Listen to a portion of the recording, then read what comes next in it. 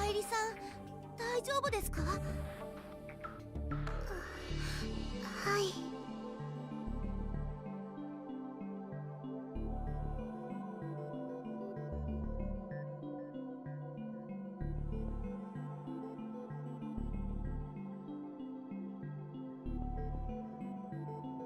しかし、どうしたものですかね。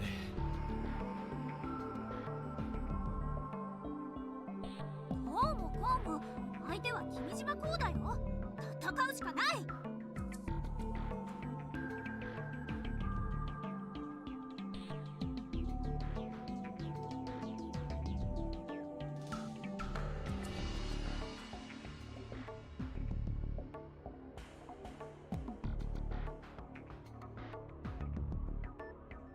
戦うってどうやって？そりゃあいつの言う通りに起動スイッチを探して。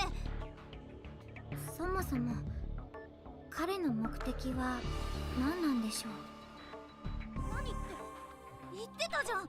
世界を混沌に陥れるって。それって狂気だよ。完全に狂気に取りつかれた人のやることだよ。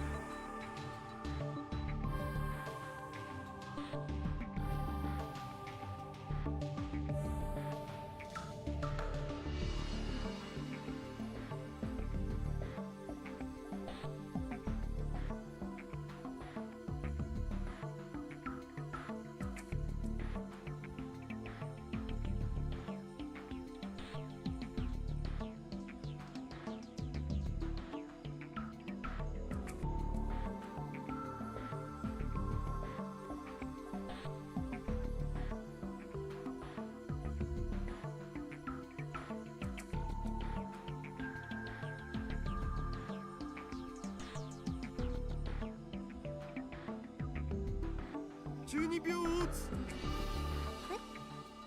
あ、失礼。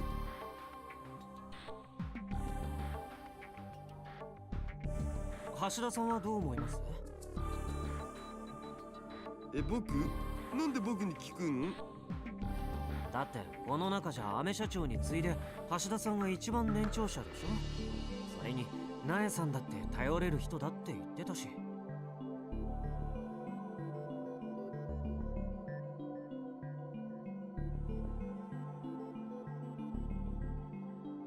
いやー、それほどでも。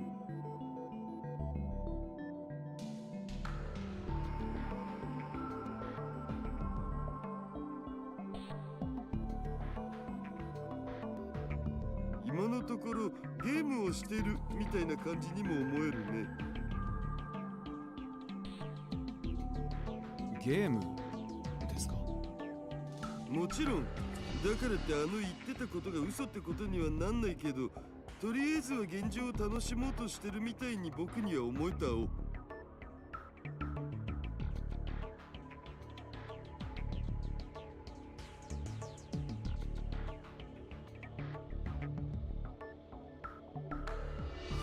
確かにチャンスをあげようなんて前の君島コーなら言わないかもしれない。それに雰囲気も以前の君島校とは違う気がする。でもさ、そう装ってるって可能性もあるんじゃない？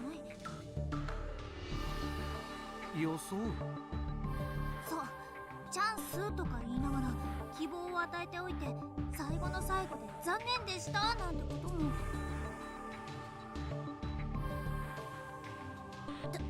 確かにあの人ならやりかねないかも。とにかくゲームだろうがなんだろうが、挑まれたからには受けて立つしかないって。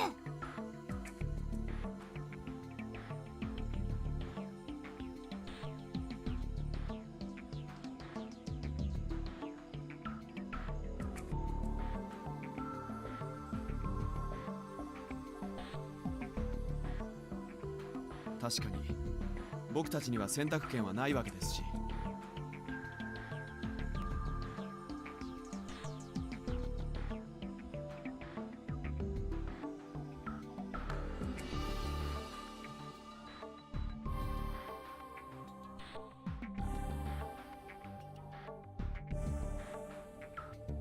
これはもう祭りを中止するしか。それはダメ。理由は産業で夜。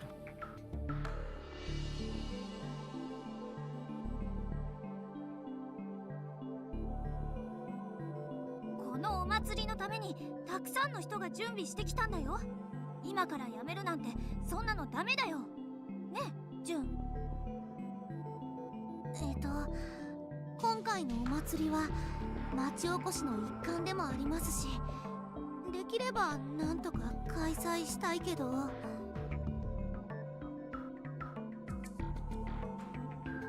幸いなのは、今日会場にいた人たちがみんなあれを祭りのデモンストレーションの一環だって思ってくれたことですね。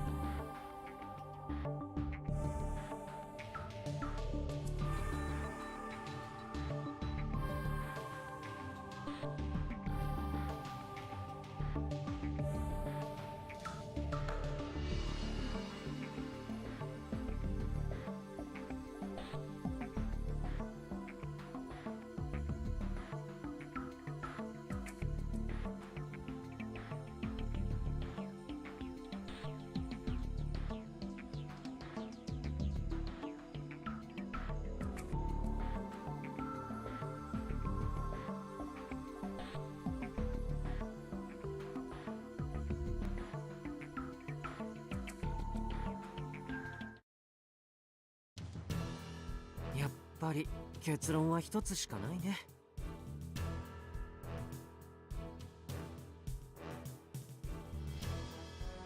ま、ここに居合わせたのも何かの縁つうことで手伝うお。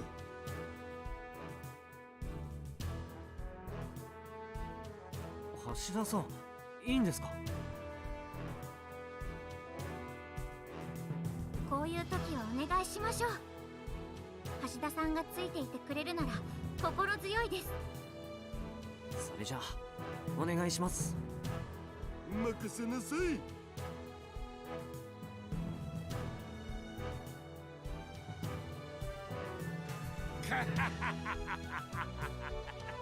さすがはわしの見込んだロボ部のみんなじゃ。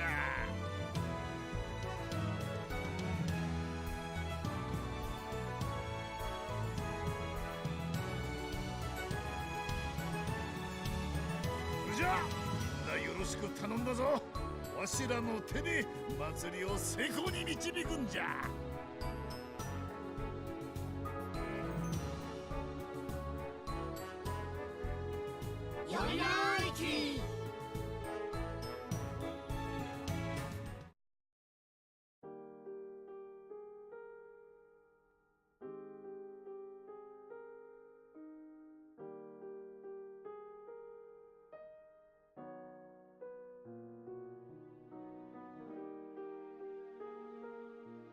ありがとうございます、橋田さん。気にすんなって。でもせっかくみんな楽しそうにしてるんだ。このみんなの笑顔を守りたいだろ。橋田さん、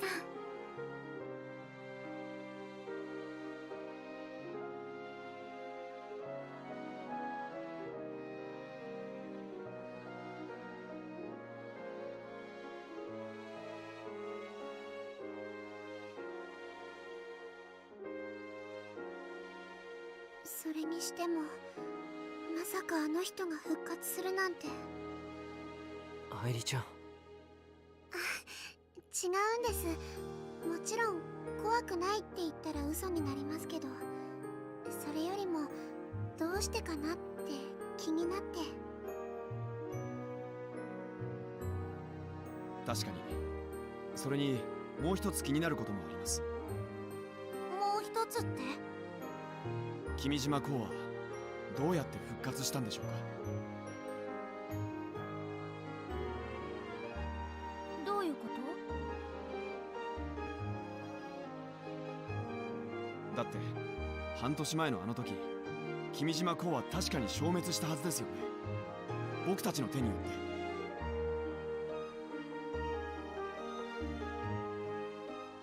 古氷はこういうのに詳しいだろう。どう思う？そんなの簡単。どこかにバックアップがあった。ただそれだけ。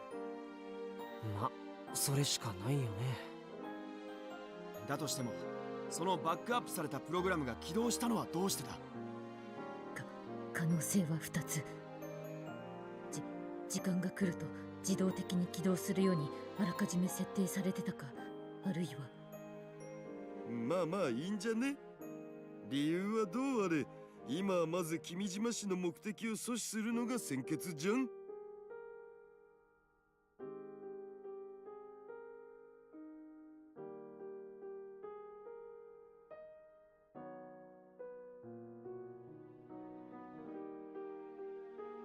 橋田さんの言う通りだよ。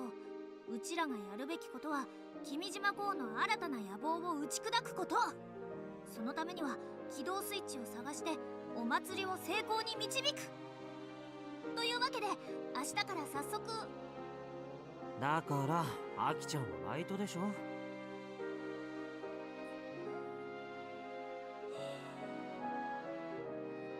カイ、橋田さん、お願い。あいつの野望を絶対に阻止して。おう。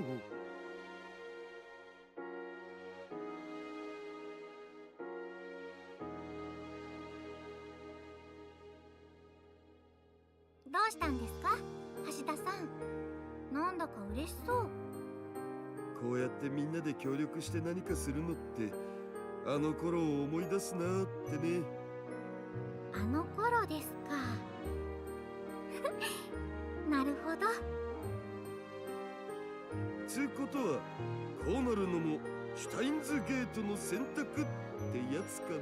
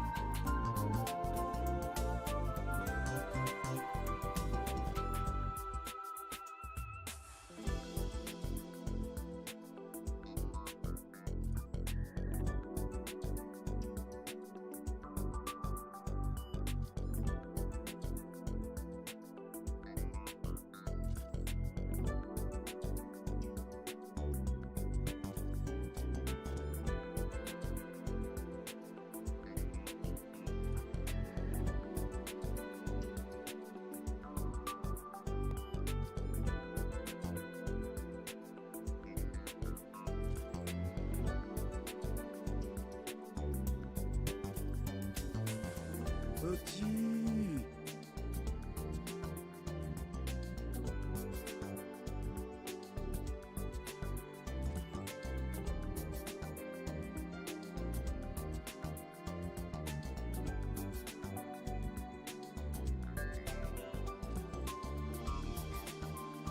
ほら、しっかりしてください。祭りの準備とジオタグの捜索、やることは山ほどあるんですから。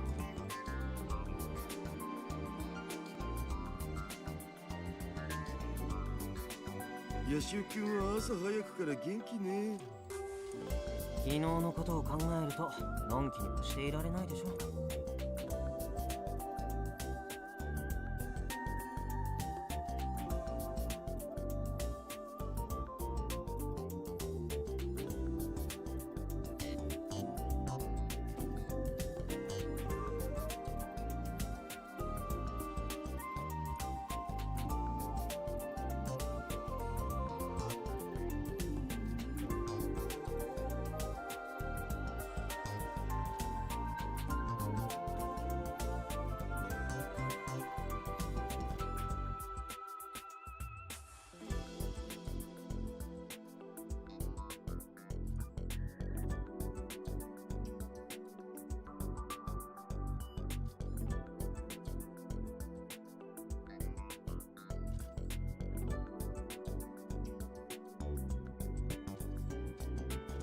にしても予想以上に人がいるね。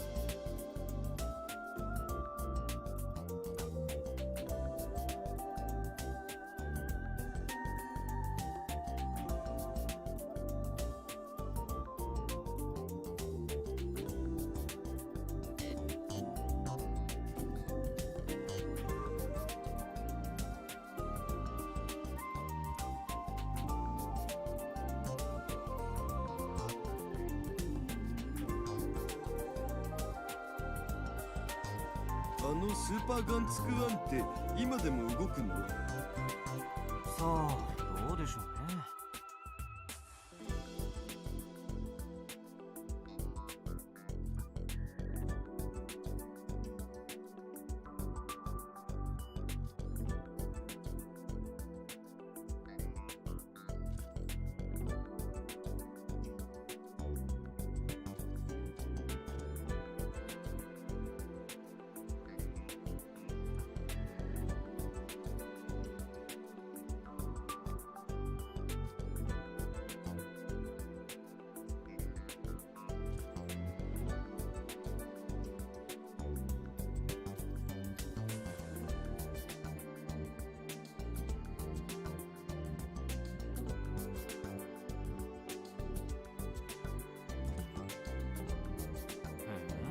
コックピットに登るための昇降リフトなんて取り付けたんだ。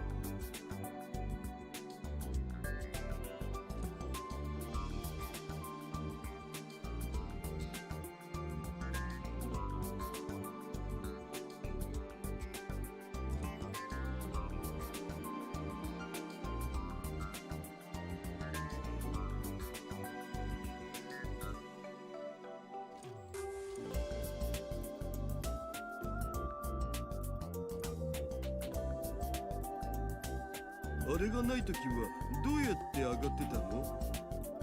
縄ばしご。お、アナクロスグルー。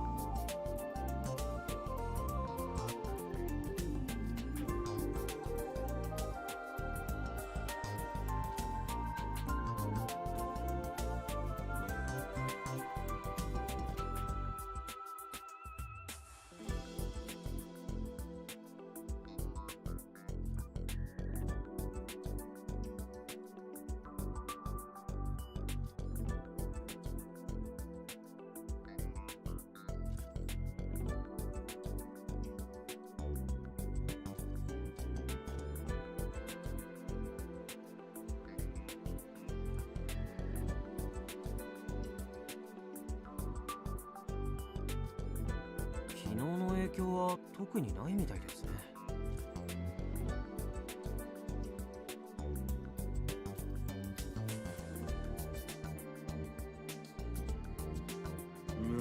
そうね。ま、パニックにならなくてよかったんでしょうけど。お、あそこの出店の衣装際どくね？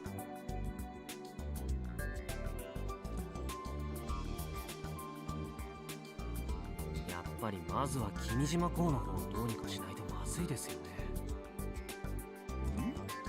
俺は何だろう。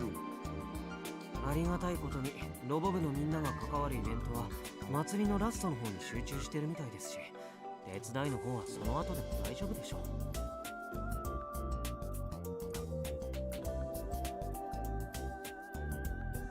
喉乾いた。どこにコーラ売ってね。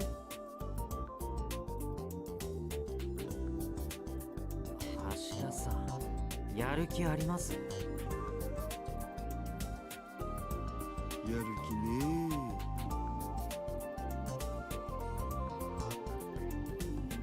つうかさ、やっぱり一緒に行動するのが野手キュンってのがさ。俺のこと気に入りませんか？いや別に野手キュンが気に入る気に入らないの話じゃなくてさ、やっぱ男としては男子より女子が相棒の方が嬉しいじゃん。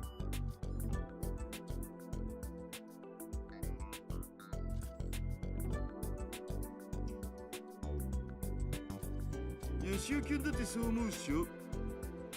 別に付き合うわけじゃないんだからいいんじゃないですか？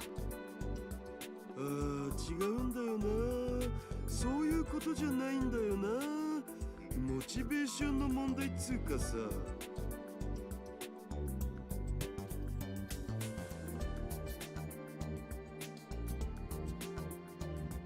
ああ、どうせなら可愛い女の子が相棒になってくんないかな。それも猫耳メイドさんだったらなおよし。猫耳メイドさん。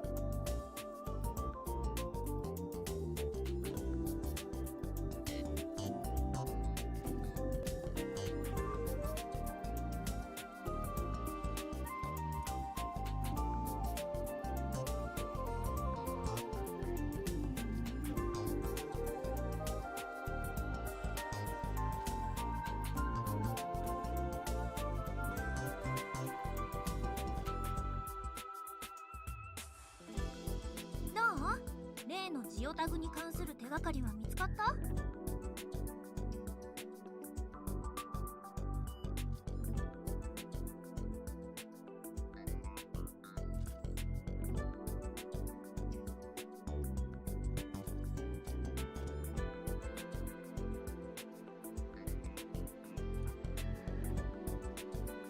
ああ、いや、まだ今から。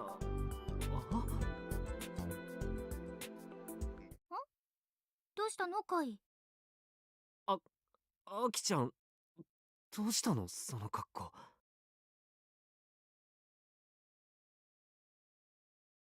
格好？どういうこと？どうって。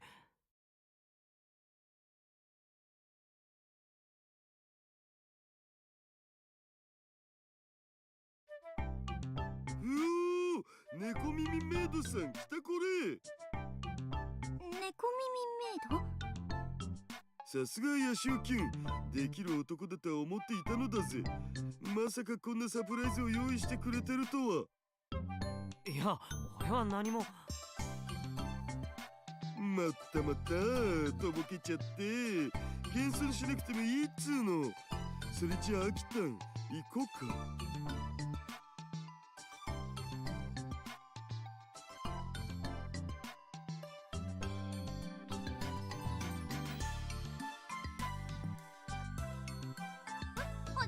行くってどこへ？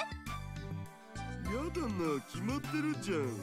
君島講師の計画を止めに行くんでしょ。う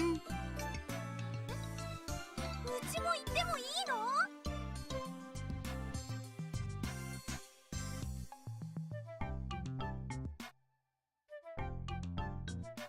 の？ダメに決まってるでしょ。バイトあるんだし。でも君島公の野望を阻止するためにはバイトなんて悠長なこと言ってられないじゃん。だからあいつのことは俺たちに任せて、バイトクビになったら困るでしょ。それは聞いたよ。バイト先おじさんが無理って頼んだんだって。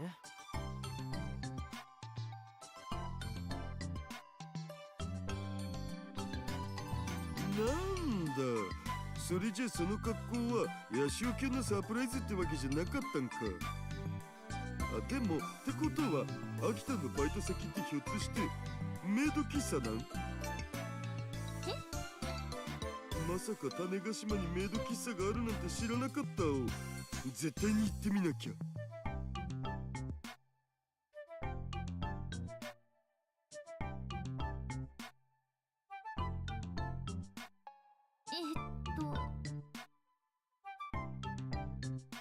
え橋田さんさ、さっきから格好って何のこと言ってるの？何ってだってその格好。あきちゃん見て。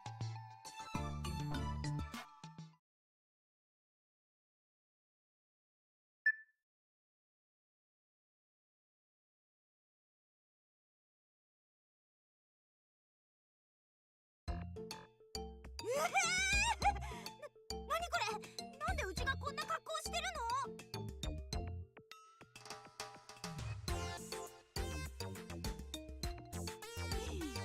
もしかして違うよ。なんで俺が。だって前はよくやってたじゃん。なんだ、ヤシオキャンもそういうの好きなんじゃん。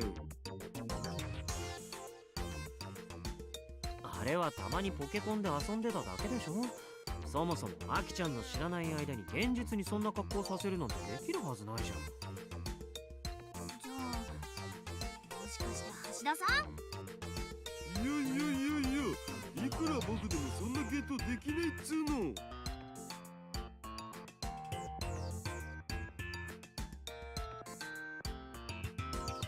それじゃあ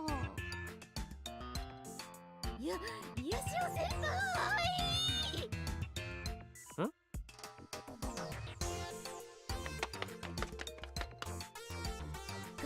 かくまってくだしよ。コナちゃん。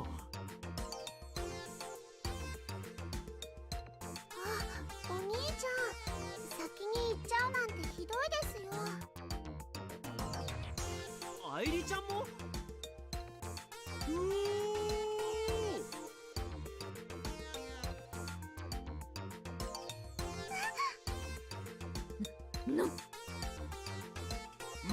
猫耳メイドさんが1匹2匹。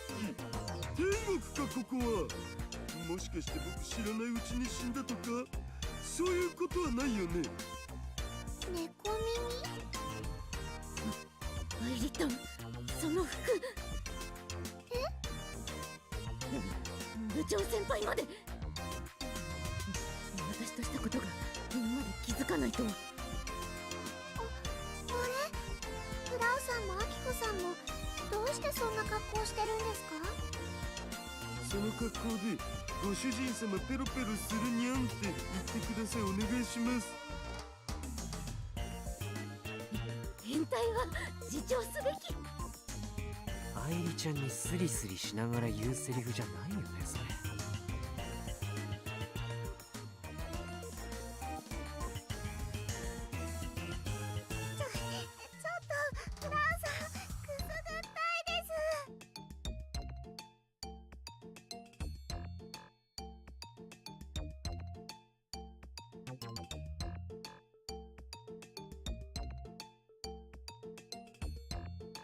おい古氷、そろそろ腹を決めたらどうだ。今さら逃げ出したところでどうにかなるものでもないだろ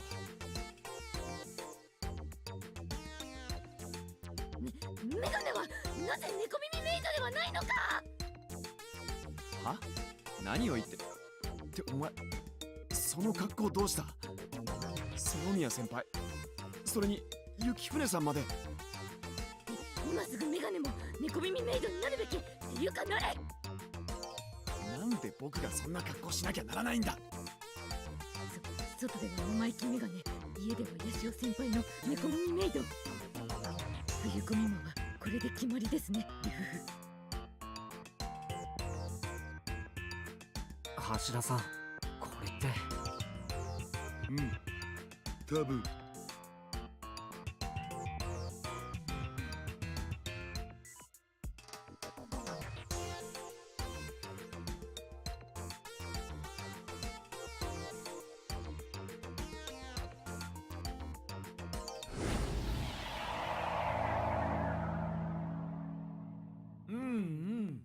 なかなかいい格好だね。君島公。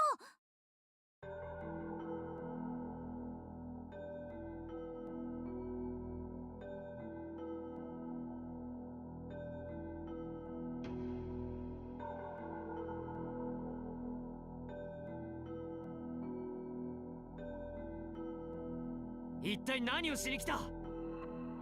何って可愛い女の子たちが猫耳メイドという素敵な格好をしてるというから見に来たんじゃないか。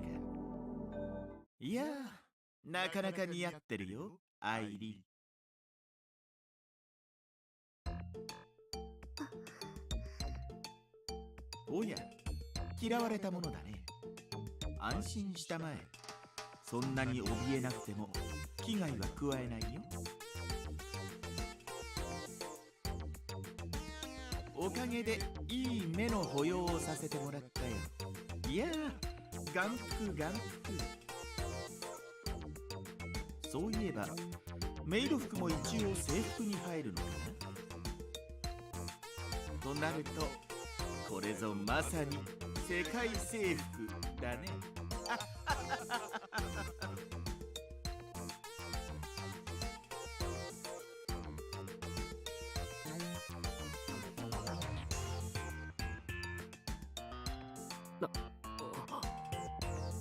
そんなわけで、ま、せいぜい早くジオタグを見つけることだね。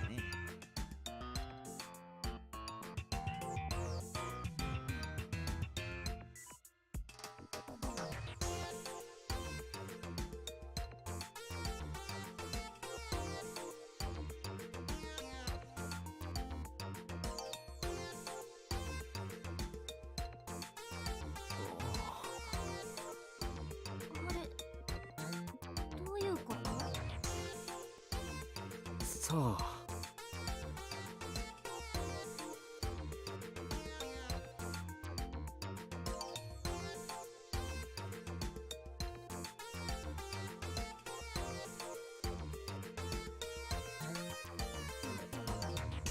とにかく皆さんのその格好も君島公の仕業ということは間違いないようです。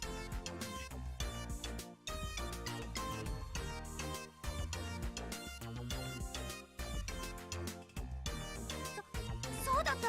どうしようカイ。こんな格好じゃまともに働けないよ。アキちゃんのバイトって飲食店のウェイトレスでしょ？ならそのくらいの方がいいんじゃない？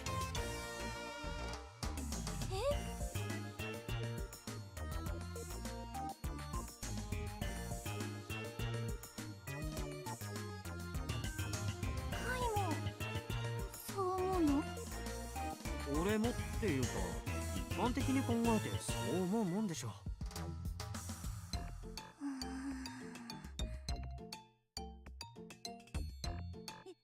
やっぱ恥ずかしいからやだ。なんとかしてよカイ。私はお兄ちゃんがいいって言うなら私はこのままでも構いませんよ。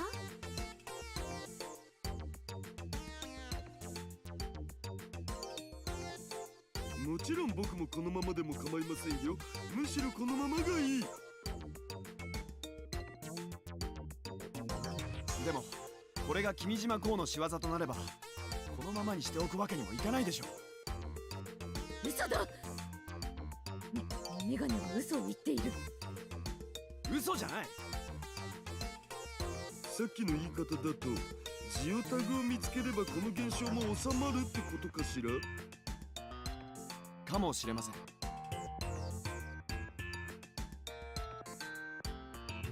どんな意図があってこんなことしてるのかわからないけど、俺たちがジオタグを見つけなきゃならないのは間違いないわけで。なんとかしてくれるの？いくら実害がないとはいえ、あれを見るとさすがに。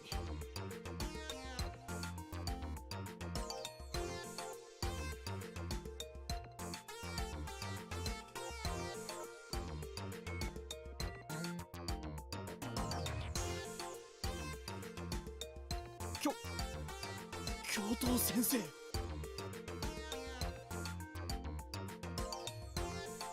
てわけで橋田さん行きますよ。僕も？当たり前でしょ。そのために来たんでしょ。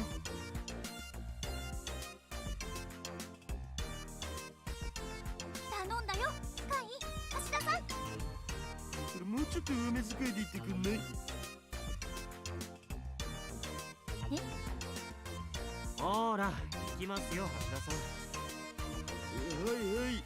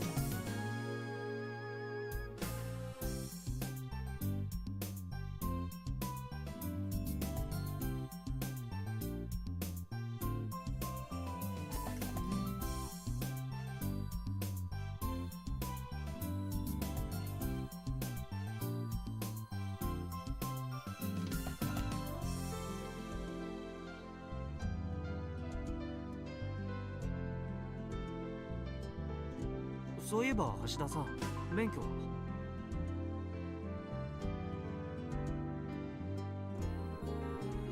そりゃそんくらい持ってるけど。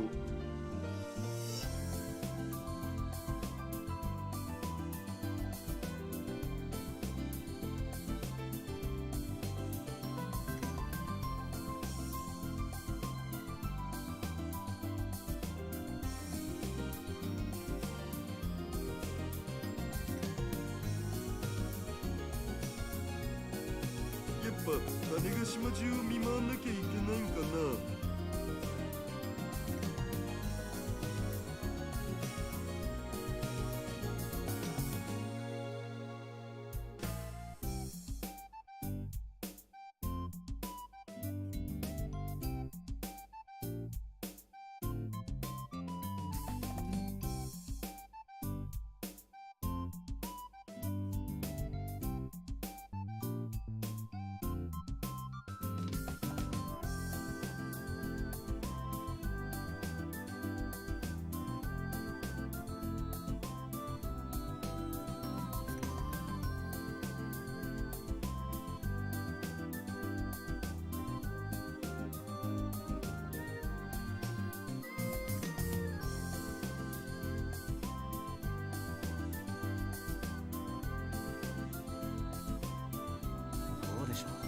君島公の性格からして人の多いところに仕掛けて楽しんでる可能性が高い気がします。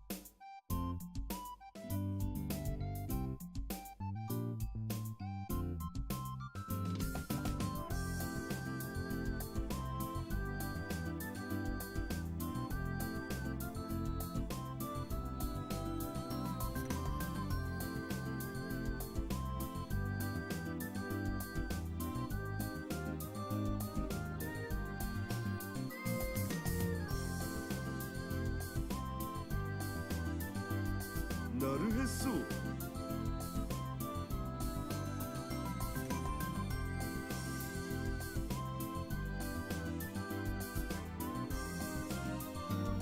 ういや、ヒントを出すって言ってたけど。あいつの狙いがわからない今はそれを頼りにするわけにもいかないでしょう。結局自力でジオタグを探して回らなきゃいけないっつうことか。どちらにせよ闇雲に探したところで拉致が開きません。今日のところはある程度動き回れる近い範囲で探した方がいいような気がします。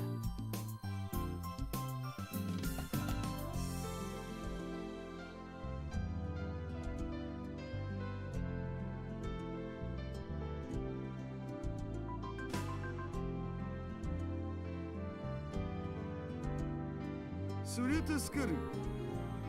あと一応分かっているとは思いますが、起動スイッチとなっているジオタグを探すときはポケコンを使ってくださいね。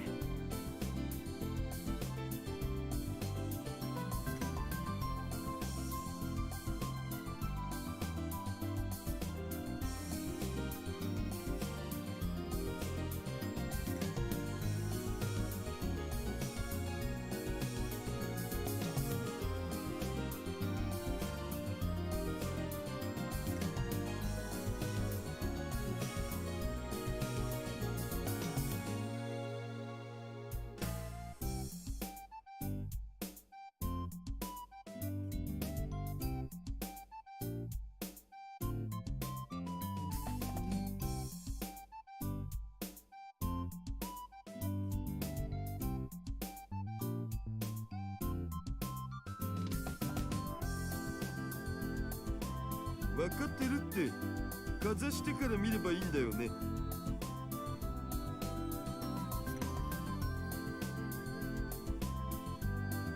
試しにやってみてください。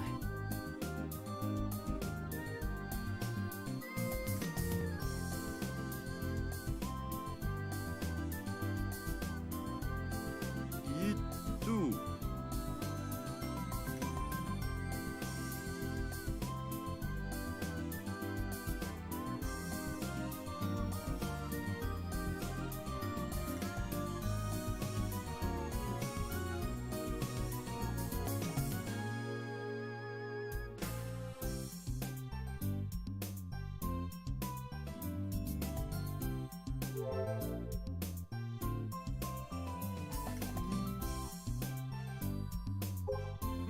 バッチリ。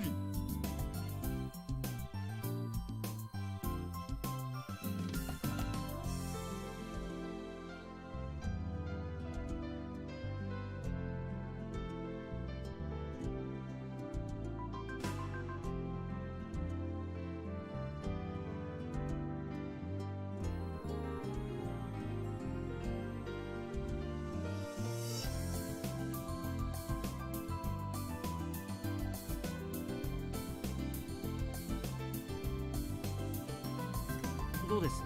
何か見えますか？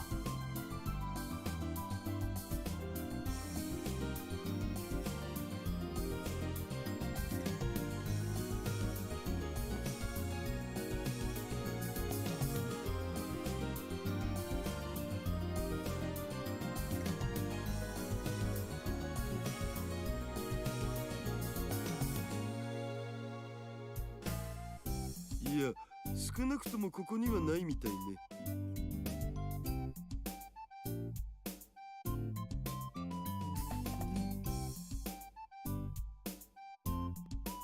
それじゃあひとまずは俺が怪しいと思うところを提案します。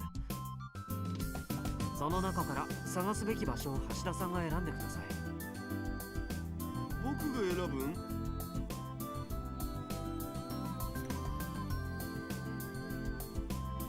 島の外の人である橋田さんの方が直感的に考えられそうですし。オッケー、そういうことなら分かったお。ではまず今日探すべき場所ですけど、こ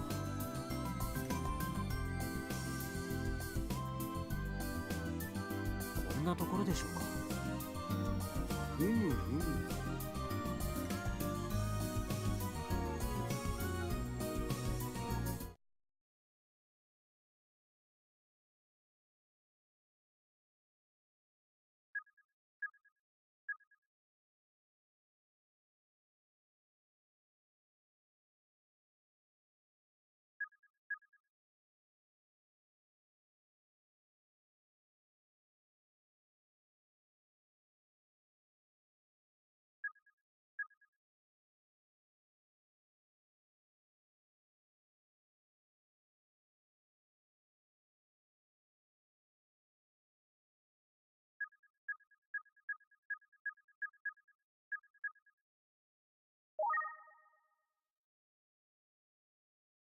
さて、この辺りに果たして。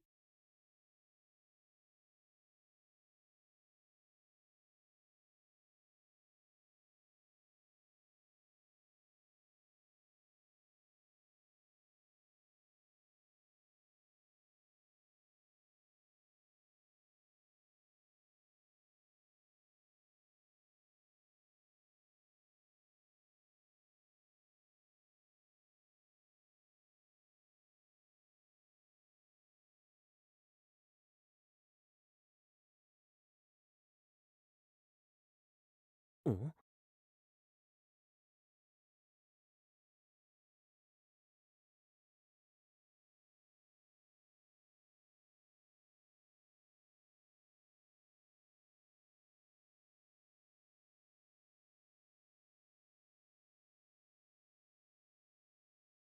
どうしたん？あそこにいるのって。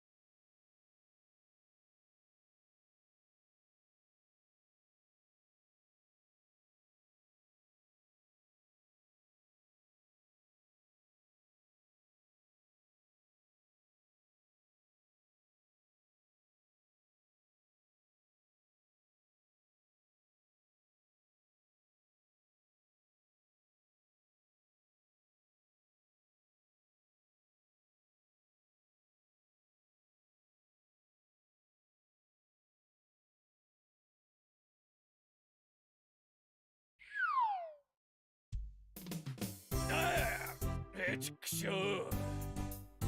はい、お客さん残念。くそ、もう一回だ、もう一回。本気ですか？今ので10回目、次やったら11回目ですよ。よしたるもの、獲物も取らずに坊主で帰られるかい。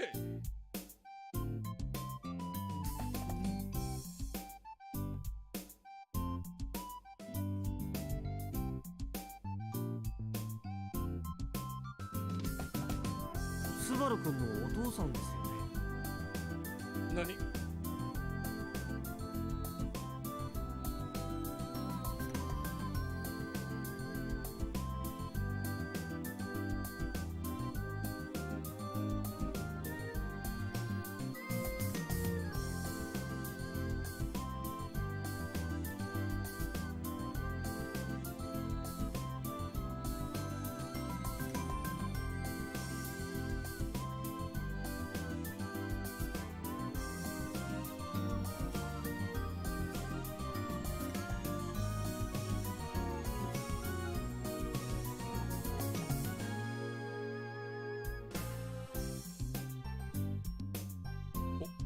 お前は確かロボ部の。ヤシオです。ヤシオカイト。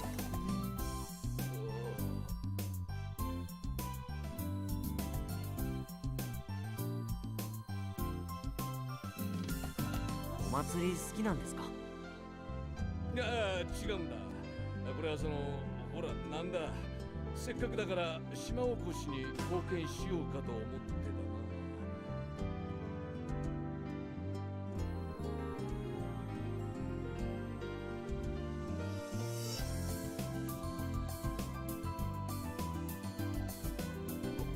このことはスバルに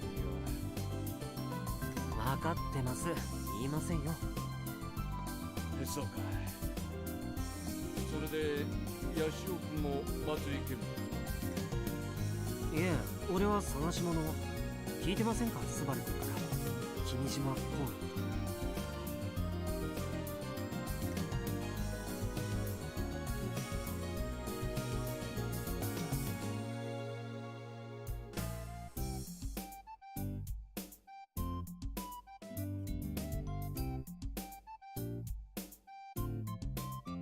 君島こう。いや、あいつあんまり家では話さんからな。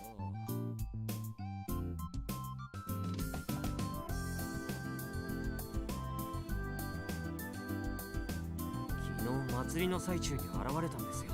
こう空に大きく。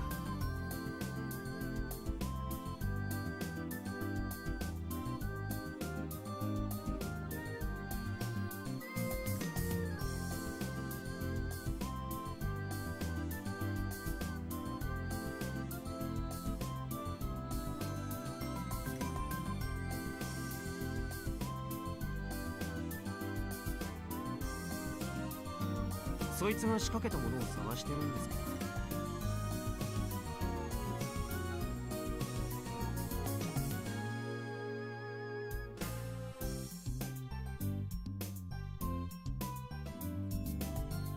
探し物か。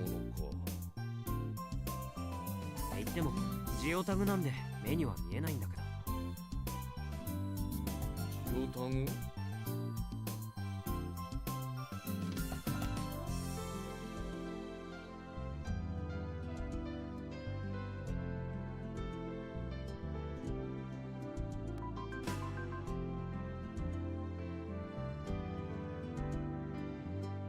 いや、わからないですよね。これ、こういうものですよ。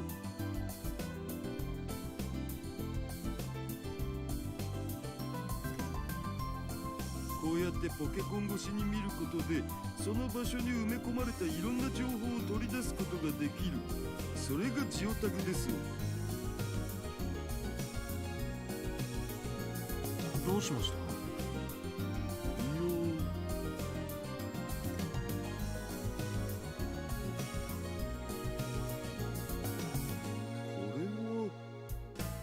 ちょっと見せてください。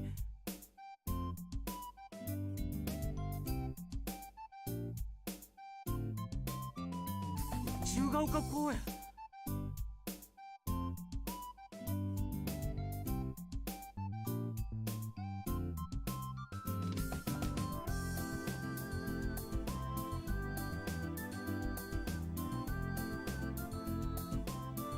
どうかしたのか？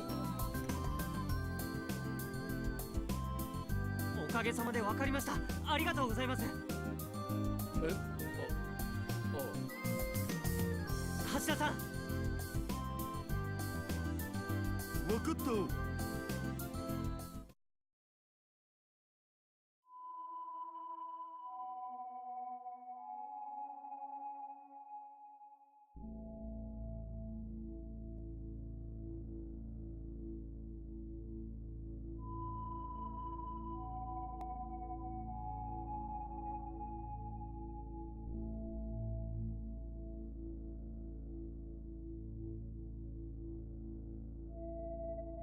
ここが宇宙が丘公園ですか。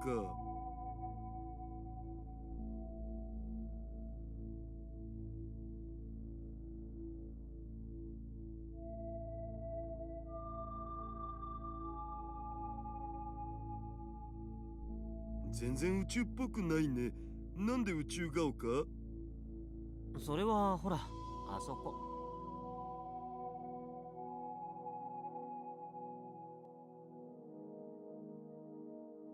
ああ、ロケットの発射台。そういうこと。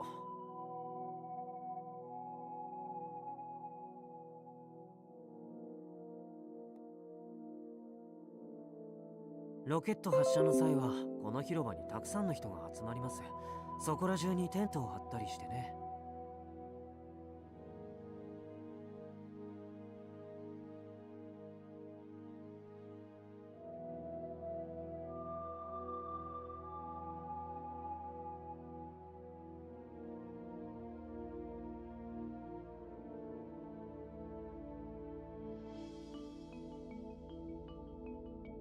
そんなことより早く起動スイッチを見つけなきゃ。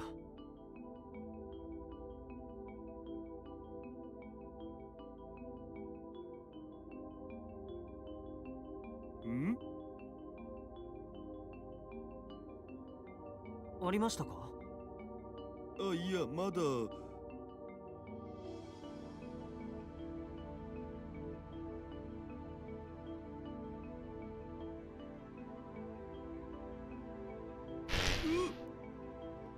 どうしました？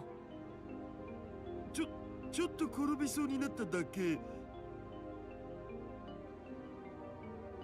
気をつけてください。すまんすまん。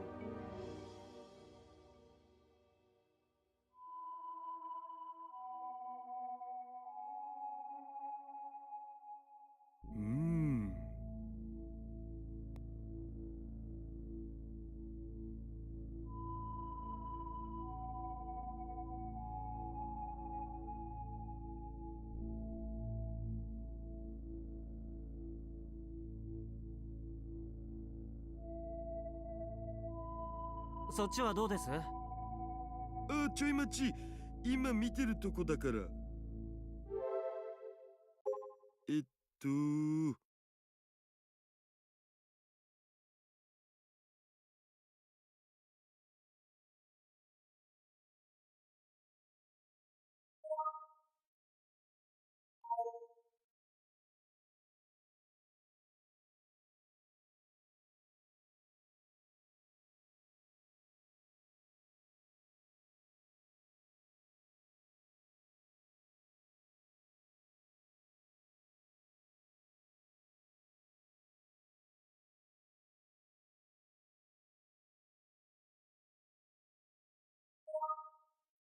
あった。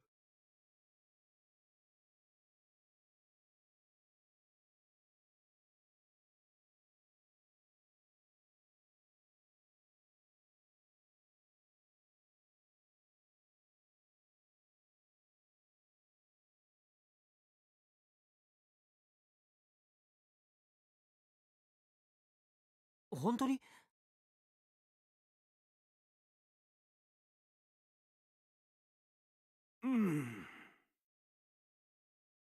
スイッチ解除しましたか？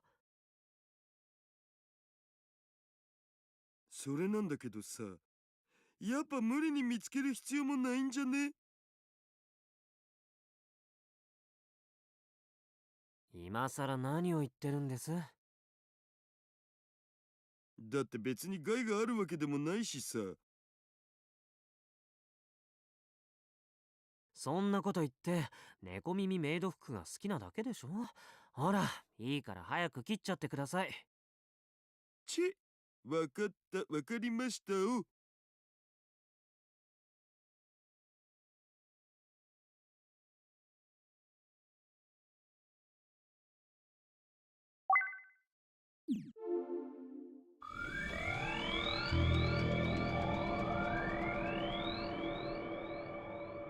うーん。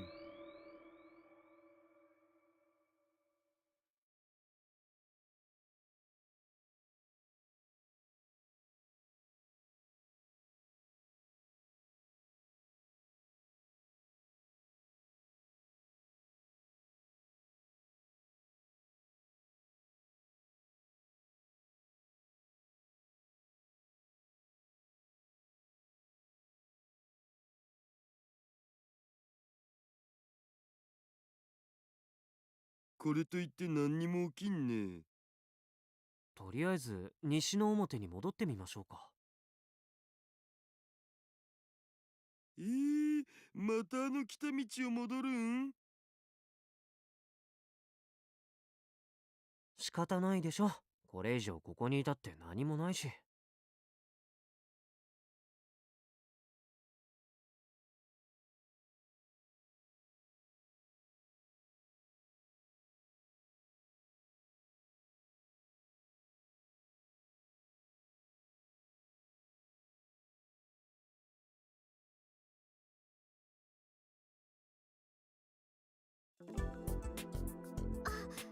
おかえりなさい。やっぱり。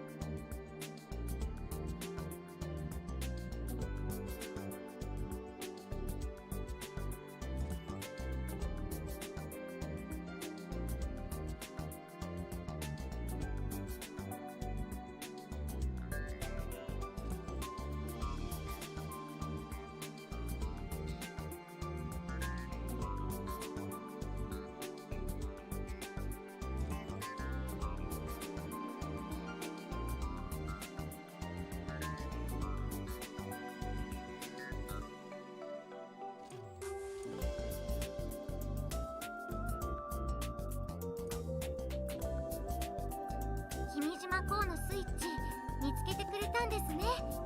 おかげでみんな喜んでます。僕はがっかりだお。もうそんなに落ち込まなくても。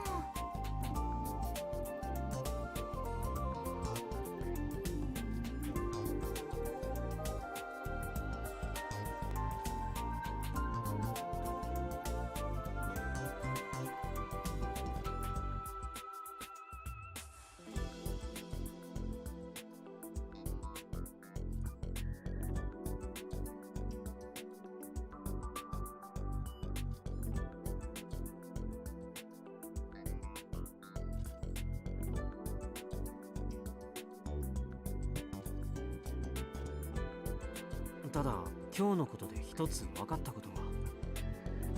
分かったこと？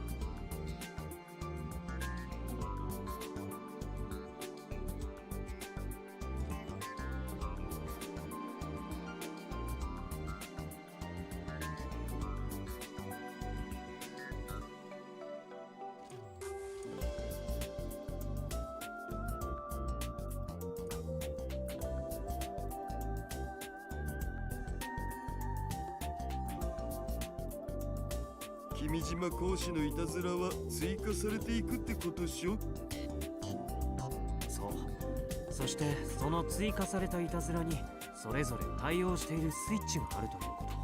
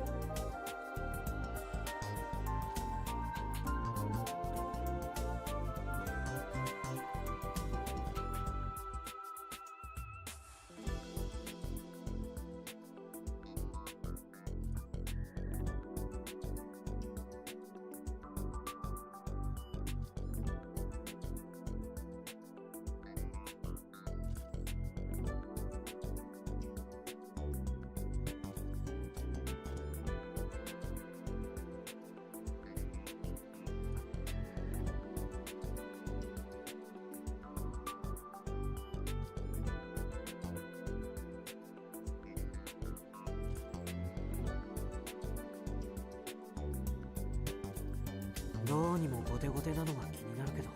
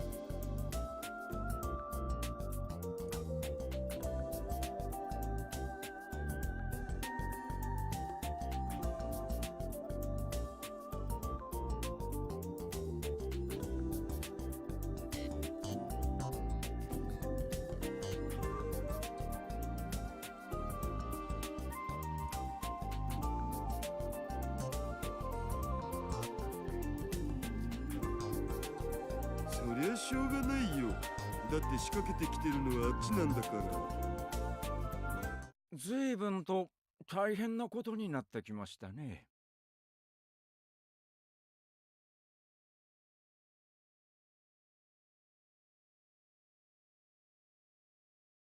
ああ、沢田キュン。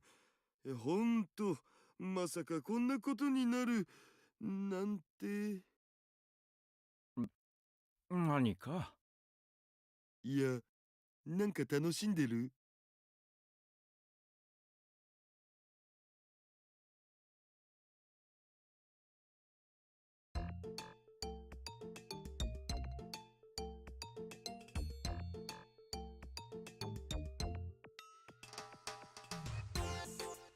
そう見えますか？思いっきり見えますね。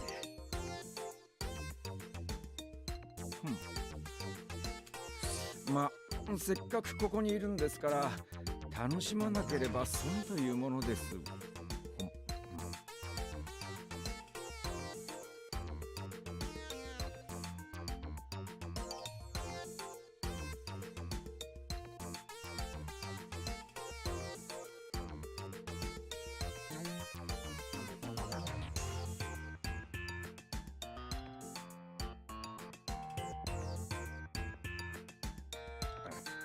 それよりどうです？お一つ。いえいえ、お気を使わず。沢田君は療養中って言ってたっけ？ここは東京に比べて暖かくて過ごしやすいですしね。自然も多い。多少不便なことと極上のマカロンが手に入らないことだけが残念ですが、療養には適しています。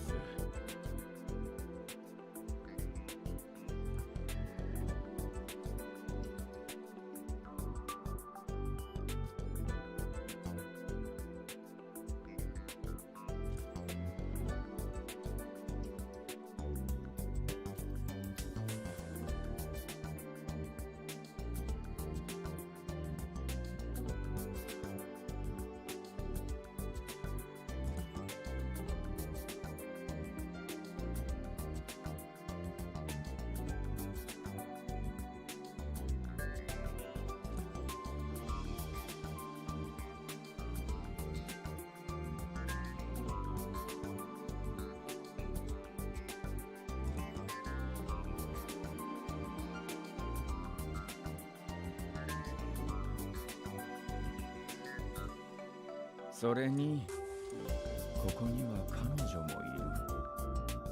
彼女？瀬宮美咲。ああ。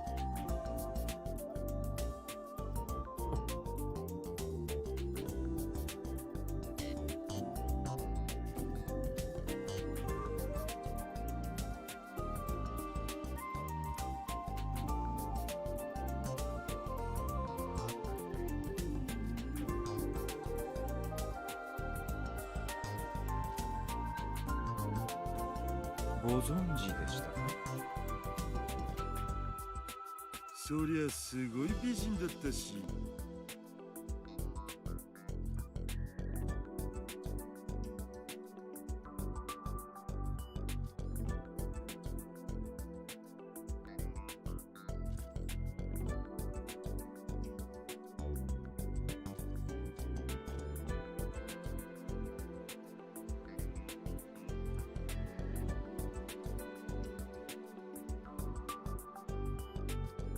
そういや、彼女心神喪失状態にあったとかで保護観察処分で療養中なんだっけ？種子島にいたのね。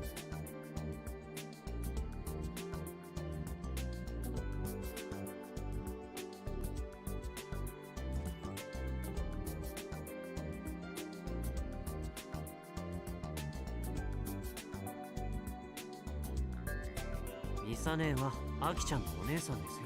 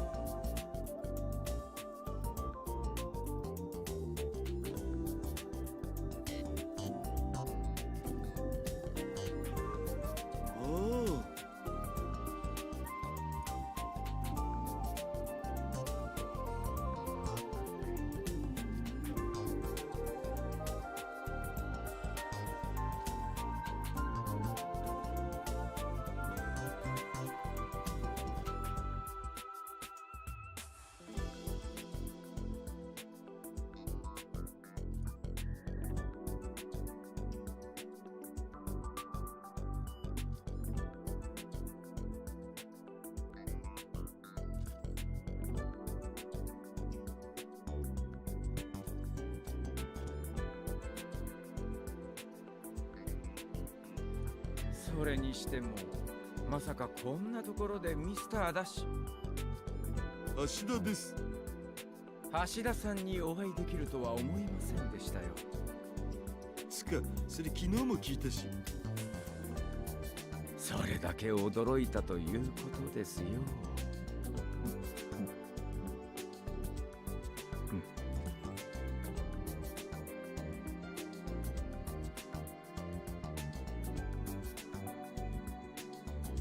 それでここに来た本当の目的は。本当も何も観光です。あなたほどの方がただ観光のためだけに、それも単身でこんなところまで来るとは思いがたい。きっと何か目的があるのでしょう。ちなみに沢田キュン、休んでる間会社や取引先とは。もちろん定期的にやり取りはしています。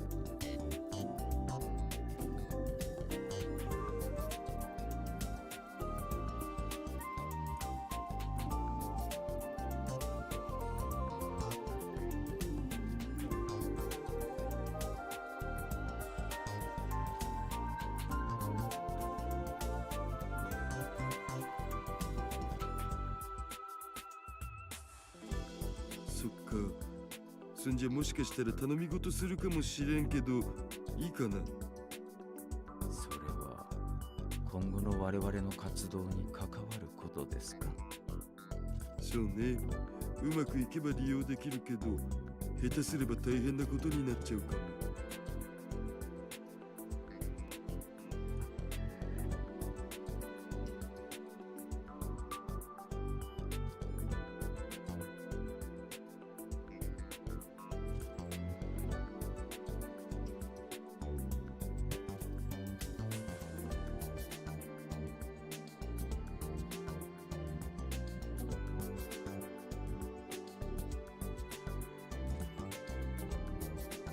なるほど。わかりました。何かあればいつでも私に言ってください。協力は欲しいです。フォンクス、時間が来れば事情を話す。承知しました。それでは私はやることがありますので、これで。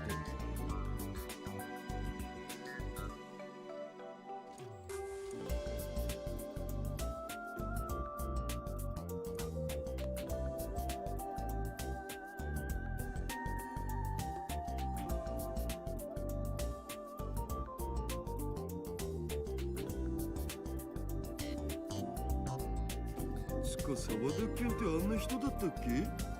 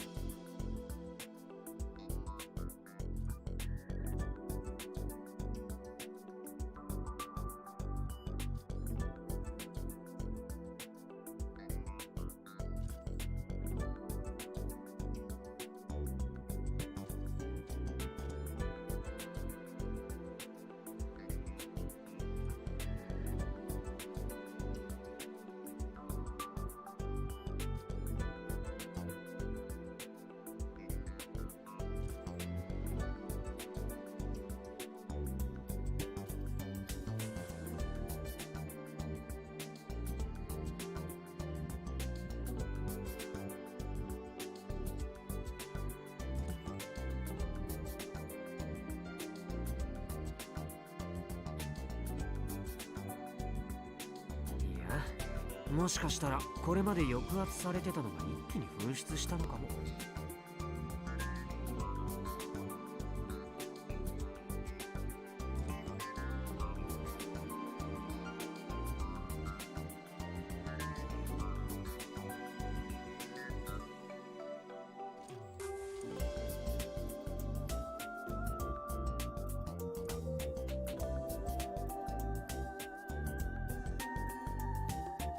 思うんだけど、君島こう、もしかしたらバグってるのかもね。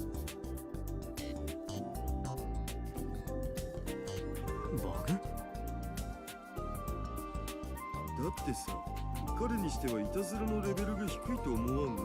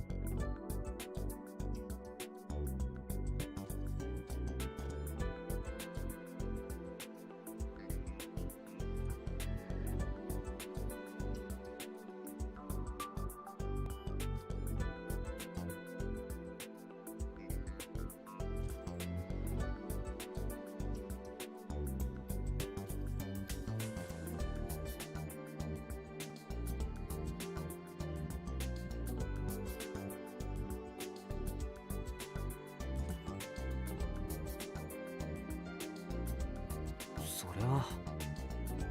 まあもうちょっと様子を見てみんことには何とも言えないけどさ。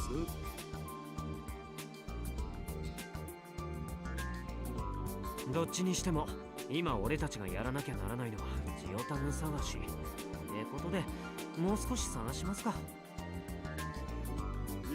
まだやるの？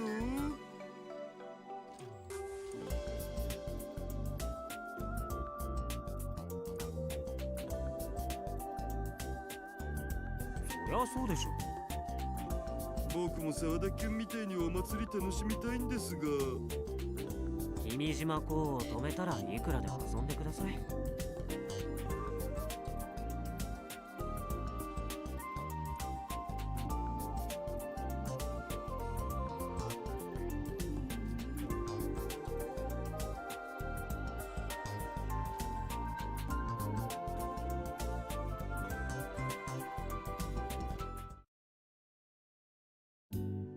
明日はちゃんと起きてきてくださいね。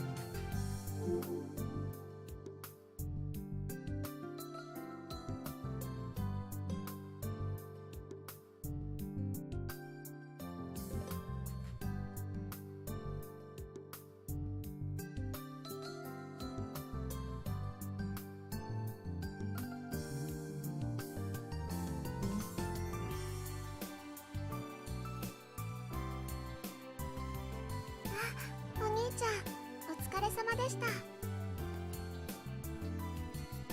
ああ、愛梨ちゃん。っぱりお兄ちゃんはあの格好のままの方が良かったですか？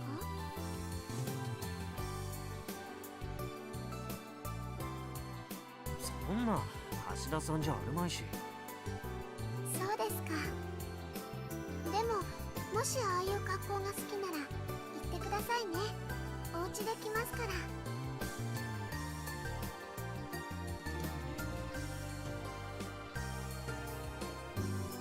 お兄ちゃん、これから帰るんですよね。だったら一緒に帰りませんか？ごめん、俺ちょっと寄るところあるから。あきほさんのところですか？違うよ。なんで？いえ、だって帰ってきてからあんまりゆっくり話してないみたいでしたから。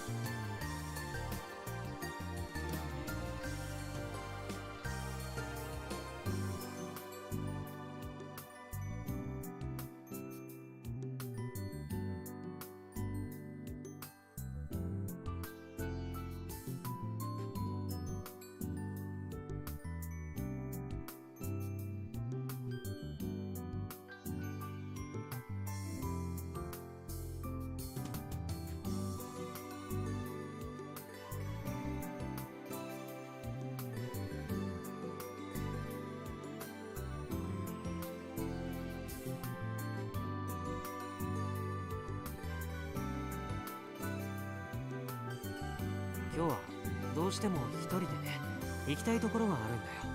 だからさ、悪いけど先に帰っててくれる？わかりました。じゃあお家で待ってますね。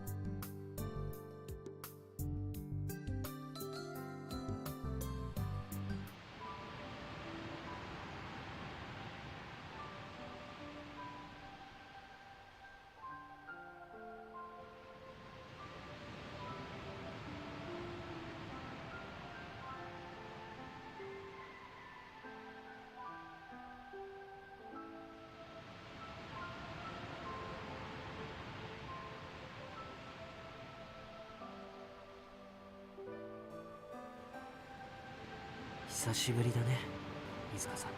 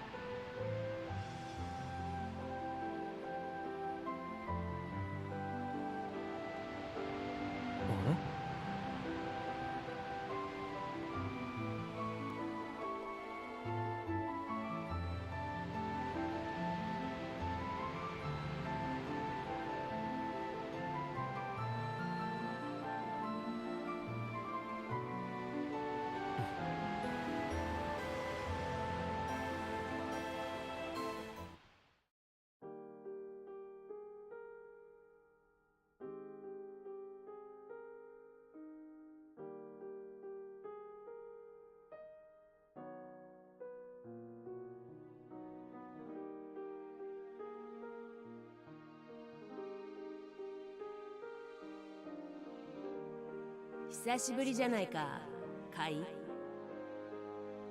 水香さん。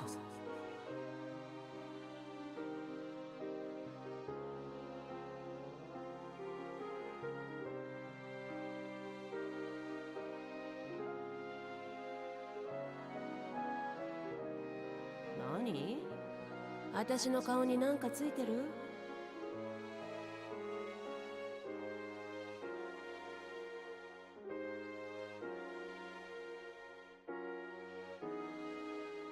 いや、元気そうだなって。バカだね、あんたも。死んだ人間に元気そうも何もないじゃないか。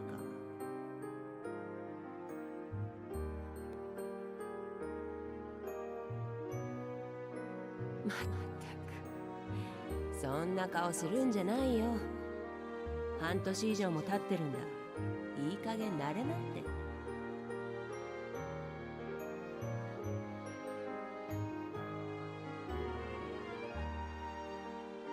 それにあんたももう自分の進む道を自分で決めたんだ。今さら私の力なんて必要ないだろ。そんなことないよ。俺なんてまだわからないことだらけだ。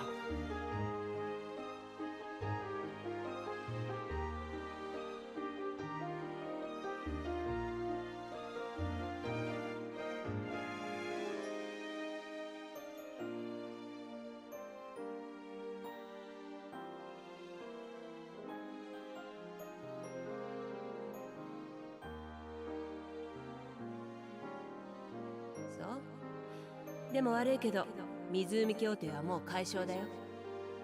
これからはあんたが一人でやんなくちゃ。うん。あれを食べた時のあんたの何とも言えない顔を見られないのは少し残念だけどね。あれはもうごめんだよ。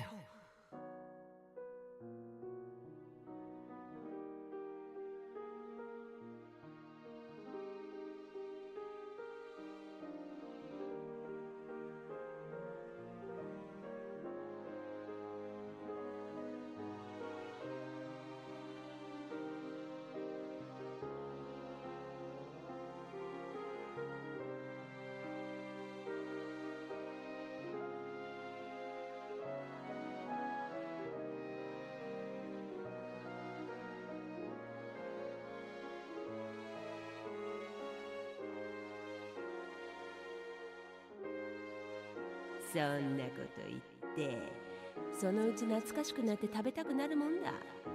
人生ってのはそういうものさ。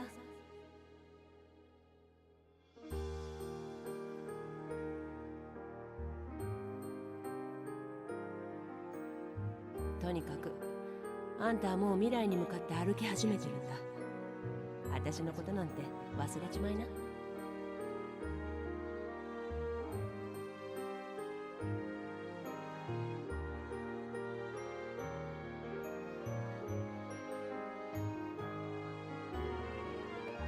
あ、それからミサのこと頼むよ。私がこんなになって一番心を痛めているのはミサだろうからね。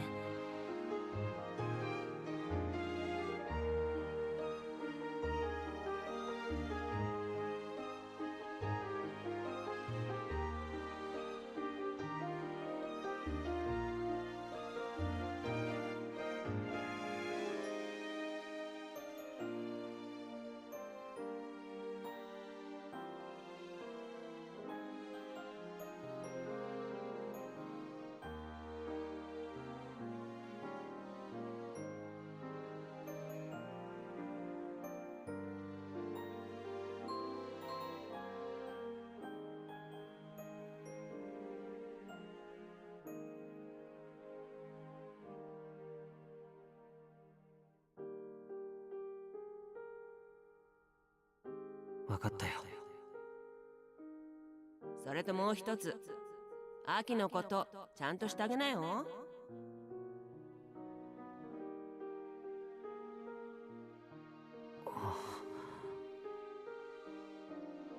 そんな顔するな。男だろ。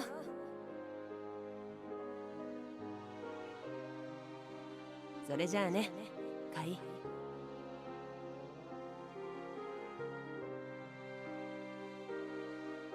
しっかり頑張んなよ。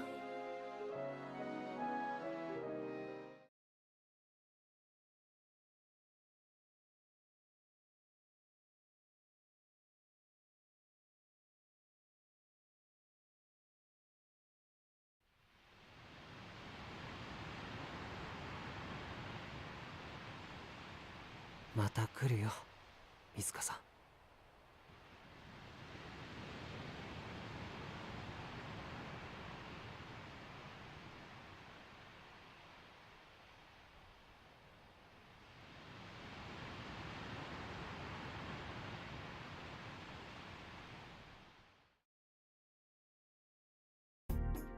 あーじー。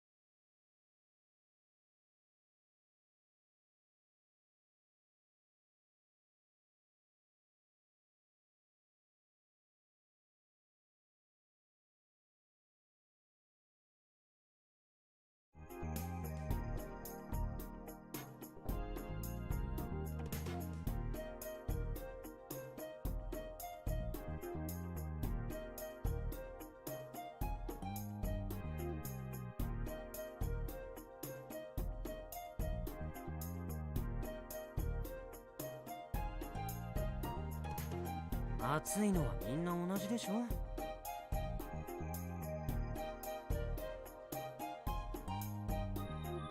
同じじゃないっしょ。僕は野州キュンたちと違って重い鎧を着てるんだからさ。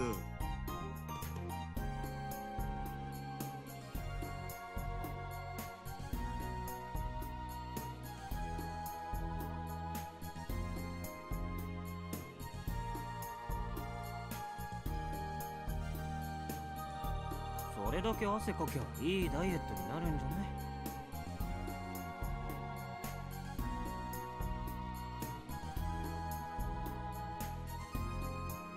どんだけ汗かいてもそれは水分が出てってるだけでダイエットにはなんないっつうの。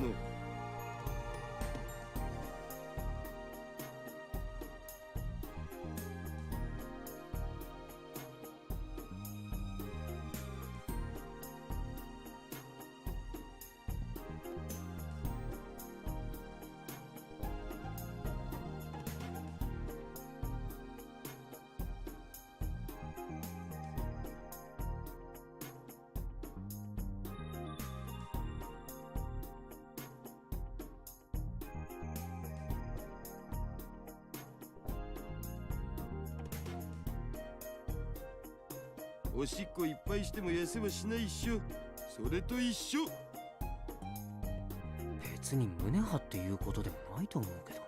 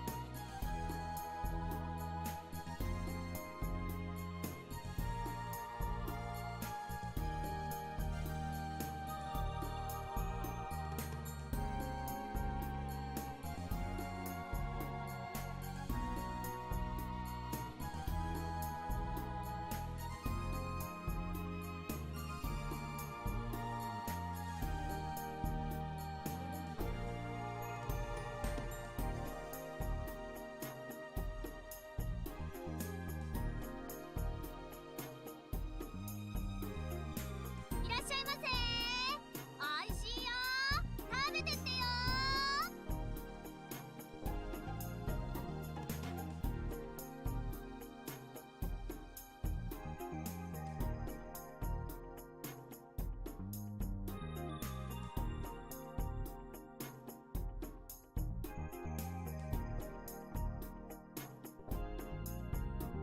あ、かーい。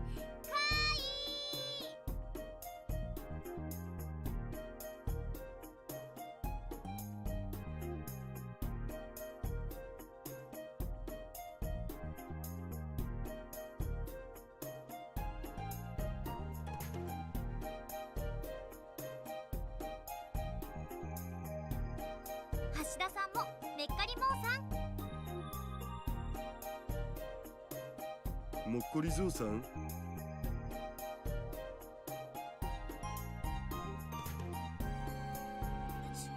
うよ。めっかりもうさんっていうのは種子島弁でおはようのこと。あ、そうなん。なんだ、びっくりしたお。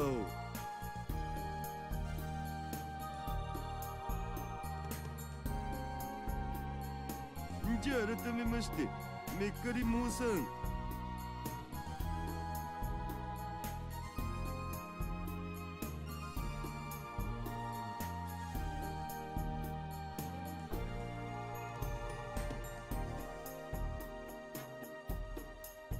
めっかりもうさん。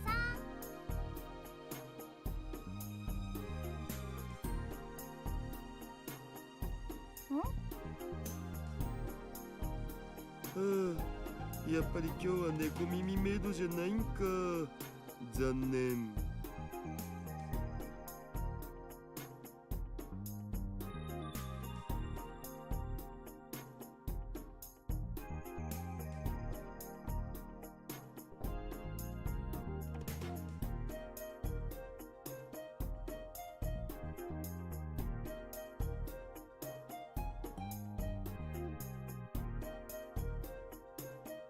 まだ言ってる。いい加減諦めたらいいのに。あれは昨日だけ。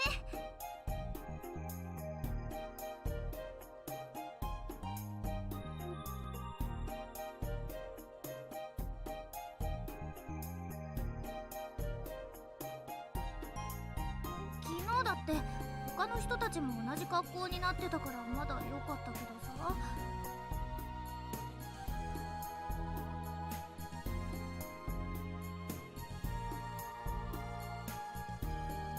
でも絶対集客力上がると思うんだよね。そうだ、せっかくだから僕から店長さんに提案してみるっつうのは。本当にやめてください。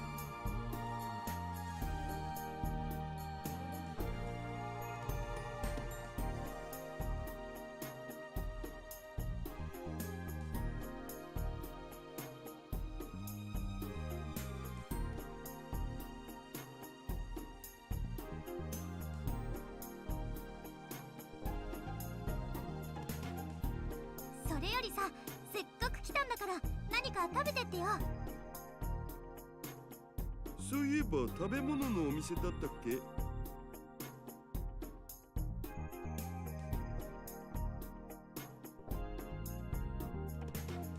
カイはご飯は食べてきたの？まあ軽くはね。でもせっかくだし食べていくってのもありかな。やった。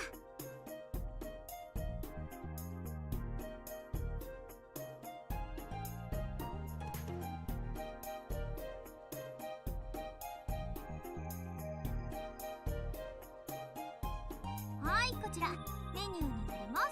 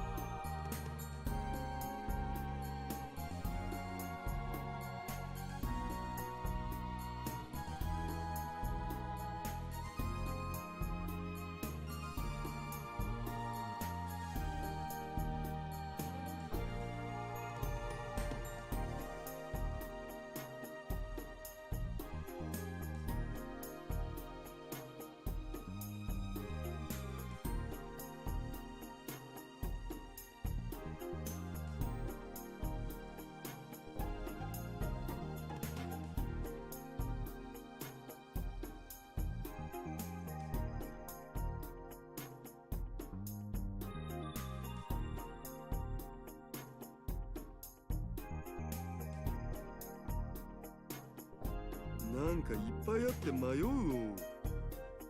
あきちゃんのおすすめは？軽く食べるならこのサバサンドとか美味しいんじゃないかな。あとは BLT サンドとか。なんか普通のメニューだね。だって郷土料理なんてカイは食べ飽きてるだろうから。橋田さんにはこの雑魚バーガーとかどうかな。雑魚？なんそれ？なんかディスられてる？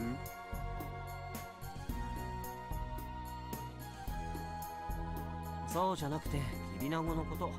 種子島ではキビナゴをザコって呼ぶんですよ。さ、キビナゴをすり身にしてハンバーグ状にして焼いたのを挟んでるの。意外と美味しいよ。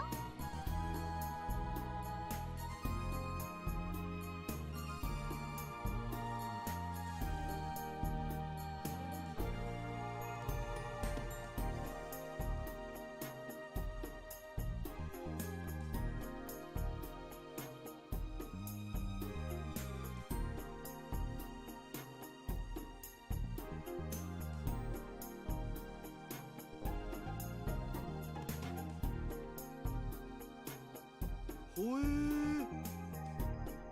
他はそうだな、あごカツとかあごパスタとか。あご？トビウオのことです。ああ、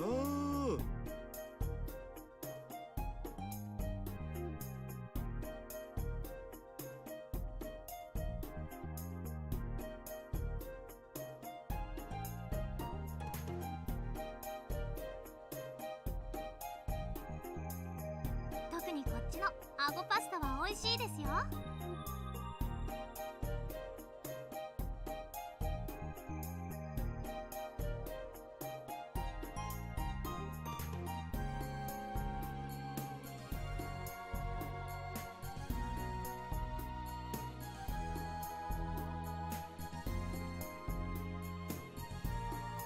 ねえ、これってひょっとしてアキタンが作ってたりするん？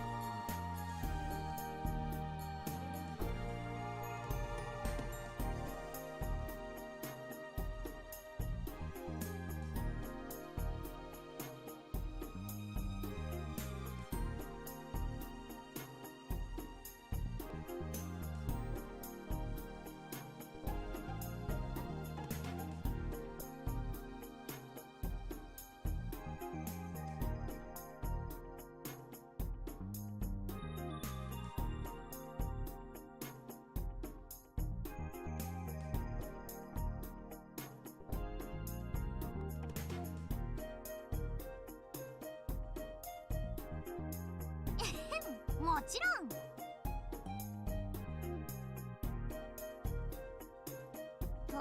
言いたいところだけど、うちは接客だけ。作ってるのは店長なんだ。うちもゆくゆくは厨房でも働かせてもらえるようになりたいんだけど。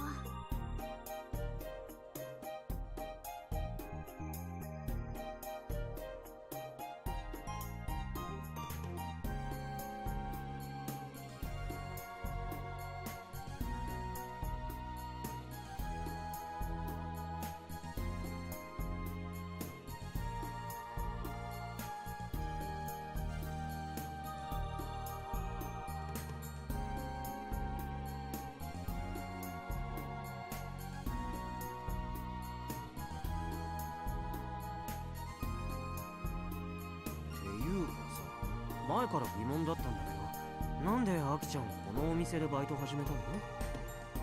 なんでって、それは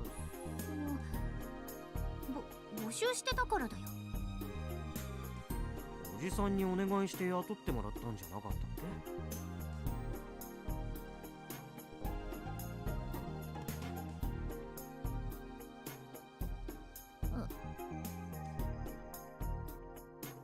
第一、バイトなら他でも募集してるでしょ。それこそ家から近い中種あたりでも。それに飲食店ってアキちゃんっぽくないし。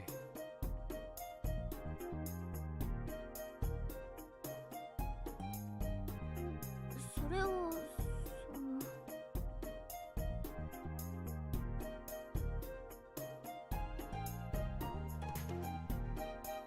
そういや、アキタンには夢はあるん？うちの夢？そう、ヤシオ君の夢は宇宙飛行士になることっしょ。アキタンは？うちの夢。そういや、俺も知らないな。前はずっとガンツクを完成させることって言ってたけど、それは一応叶ったは叶ったよね。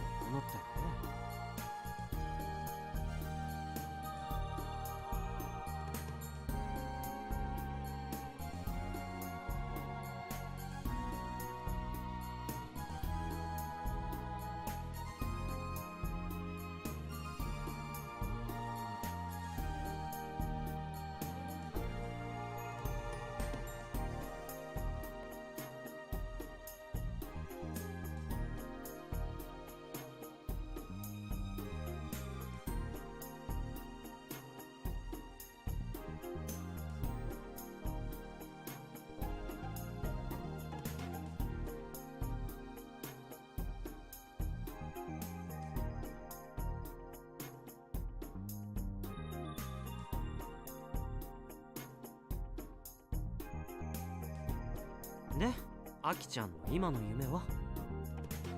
それは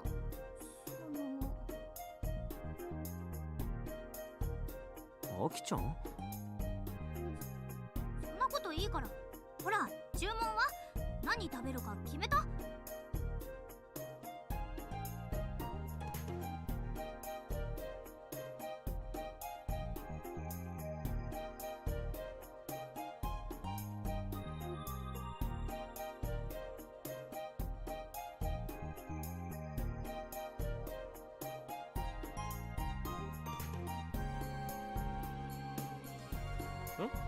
いや、じゃあ俺は BLT サ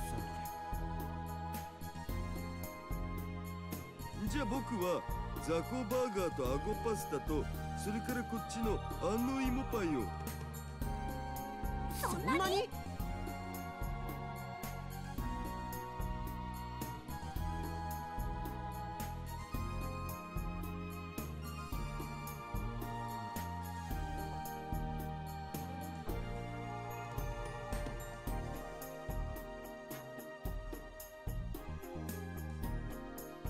いやー、どうも最近はすっかり食が細くなっちゃってさ。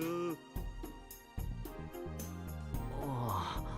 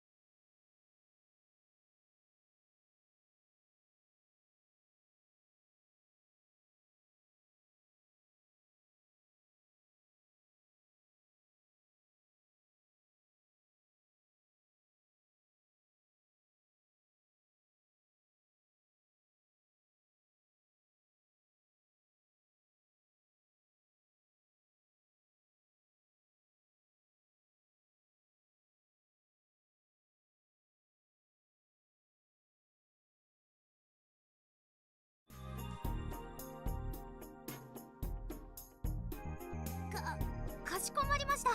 では BLT サンドとザコバーガーとアゴパスタ、デザートに安納芋パイですね。すぐにお持ちします。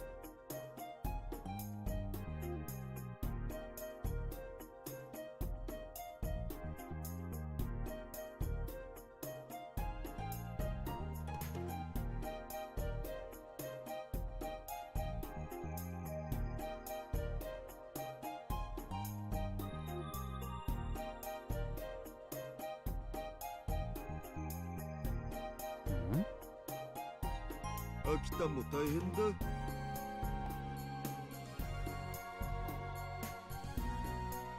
何がです？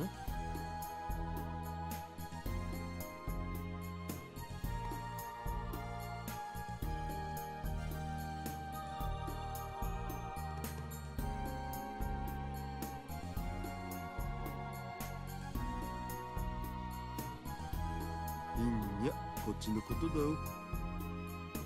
お。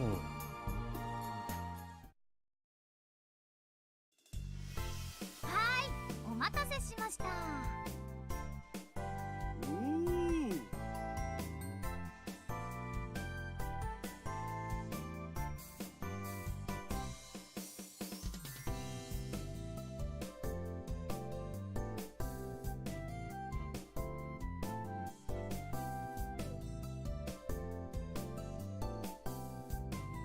美味しそうでしょ。想像以上だお。でしょ。うちの店長、前は東京の有名店でシェフやってたんだって。へ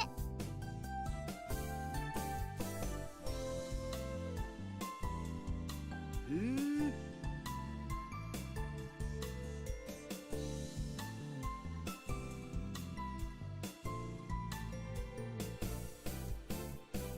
どうぞ、こうでみね。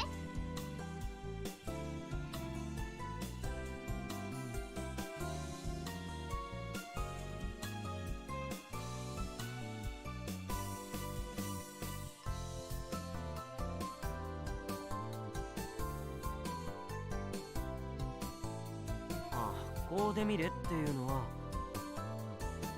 召し上がれって意味でしょ。知っ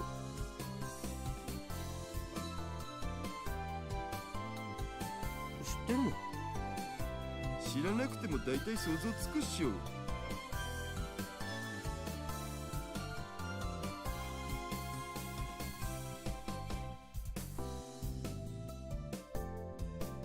そんじゃ改めていただきまーす。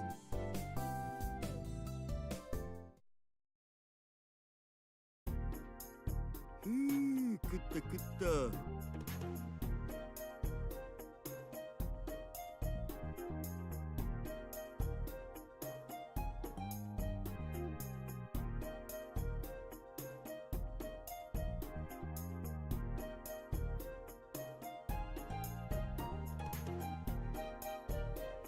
よくそれだけ入りますね。ちょうど腹8分目ってところかな。見てるだけでお腹いっぱいですよ。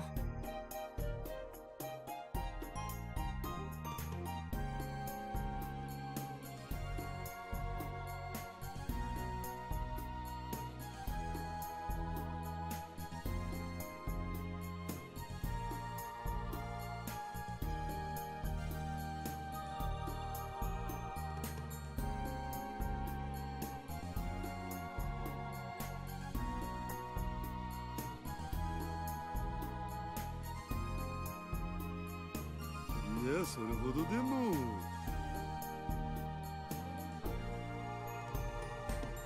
別に褒めてませんから。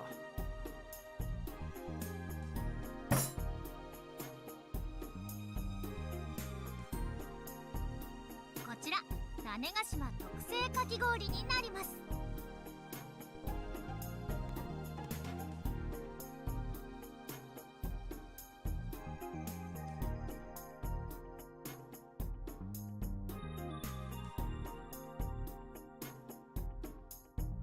上に乗ってるのはマンゴーにパッションフルーツ、どれもこの島で採れたものだよ。わあ、うまそう。でも僕こんなの頼んでないけど。橋田さんにはお祭りや君島港のことでいろいろとお世話になってるからさ。サービス。俺にはカイはフルーツサワーメロンでも飲んでないの？ずいぶんと差が激しくない？そんなことないってねねえ。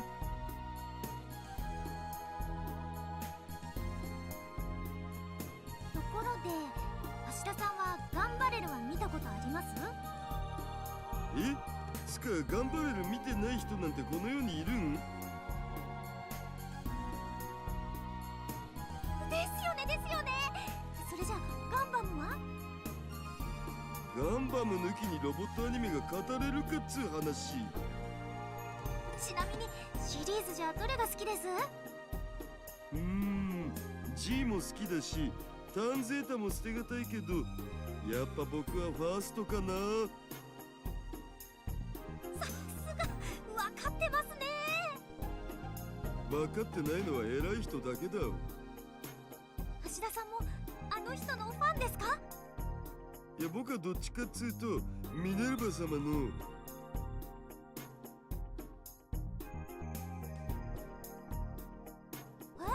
そんなのがあるんですか？それこそガンバレルに大きな影響を与えたと言われる、いわばルーツみたいなものだお。なんならそのうちソフト化してあげる。本当ですか？水臭いな今さら。若者をいじめないでいただきたい。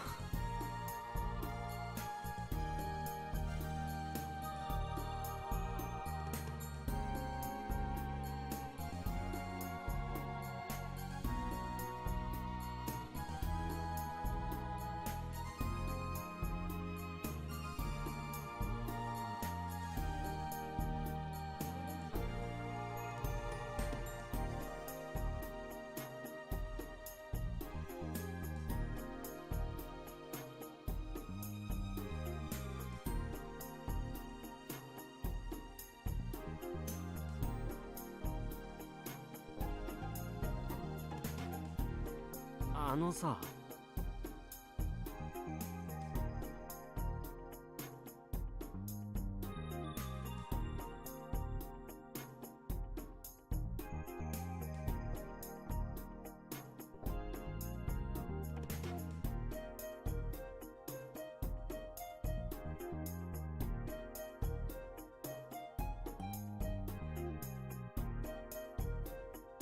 そういえばうちもう一つ見てない作品があるんだけど。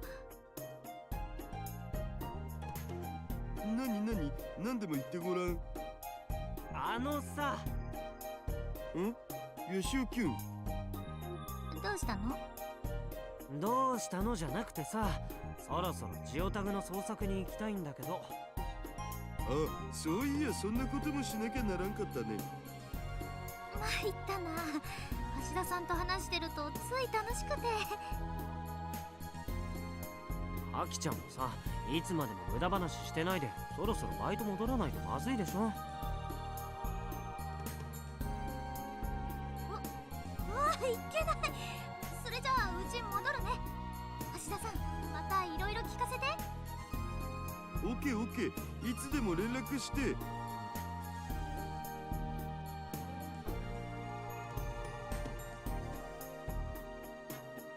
何か？いや別に。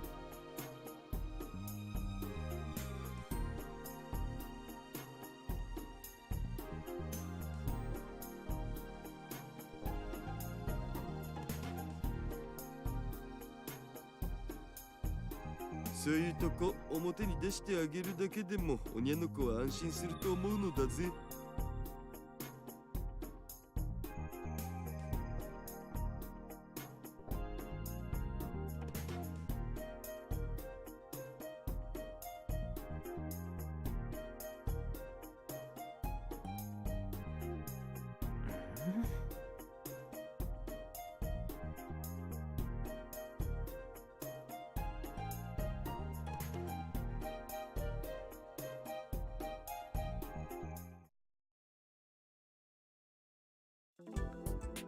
で、今日はどこに行きます？ま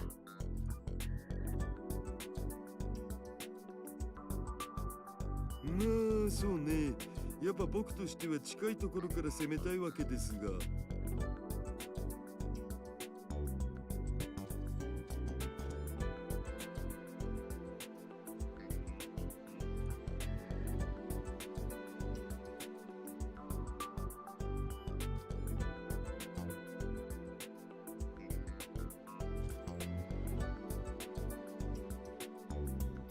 ヤシオ先輩、調子はどうですか？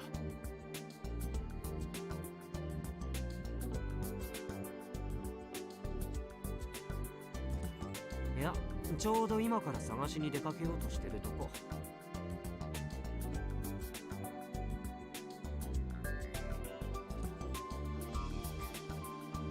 今からですか？のんきなものですね。そういうならスバル君も探してよ。なら先輩が代わりにロボレクを担当してくれますか？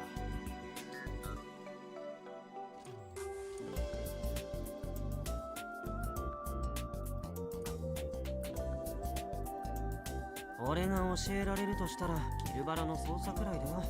ロボットについてなんて無理だね。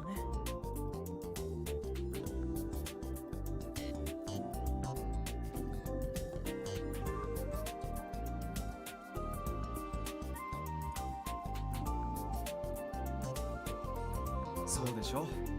僕だってできればそちらと変わりたいけど、それができないから頭を抱えてるんです。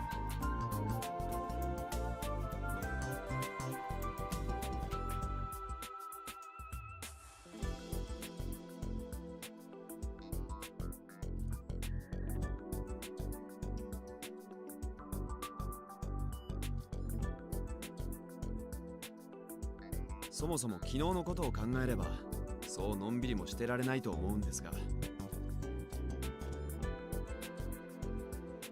昨日ってあの猫耳メイドのこと？あれは良かったよね。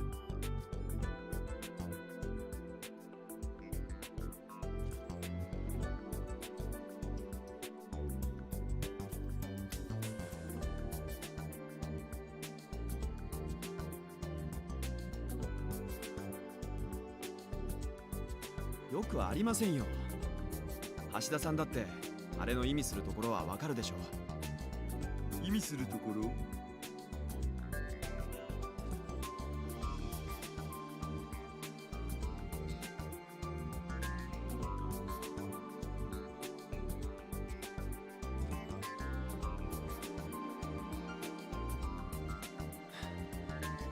こうしている間にも君島公はまた何かを起こすかもしれないということです。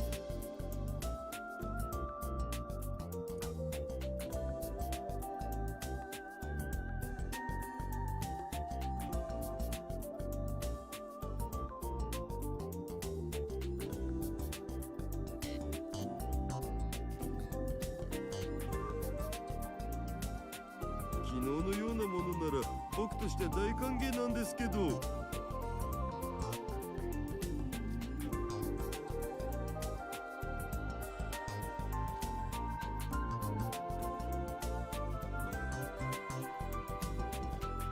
あんな程度で済めば御の字です。もしかしたらもっとひどいことが起きるかもしれない。どんどんエスカレートしていくパティーンですか。なるほど。もっとひどいことって何？だからつまりみんながもっと恥ずかしがるような格好とか。水着とか。いや、もしかしたら諸行下着という可能性も。いや、さすがにそれはまずいでしょ。でも相手はあの君島こうですからね。何をするか分かりません。そりゃそうだけどさ。つかさ、下着なんて直接的すぎるだろ。上皇つまんなくね？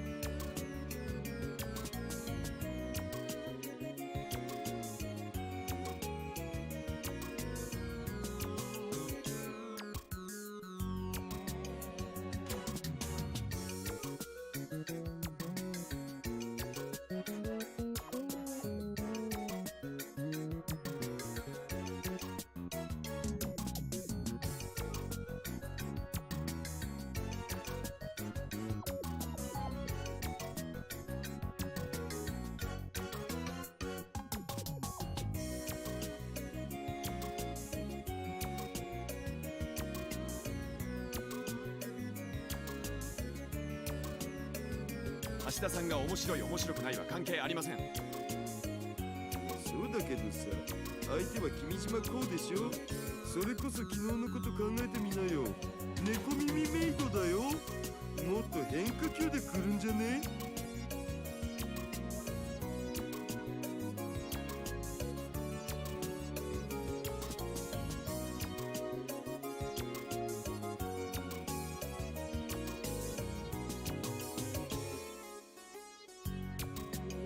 変化球。じゃあスクール水着とか。スバル君、そういう趣味？僕の趣味じゃありません。あくまで一般論です。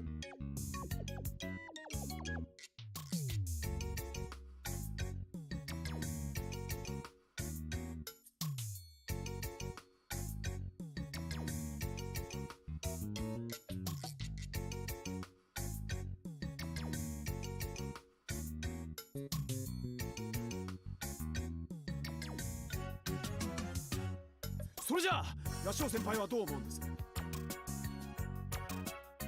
そうだね。レッドスーツとか、ほらサーフィンとか。いや、ないわ。超ないわ。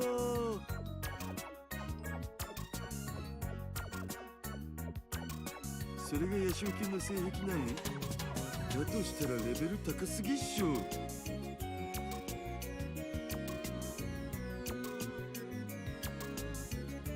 そんなんじゃありませんよ。そういう橋田さんはどんなのだと思うんですか？そうね。僕が好きなのは断然体操服にブルマだね。今はなき素晴らしき伝統よ、カムバック。だから好き嫌いの話じゃないって。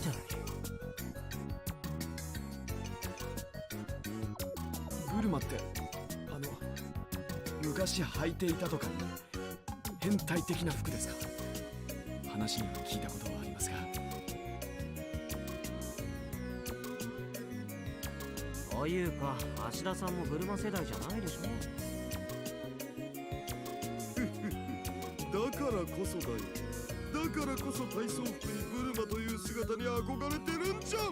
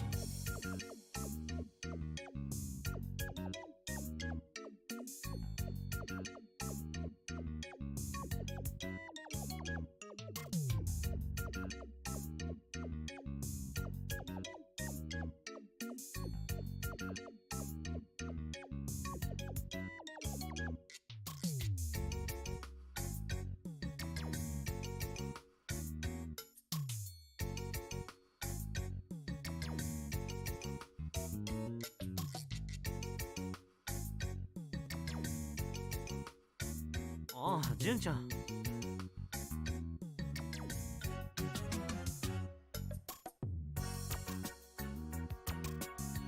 難しい顔して何か問題でもあった？いえ、なんでも。スバルキュンはすく水が好きだという話をだね。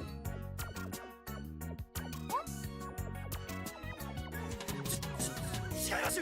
変なこと言わないでください。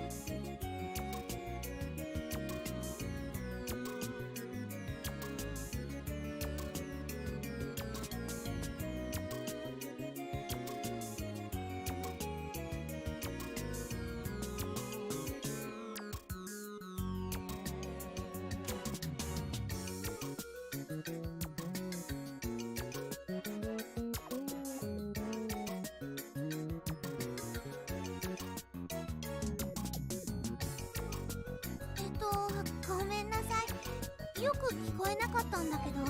いえ、聞かなくていいんです。大した話じゃありませんから。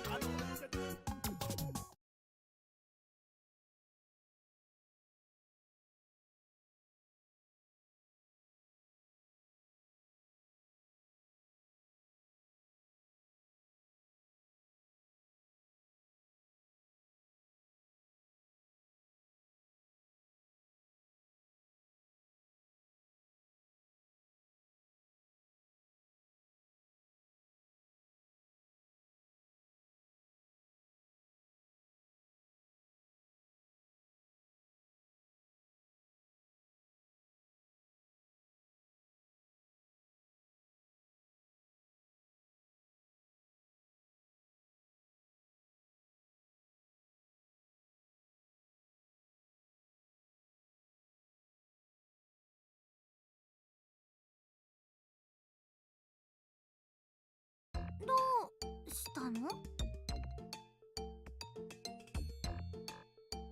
純ちゃん、その格好。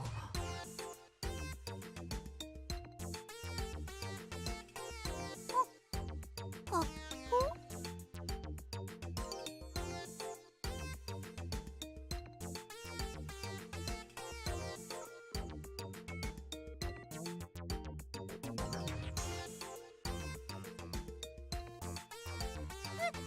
嘘！これ私。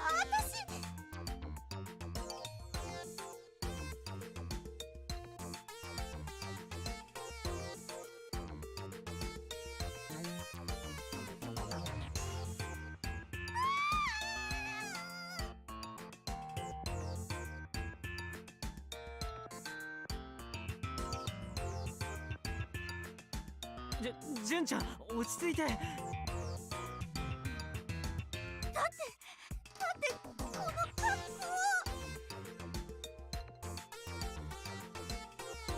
好。ナイスブルマ。にゃんですかそれ。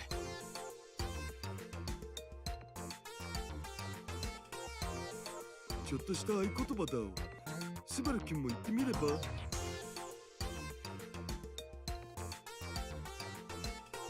言いませんよ。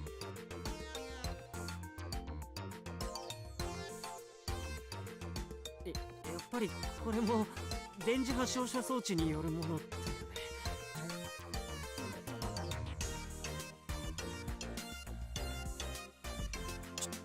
つまりは君島公の仕業というわけですね。そっか。ってことは橋田さんの予想が当たったってわけか。そういうことになりますね。まあ予想ってほど大層なもんじゃないけど。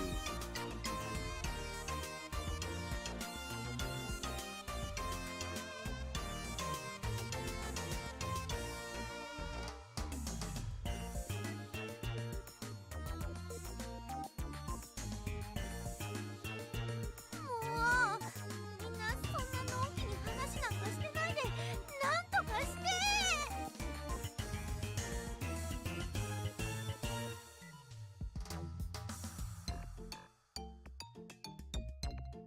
しゃあない。わかったお。ここは僕が何とかするお。なんとか？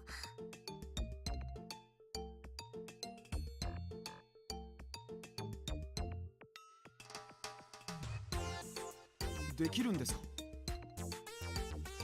まあその場しのぎではあるけどね。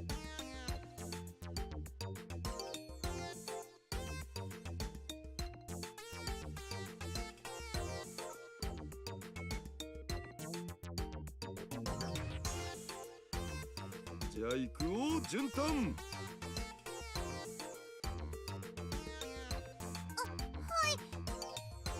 気をつけ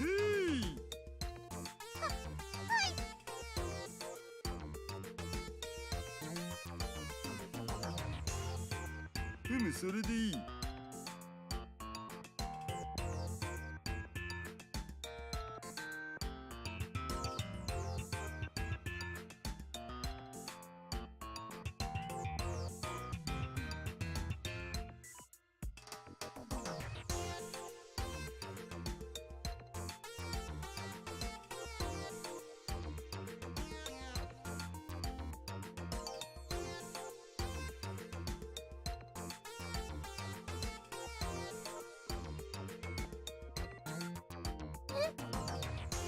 恥ずかしいと思うから余計に恥ずかしくなるんだ。恥ずかしいと思うから。神道を滅却すれば火もまた涼し。さあ僕に続いて言ってごらん。我が心すでに空なり、空なるがゆえ無。我が心すでに空なり、空なるがゆえ無。どうかな、ジュッタ。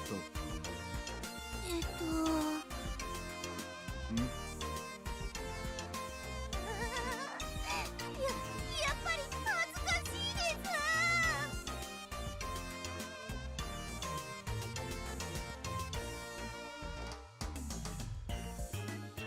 ただの気休めにしかならないじゃない。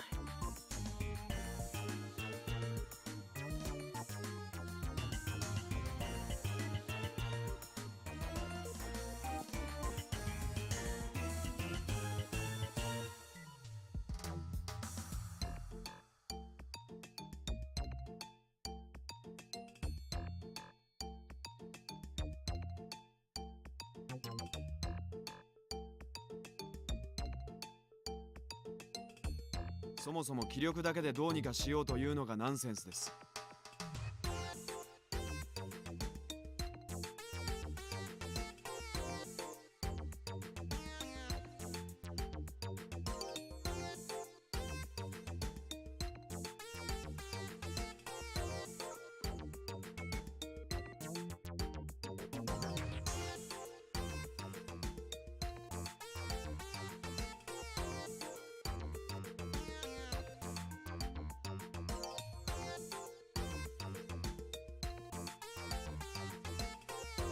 ですよね。もうそんなこと言ってないで早くなんとかしてくださ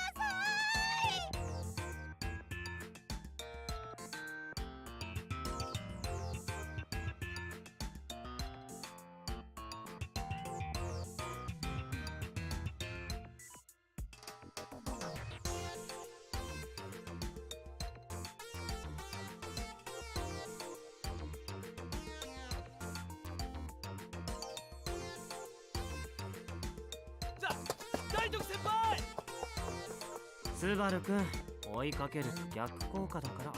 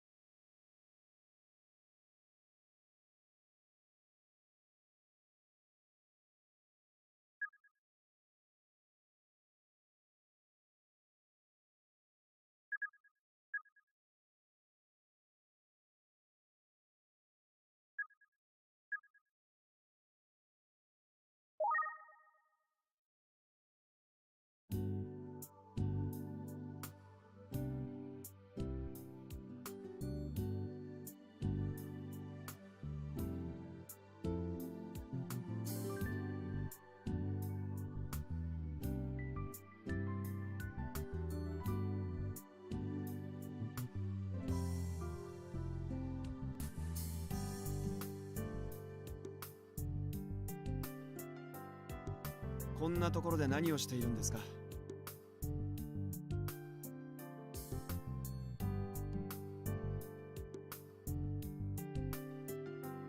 あれ、スバルくん。あれじゃありませんよ。言っときますけど、この辺りにスイッチはありませんよ。僕がすでにあらかた見てしまいましたから。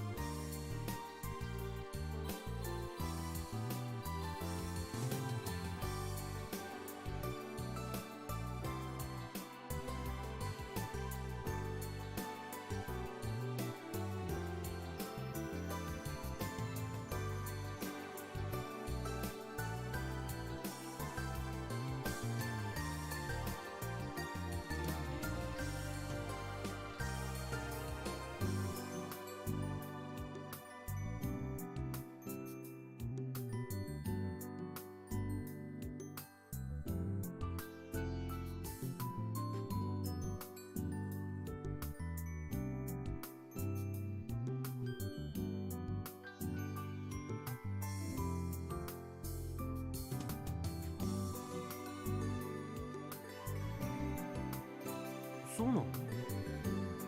そうです。なんだ、そうならそうと連絡でもくれればいいのに。僕たちだって自分たちのいる場所くらい多少は調べてますよ。それくらいわかるでしょ。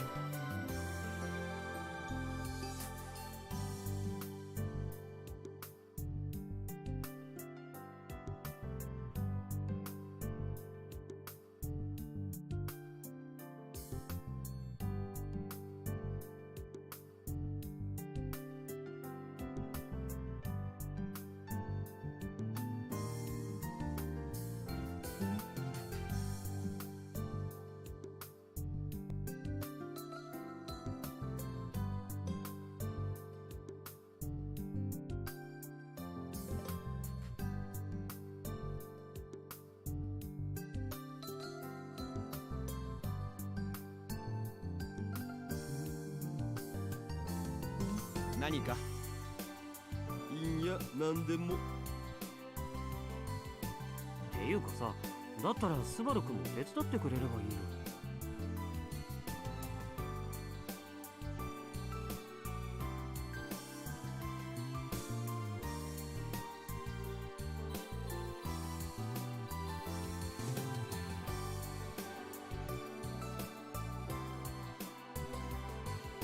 ですから僕には時間がないんですよ。せいぜい自分の受け持ちのあたり、つまりこの辺り一帯を探すので手一杯ですよ。そういや、ロボレクってここでやるんだっけ？はい、この会場を使って行う予定です。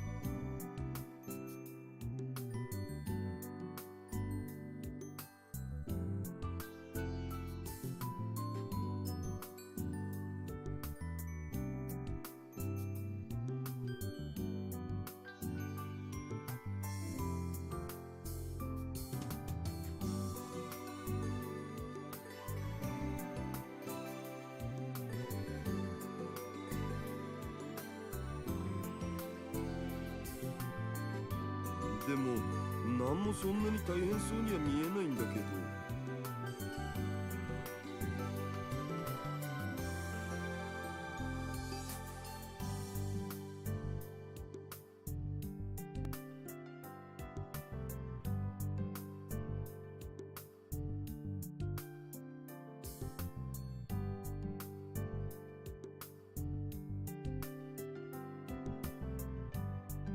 冗談じゃありませんよ。そもそもまだ何をするか内容さえ決まってないんです。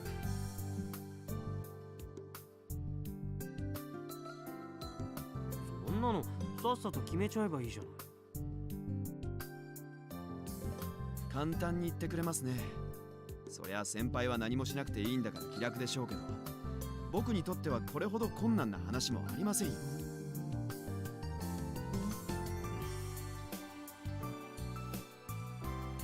いいですか？相手は子供ですよ。そうだね。そうだねって、それがどういうことだか分かってるんですか？どういうことなの？いいですか？子供というのはそもそもが異世界の住人です。いや、モンスターと言ってもいい。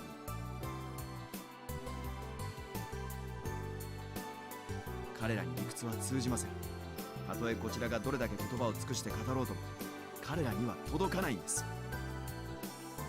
言葉の届かない相手は異世界の住人と同じだ。極端だね。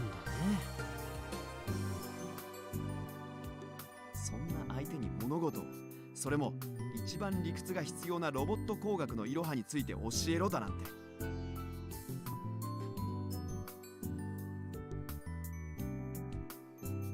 それがどれほど難題か先輩には分かってるんですか？別にそこまで難しく考えなくてもいいんじゃないの？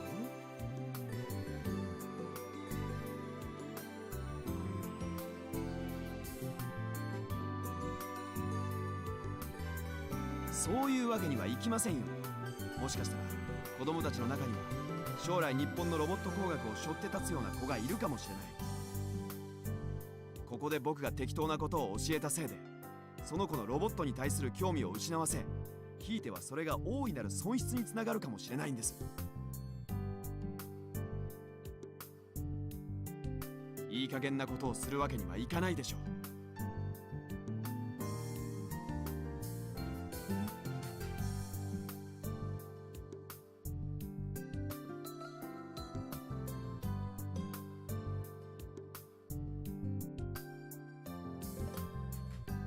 それにこの祭りが成功しなければロボ部自体が存続できるかどうかという問題にもなってくるんですよ。せっかく作り上げた中種ロボ部を僕の代で終わらせるわけにはいかないでしょう。へえ。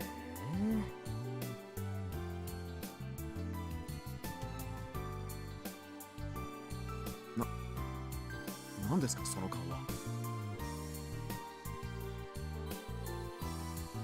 スバル君がそんなにロボ部のことを大切に思ってくれてるとは思わなかったからさ。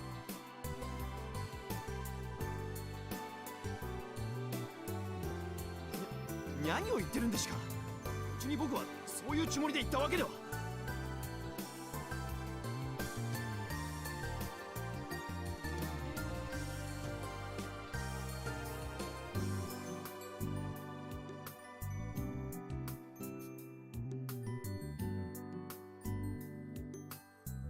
いやいや、スバル君がそんな風に思ってくれてるなんてアキちゃんが聞いたらきっと喜ぶと思うよ。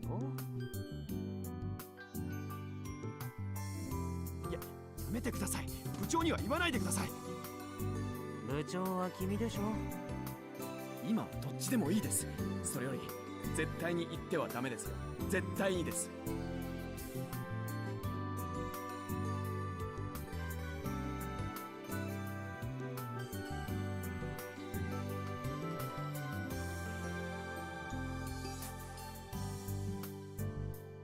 別に恥ずかしがることでもないのに。とにかく僕には時間がないんです。ロボレクで何を教えるのか、どうやって教えるのかを考えてシミュレーションしなければならないんですから。だから君島こうのことは先輩たちが2人で何とかしてください。頼みましたよ。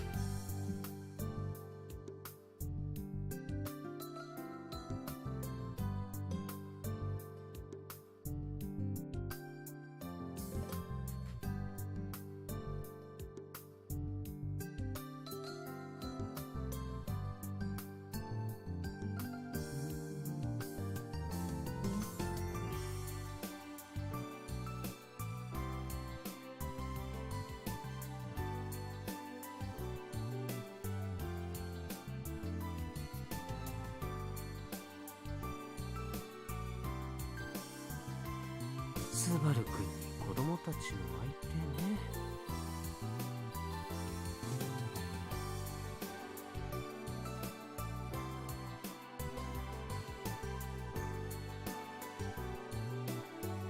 ま、でもスバル君なら大丈夫でしょ。そうなん？ああ見えて結構熱いものを持ってるんですよ。それが伝わればきっとうまくいきます。なるほどね。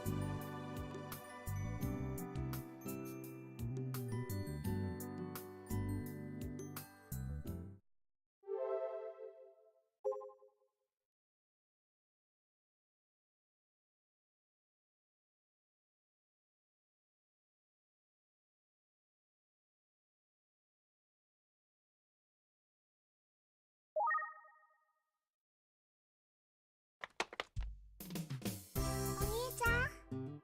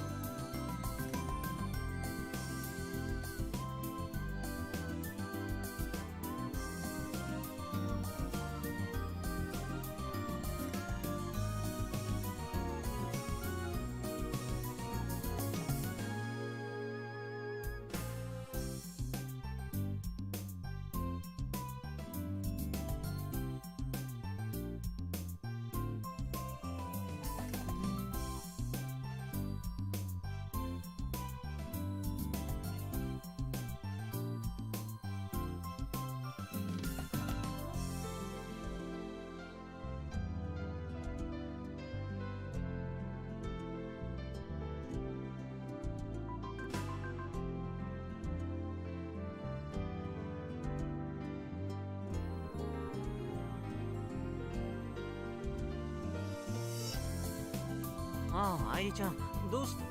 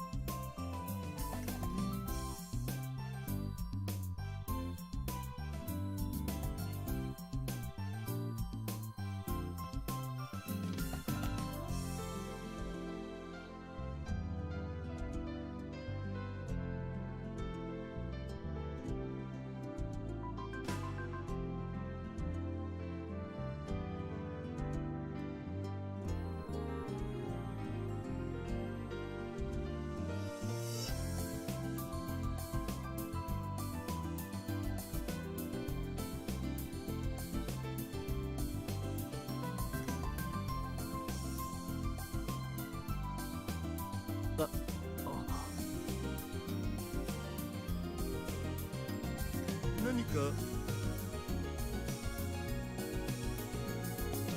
や、おとなしいなと思って。ははは、僕は紳士だからね。この程度のことで大騒ぎはしないのだぜ。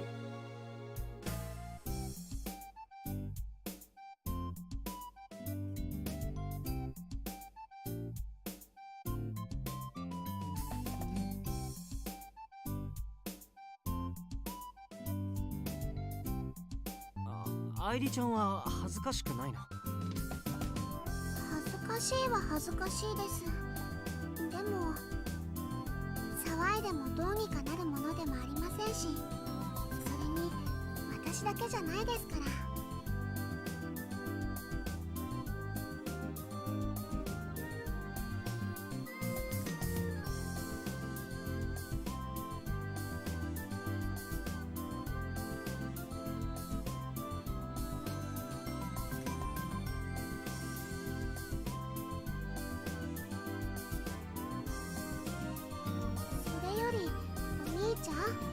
今日も私を置いていくなんてひどいです。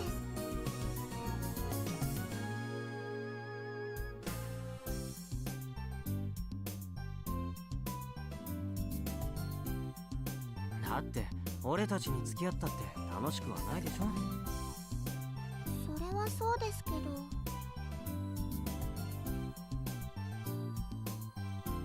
なる。アイリタンはヤシオキュンとお祭りを見て回りたいんですね、きっと。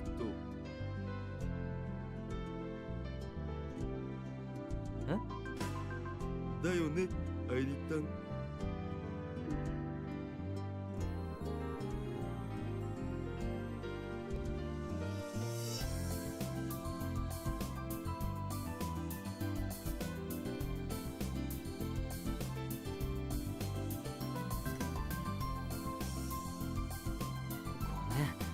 せっかく帰ってきたのにあんまり遊んだりできなくて。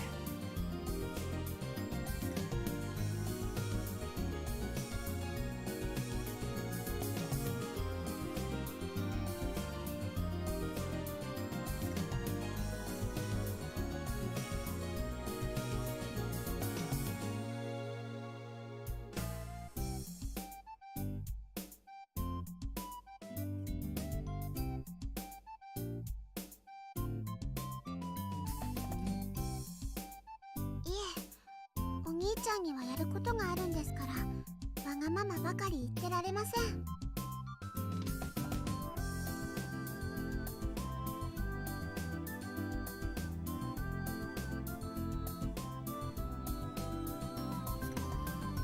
それなんてやろうげ？ヤシオキュン羨ましすぎる。いきなり何なの？あ、いや、つい心の叫びが声に出てしまいました。まあでもそういうことならちょっとくらいアイリタンと会場ブラブラしてもいいと思うんですが。で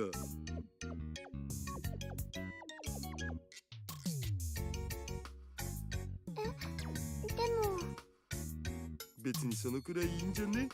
見て回りながらジオタグも探しちゃえばいいんだしさ。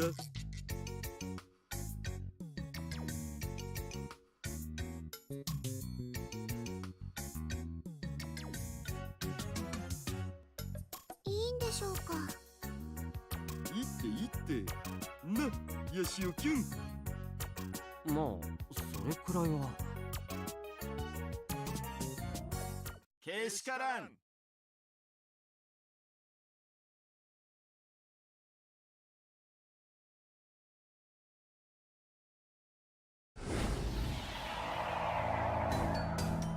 実にけしからんね、君たち。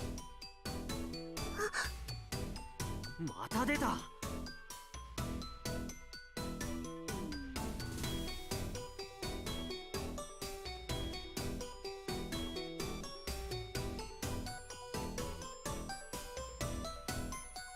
あんた何してるんだよ。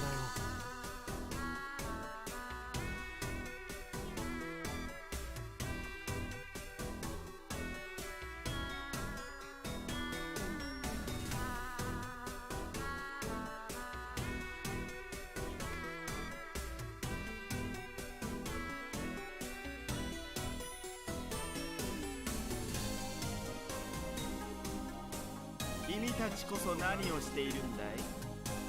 今頃必死に起動スイッチを探しているのかと思えばこんなところで。僕の愛理と、それもブルマ姿の愛理といるだなんて。私君島さんのものではありませんけど。そうだよ。それに元はといえばこれはあんたの仕組んだことじゃないか。別に僕がブルマになるよう望んだわけじゃないが、しかしそのチョイスは悪くない。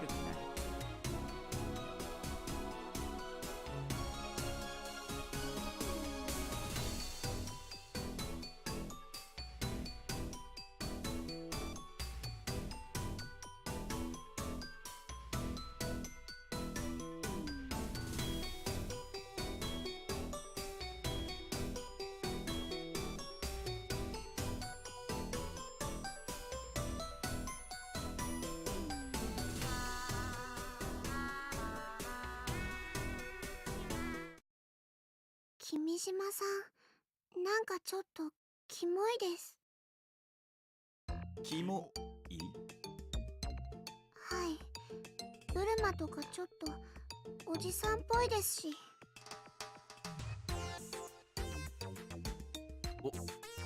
おじさん。待ってくれ。これは僕のせいじゃ。いや、今はそんなことはいい。それよりスイッチだよ。君たち、ジオタグ探しはどうしたんだ？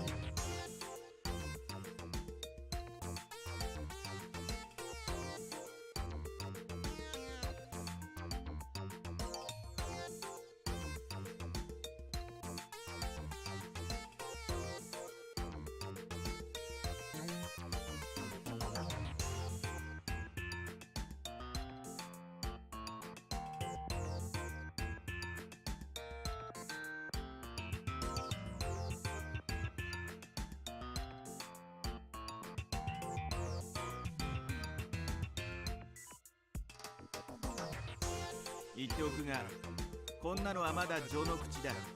このまま放置していては、そのうちこの島中がもっともっと大変なことになるんだよ。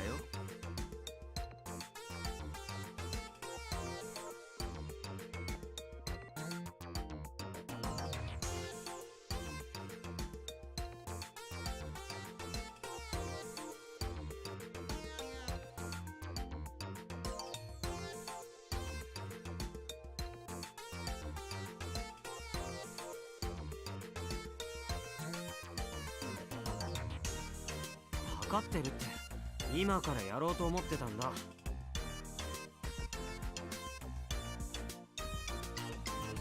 今からってまったく子供の宿題じゃあるまいし。し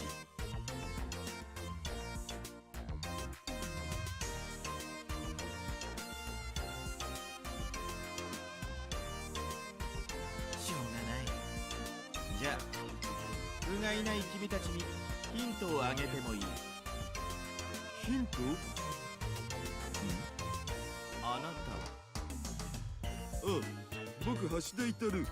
東京から来たただの紳士だお。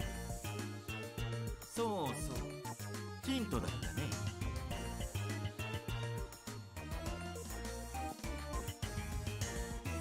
ヒントはそうだね。あげてもいいとは言ったが、ただでってわけにはいかないね。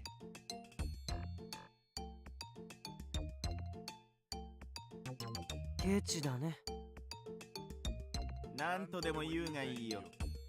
何かを手に入れたいのなら対価を払わねばならない。ギブアンドテイク。それが世界のシステムだ。そうだろ？で、僕らは何すればいいん？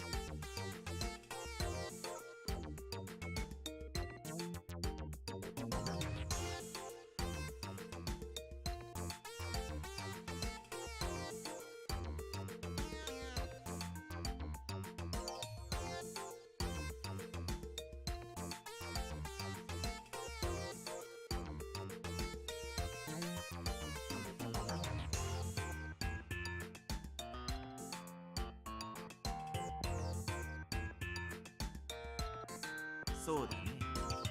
今から僕と勝負して勝てればヒントを出してあげよう。もちろん負ければなし。どうだい？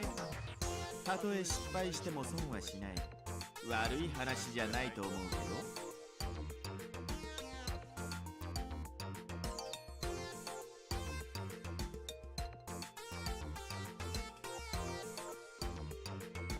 ど。どう思います？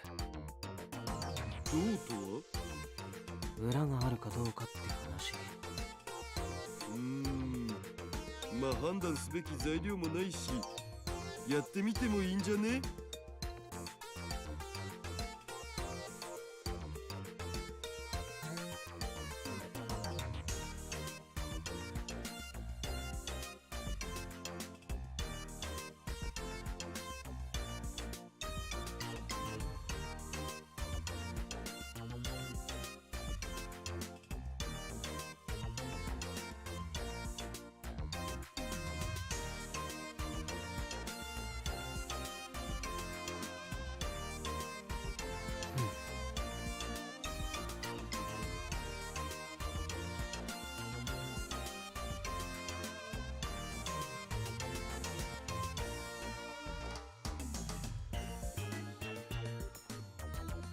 分かったよ。勝負を受けよそう来なくてはね。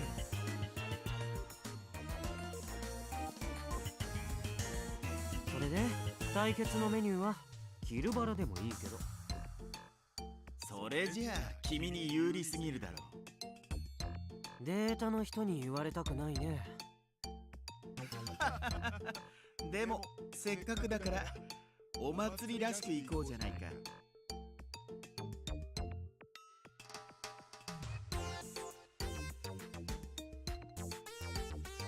そうだね。対決メニューはあれでどうだい？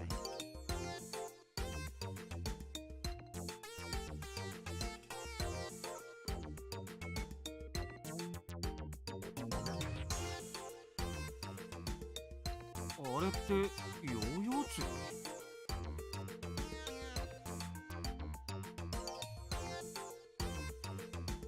り？もちろんただのヨーヨー釣りだとつまらない。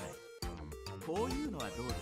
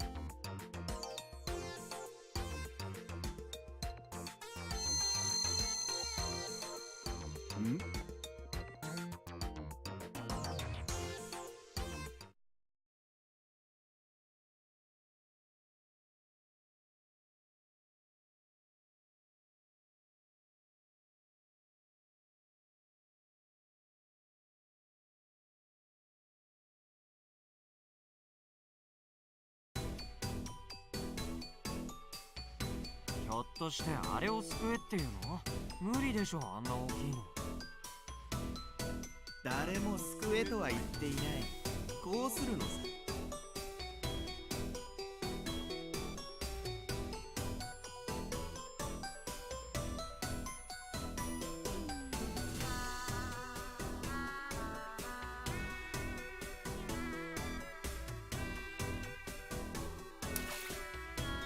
終わった。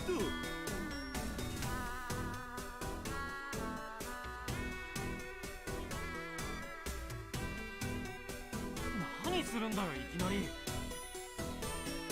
ほらほら、避けちゃダメじゃないか。避けずにキャッチする、それが勝負さ。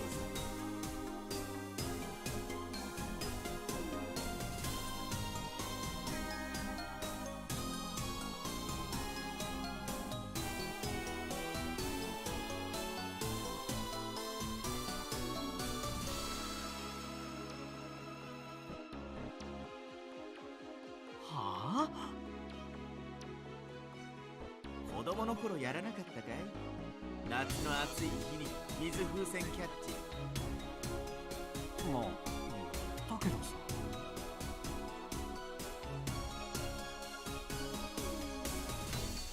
だろ？ちなみに僕はそんなバカみたいなことはやらなかったけどね。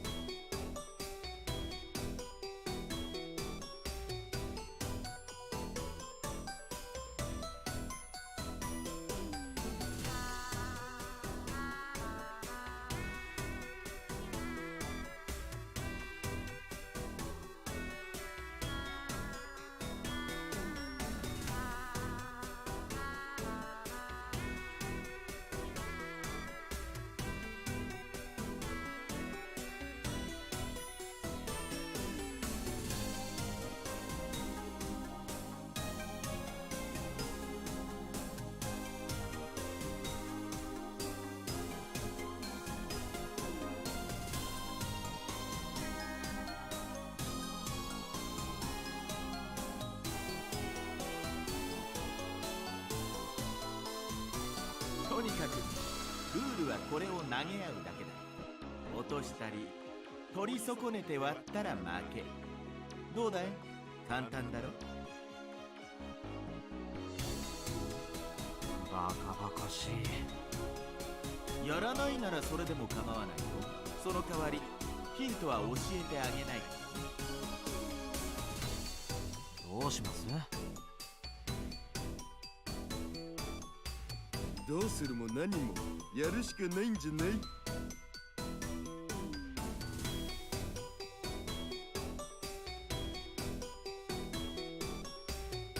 かったよ。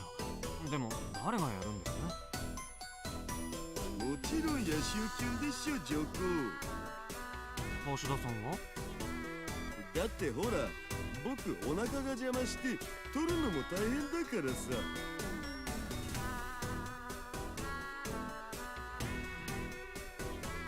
ほら、やるのかい？やらないのかい？ああ、当たったよ。やればいいんでしょ。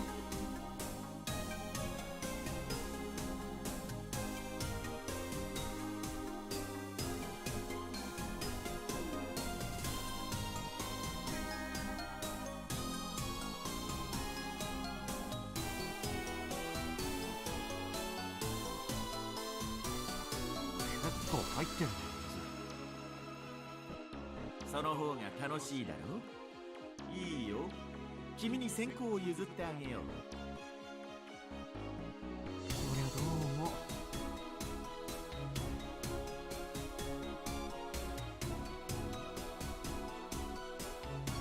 ではいつでもどうぞ。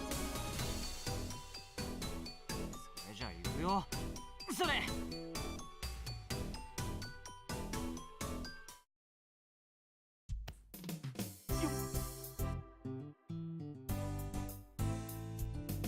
なかなかやるじゃないか。それ、お返しだ。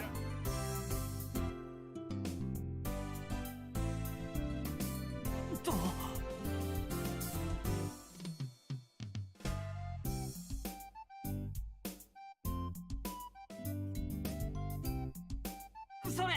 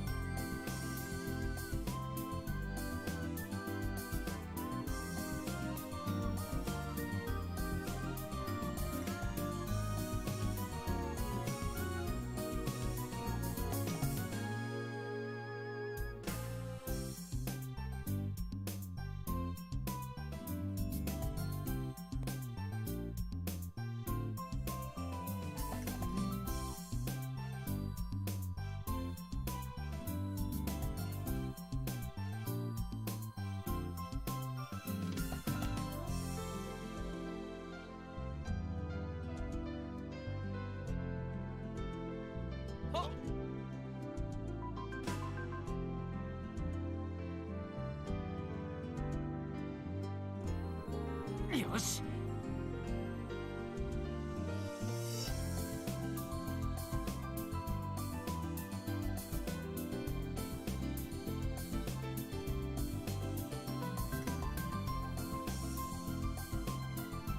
参ったな、なかなか勝負がつかない。よし、次で決めてやる。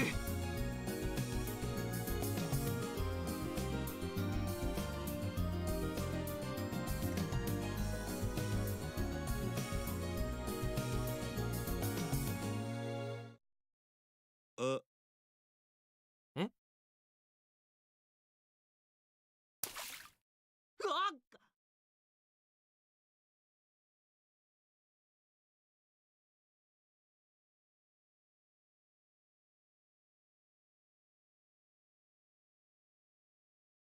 冷た。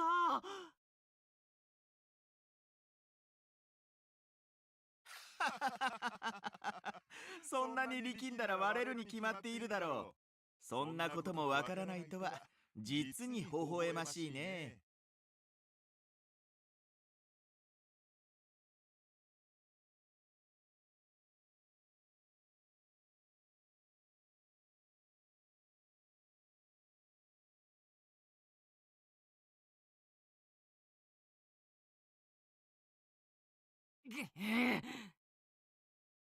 さて、勝負はあったね。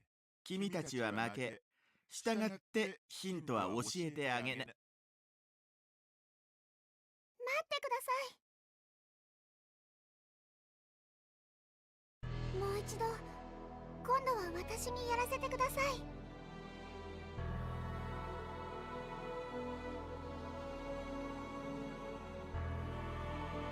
りちゃん。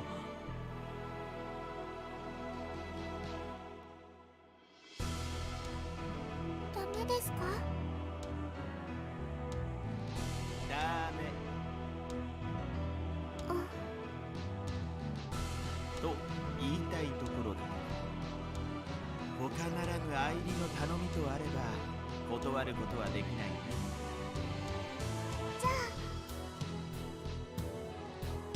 いいだろう。もう一度だけチャンスをあげる。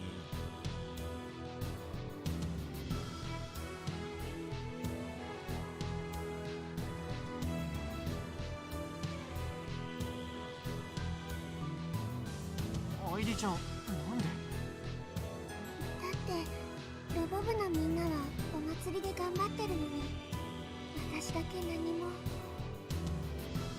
だから少しでも役に立ちたいんです。何もこんな形で役に立つ必要はないでしょ。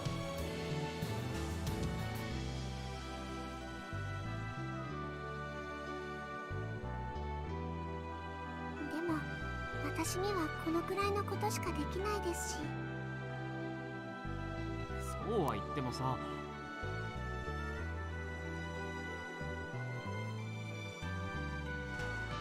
アイリタンがああ言っているんだ。やらせてあげるべきじゃないか。だけどきっと彼女だってみんなの仲間として自分にできることがないかってずっと探してきたんだ。だったらその思いを汲んでやるのがお兄ちゃんの役割じゃないか。芦田さん、そう言って本当はブルマ姿の愛梨ちゃんが水風船の投げ合いっこしてるところを見たいんでし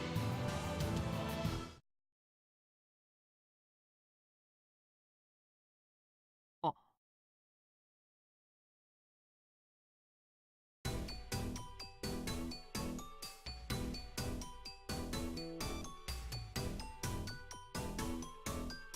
雪船愛理、行きます。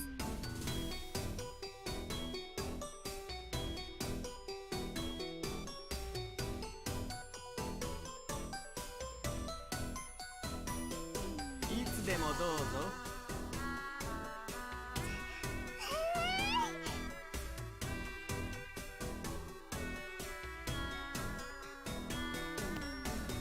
おう、なかなかいい球筋だ。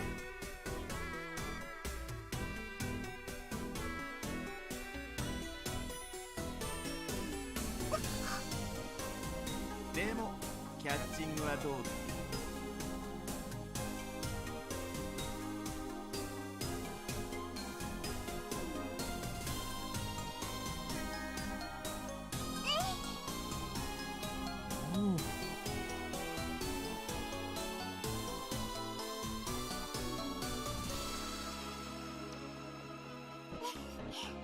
私だってこれくらいできるんですよ。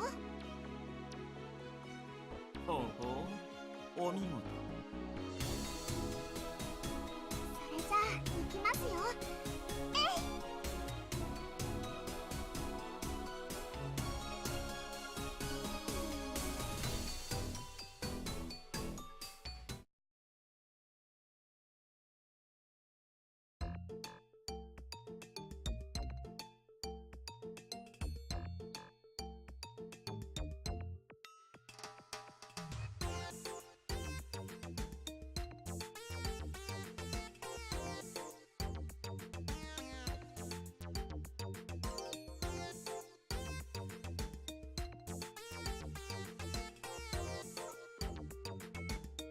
やっぱいい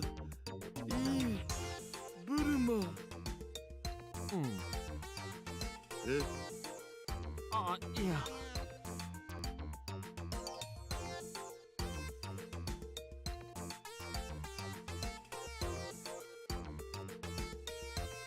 なかなかやるね、アイリーン。では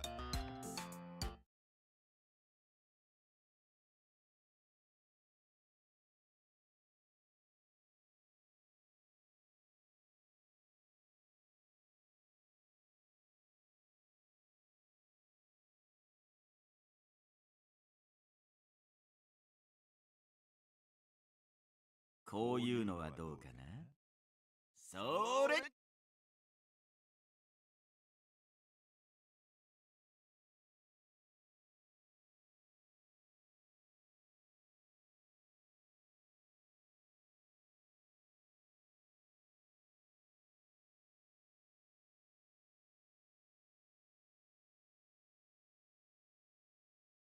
ああ、卑怯な。卑怯も何もこれは勝負だからね。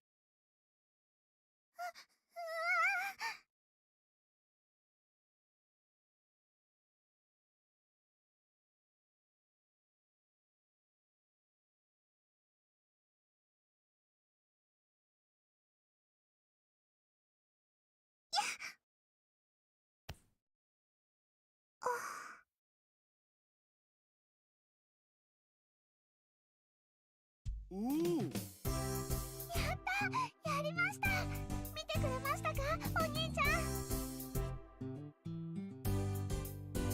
うん、ナイスキャッチ。やったやった。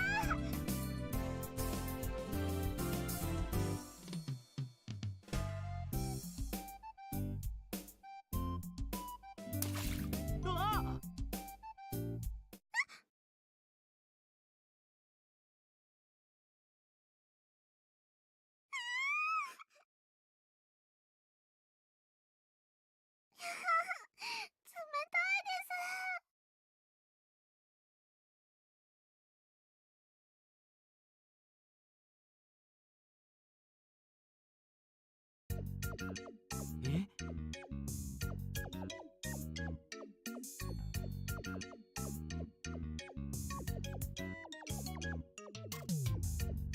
うほ。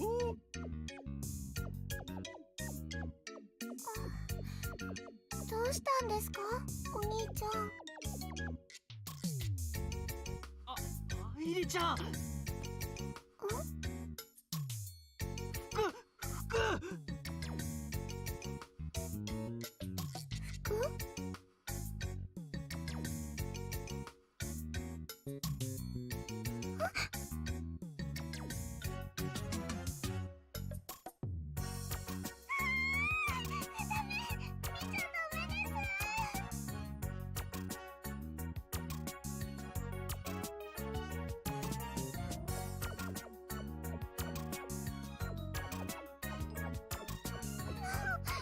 兄ちゃんのバカ。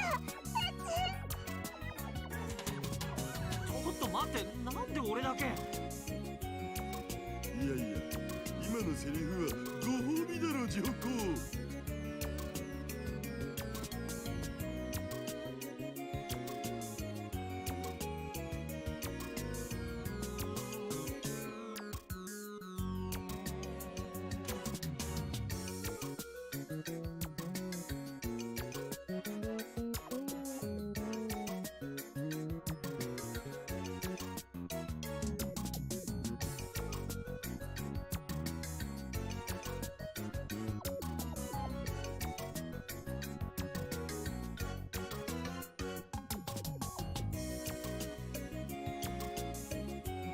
はい？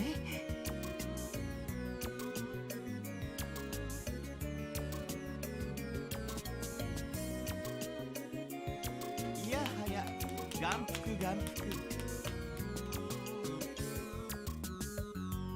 え？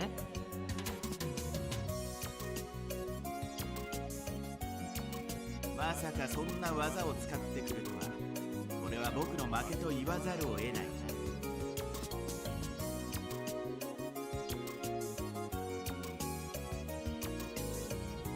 なんで？あれを見せられたら負けを認めるしかないだろう、男として。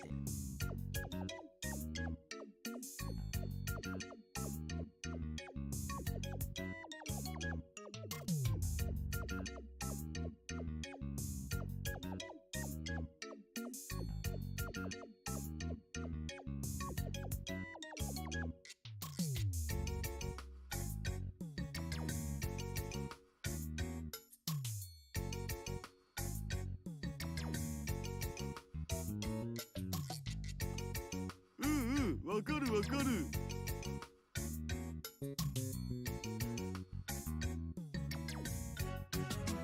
いや、全然わかんないんだけど。負けてしまったからには約束通りスイッチのヒントを教えてあげよう。ヒントはね、学校だよ。はあ。いやいや、なかなかの勝負だった。それじゃせいぜい頑張りたまえ。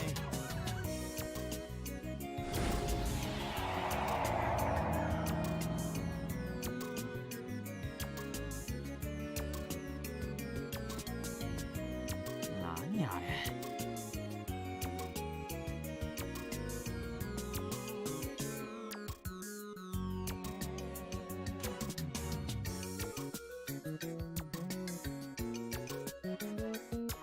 ま、ヒントは教えてもらえたんだからいいじゃないの。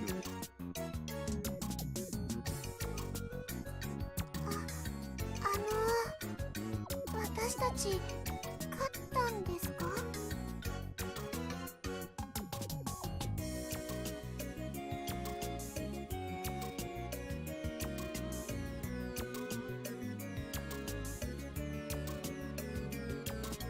そうみたいだね。それもこれもアイリタンのおかげだお、トンクス。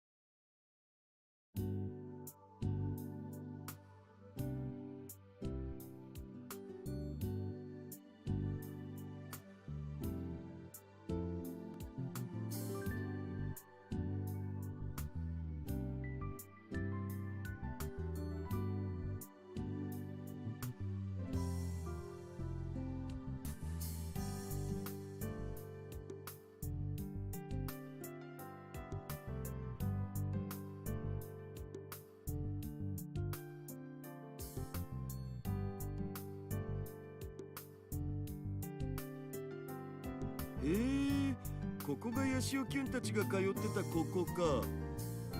ええ。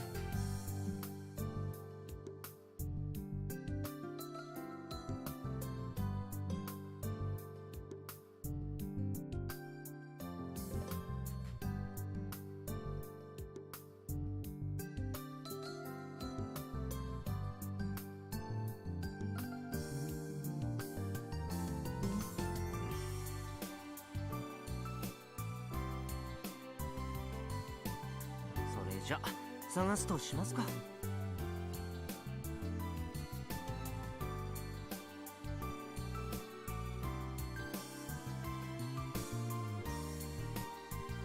そうね。あ、言っときますけど、余計なところは探さないでくださいよ。分かってるっつうの。僕は変態だけど紳士なの。人を犯罪者みたいに言わんで。そいつは失礼しました。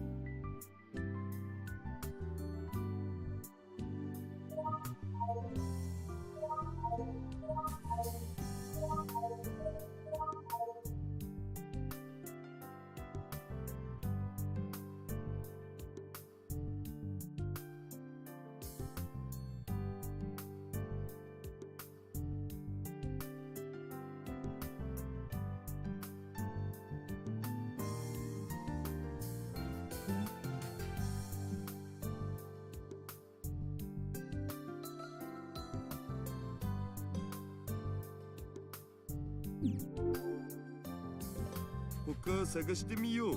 そうですね。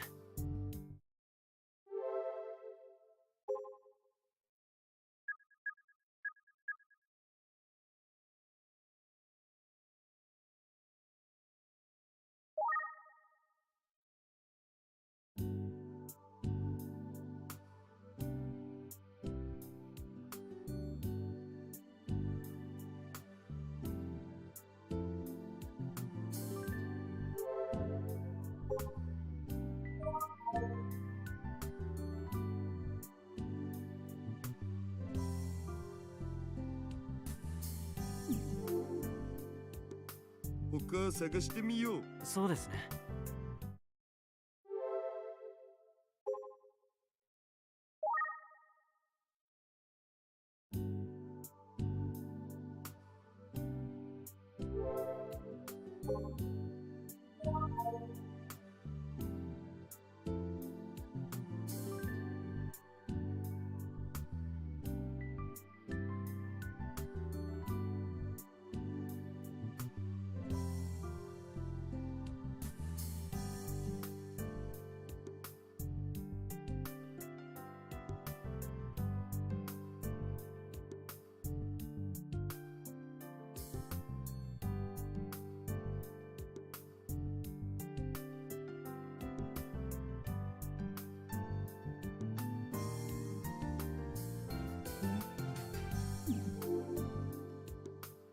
他探してみよう。そうですね。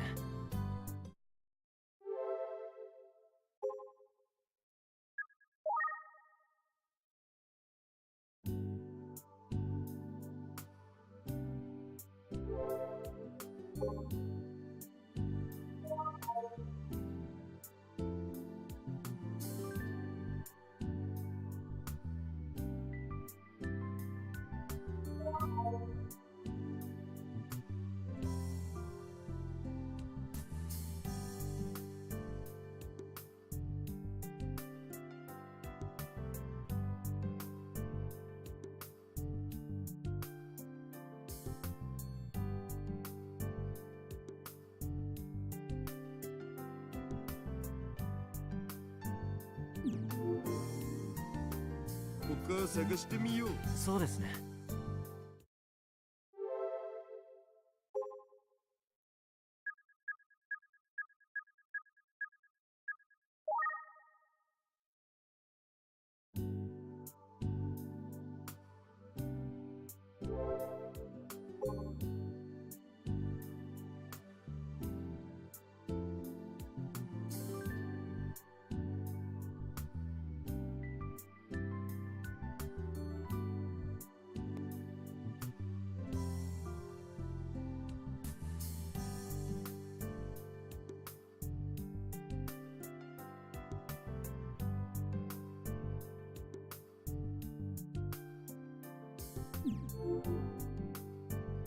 他探してみよう。そうですね。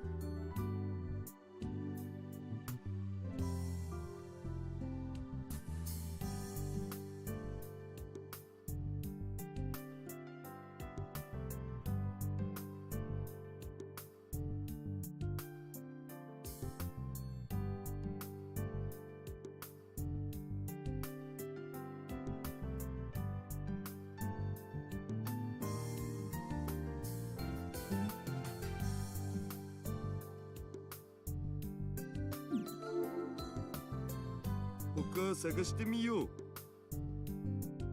そうですね。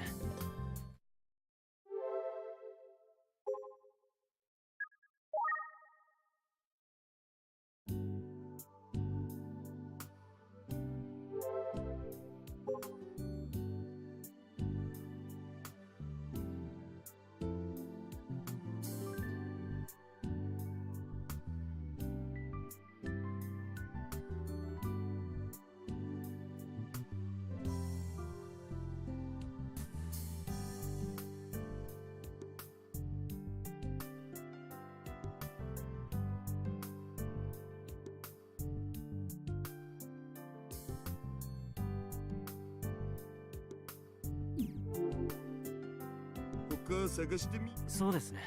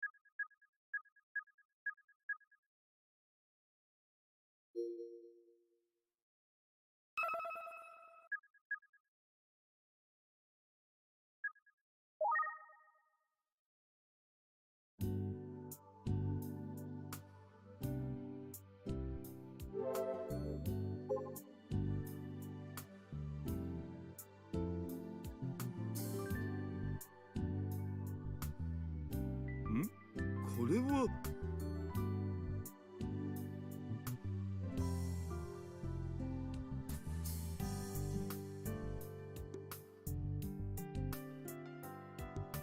ありましたか。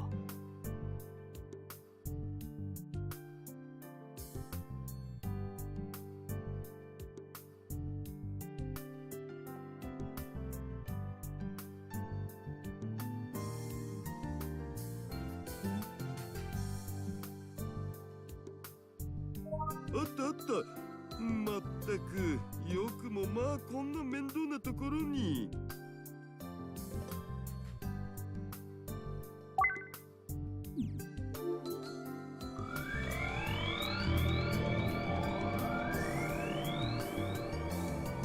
これでよし。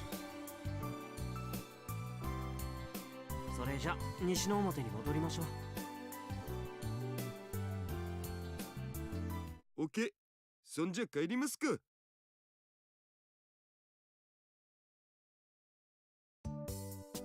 あ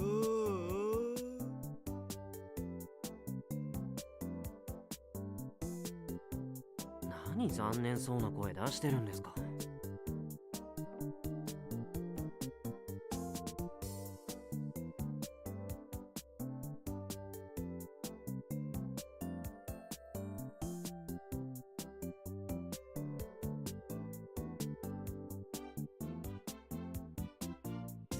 だってさ。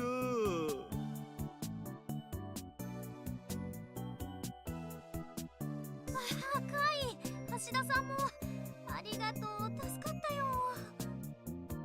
ん？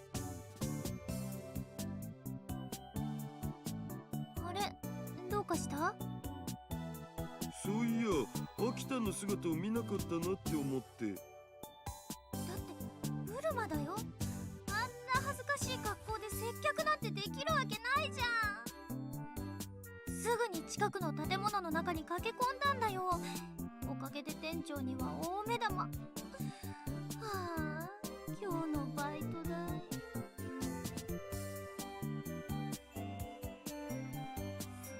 これも全部君島公のせいだよ。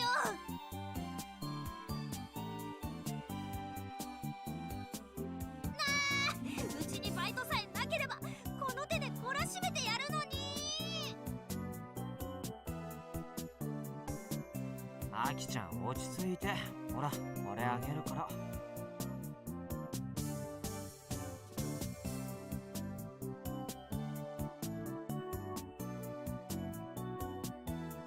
コール。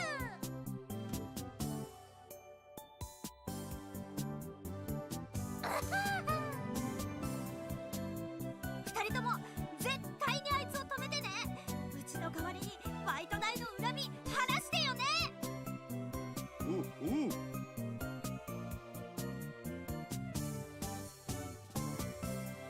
お、なんだお前たち楽しそうだな。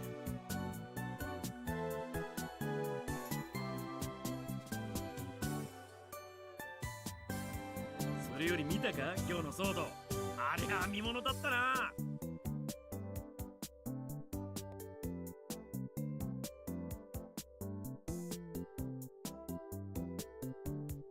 見物ってもしかしてブルマ騒動のこと言ってるの？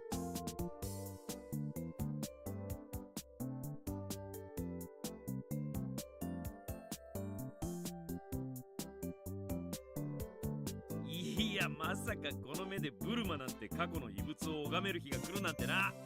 君島公様々だな。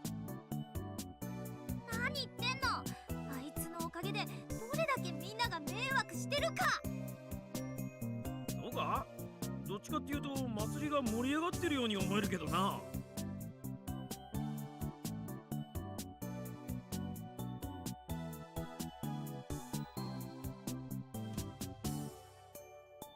実際今日はどんなハプニングが起きるのかって、それを楽しみに来る人も多いみたいだぞ。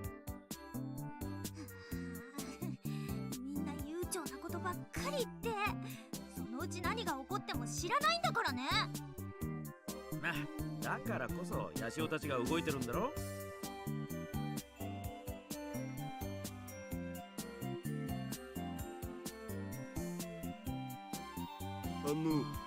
ちょっと聞いてもいいかしら。こちらの御仁は。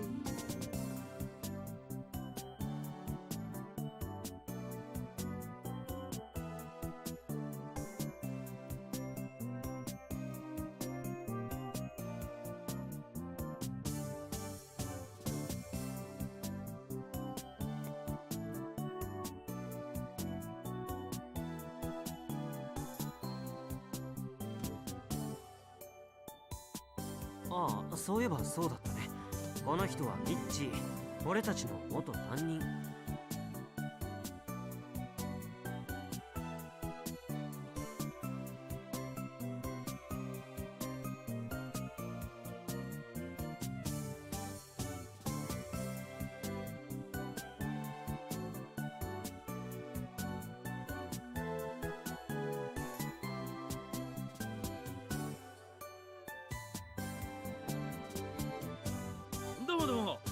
二人の元担任の長深田光彦っす。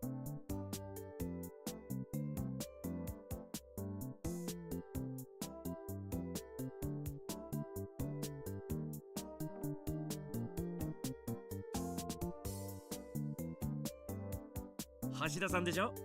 あなたのことはおじきからも聞いてます。おじき？アメ社長のこと。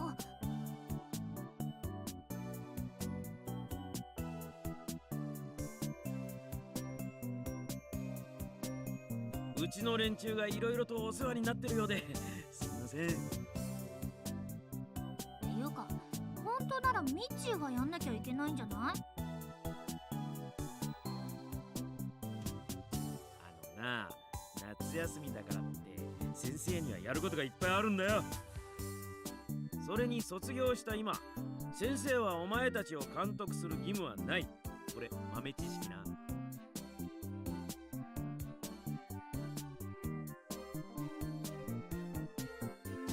そういうわけなんで、これからも一つこいつらのことをよろしく頼みます。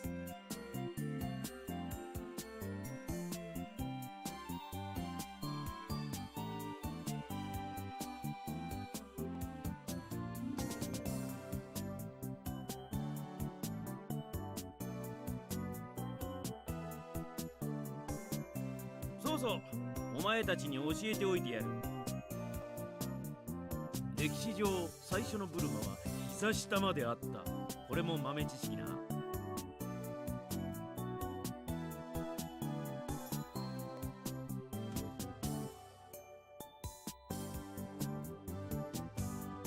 相変わらずだよね、ミッチーも。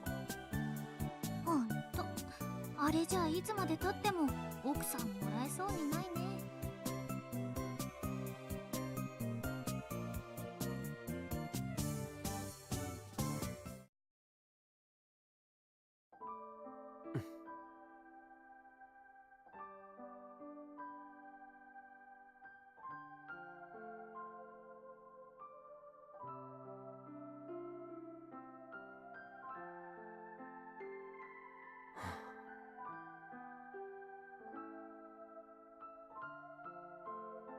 おやカイトくん。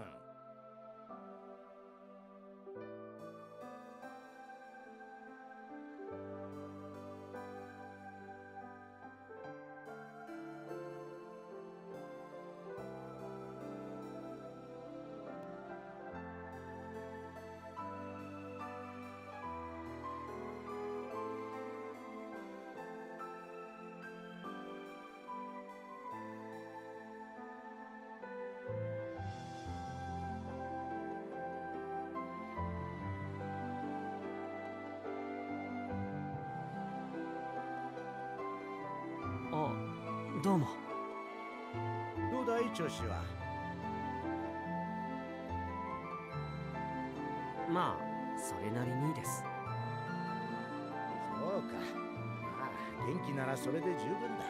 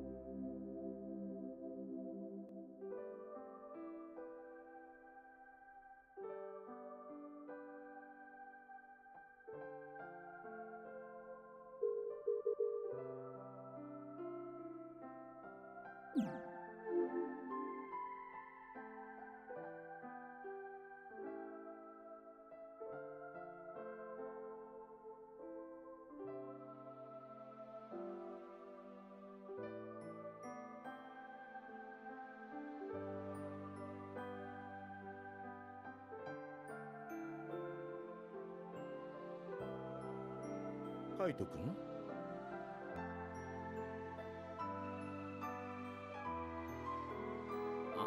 いえ、すみません。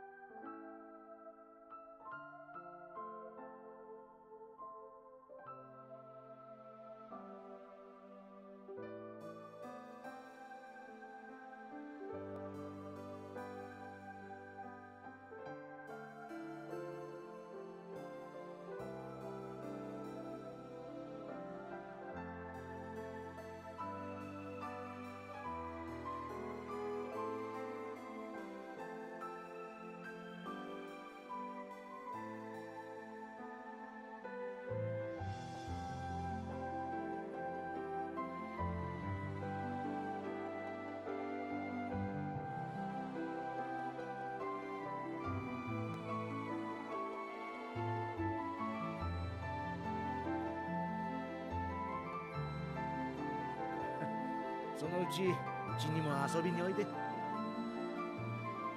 い。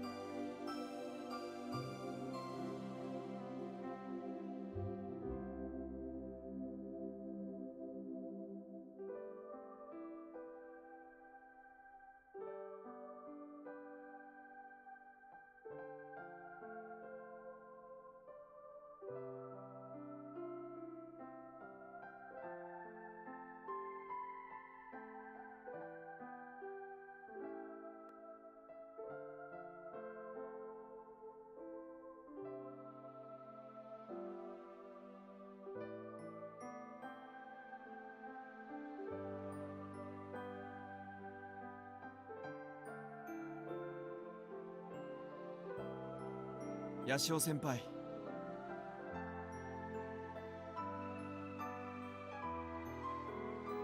何してるんですか？こんなところでぼーっと突っ立って。いや、そろそろ帰ろうかと思ってね。スバル君も今から帰り？いえ、僕はもう少しだけやることがあるので。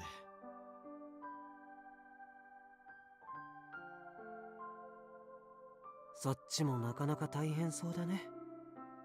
ヤシオ先輩の方こそ。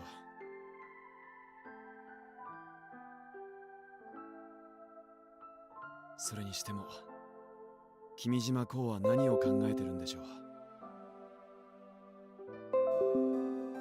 う。何って？だってそうでしょう。あんな変なことばっかり。やっぱバグってるって可能性もあるのかもね。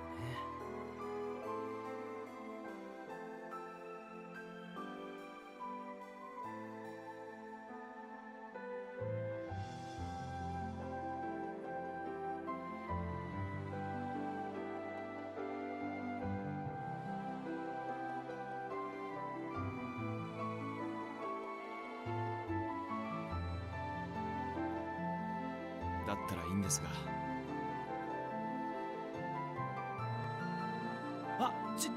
違いますよ。いいっていうのは別に今日のあれが良かったっていうわけじゃなくて。スバル君、落ち着いて。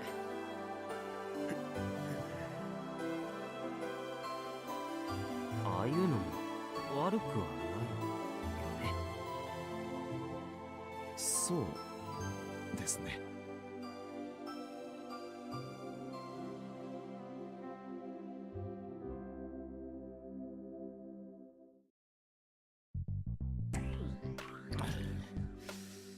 どう思います？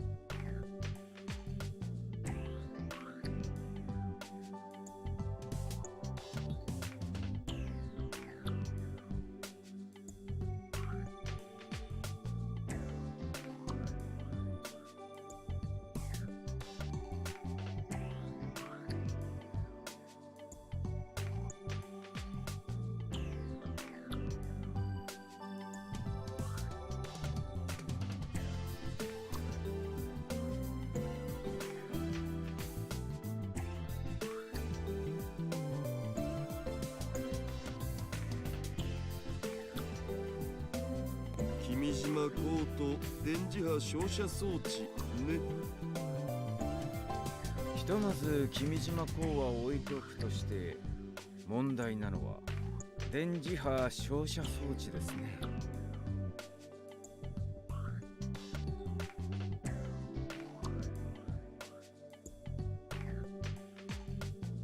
まあ僕の知っている範囲だと、電磁波照射装置っつうのはある一定範囲に向けて電磁波を照射して、その範囲内にいる人たちに幻覚を見せる装置なんだけど、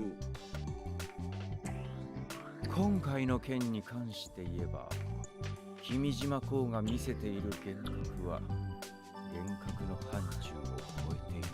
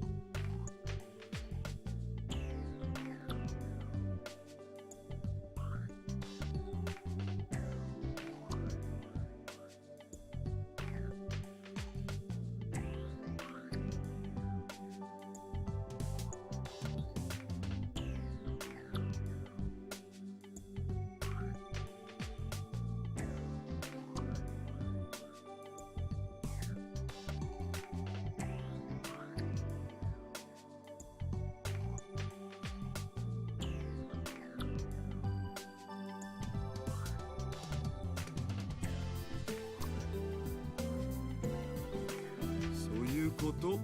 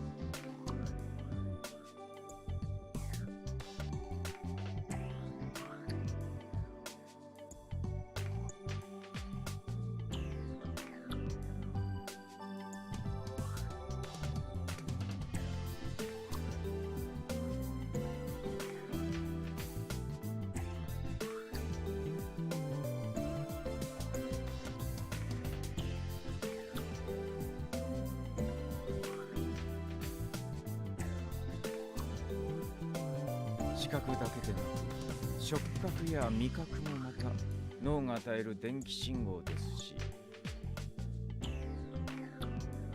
電磁波を照射することによってそれらの感覚を司る脳の部分に影響を与え、現実と変わらないものと思わせることはできる。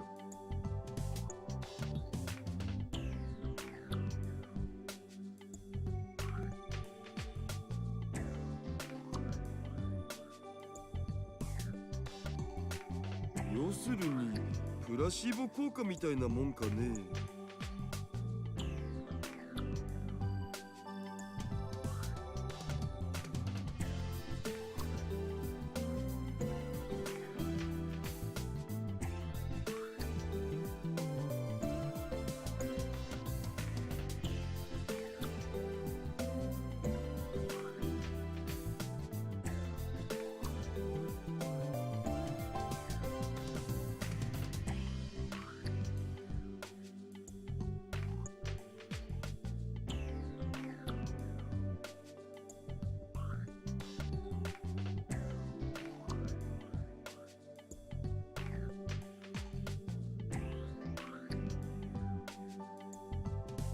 こういう実験を知っていますか？目隠しをした死刑囚の腕に痛みを与え、血を抜いているという嘘を教え込む。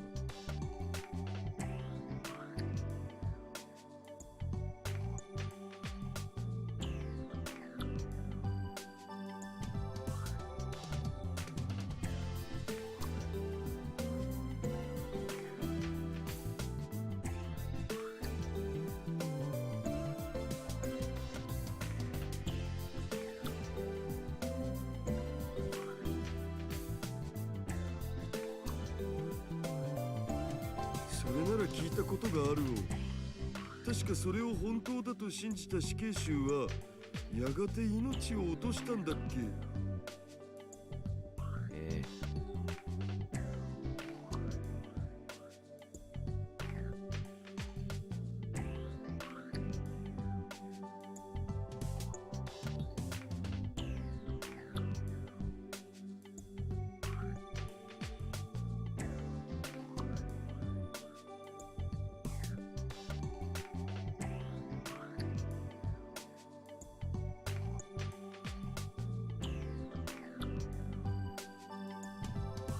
あるいは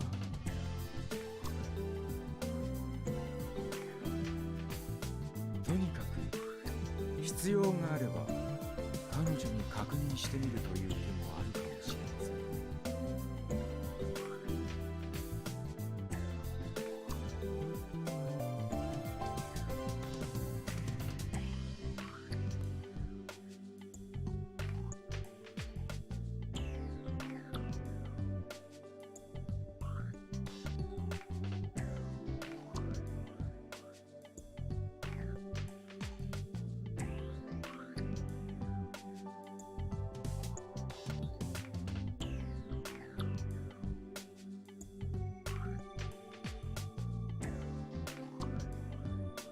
つうかさ、実は他にも気になることがあってさ。何です？電磁波照射装置を使って幻覚を見せるためにはあらかじめ何らかのプログラムを施しておかなきゃいけないわけでしょ。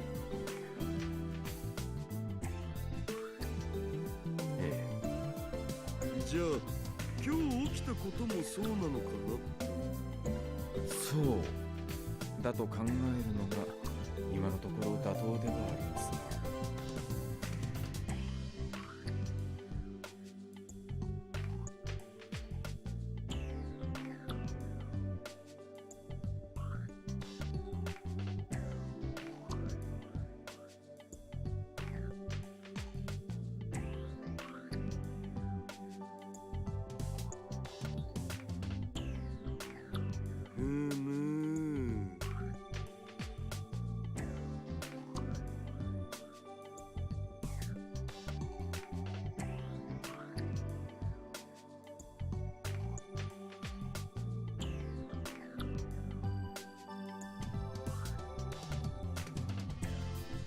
まだ何か？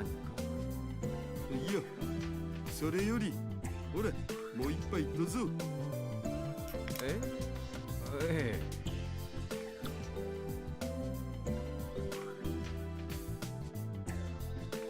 っていうか沢田キュン、車だよね。ええどうやって帰るん？それは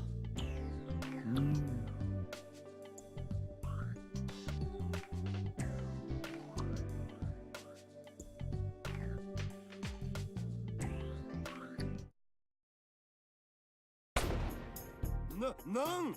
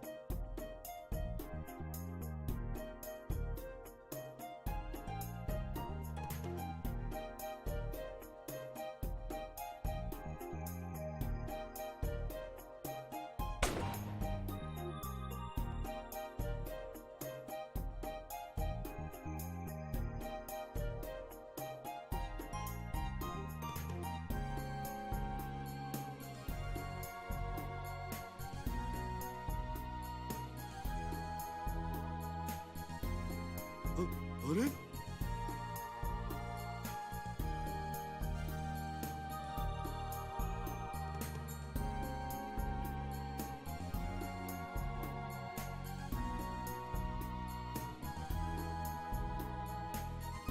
わ、きっつー。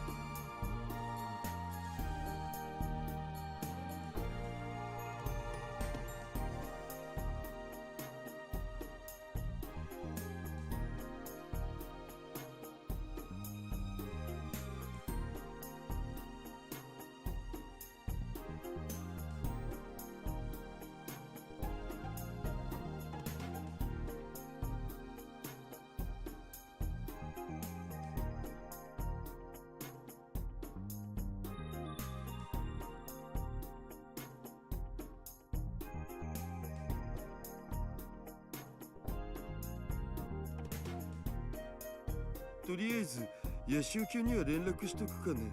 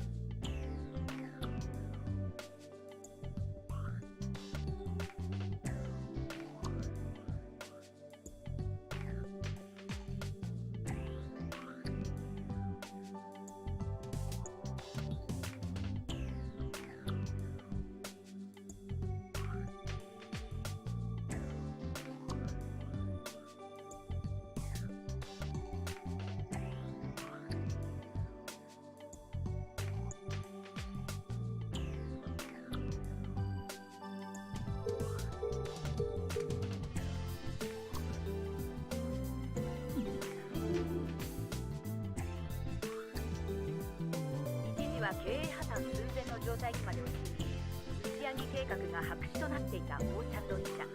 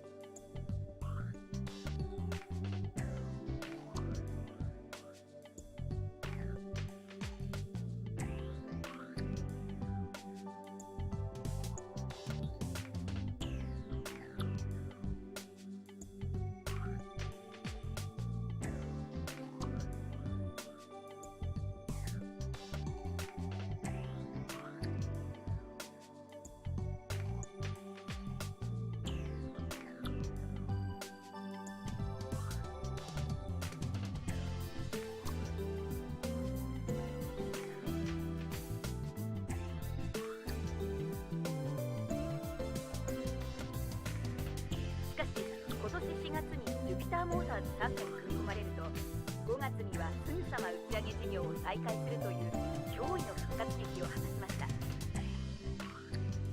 昨年からの太陽嵐の影響により世界中の宇宙開発事業が停滞していた中、このオーシャンロンチ社の打ち上げを皮切りにして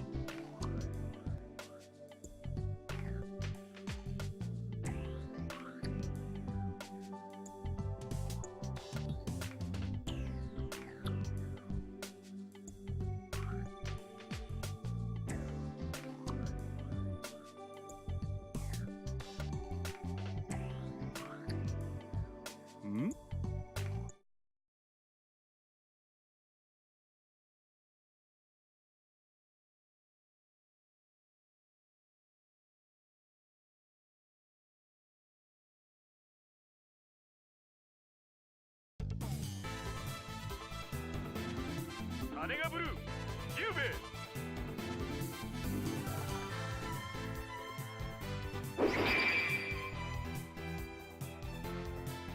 金がレッド、レニー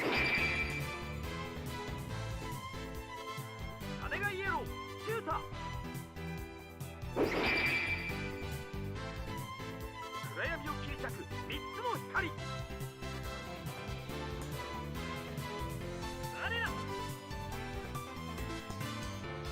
移動戦隊種ガスマン。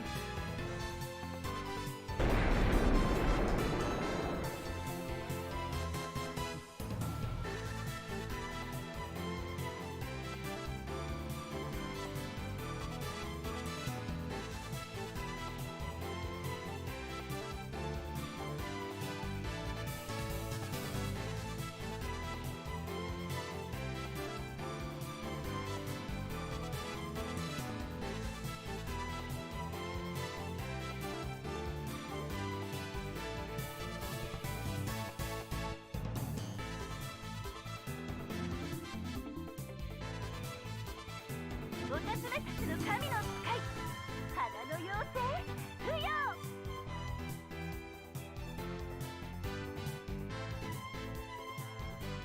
緑の先行マゲジマン。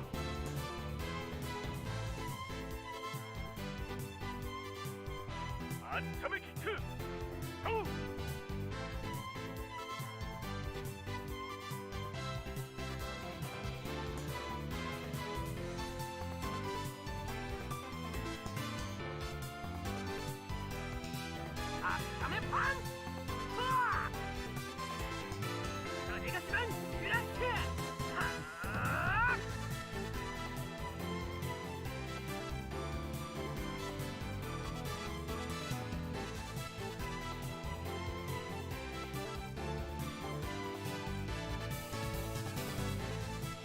吹雪一閃、やあ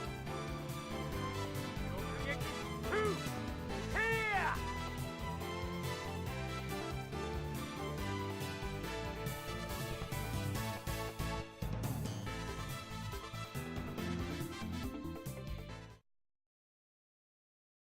ん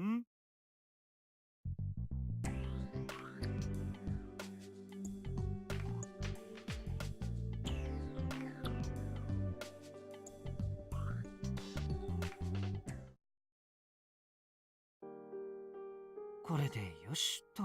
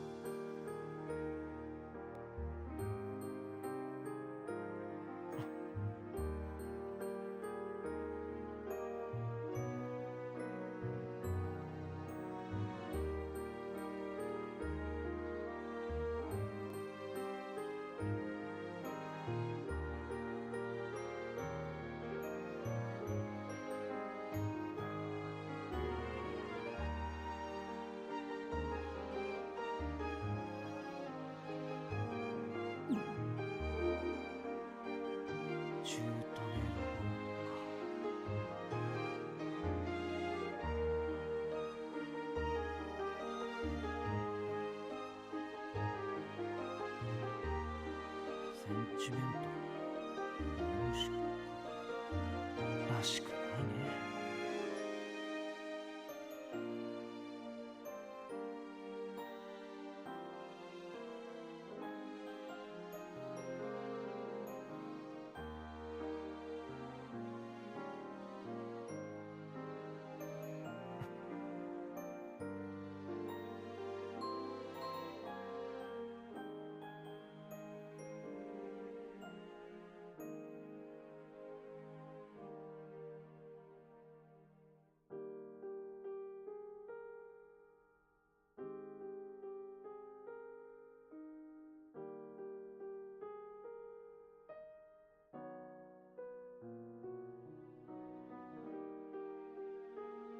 からないか。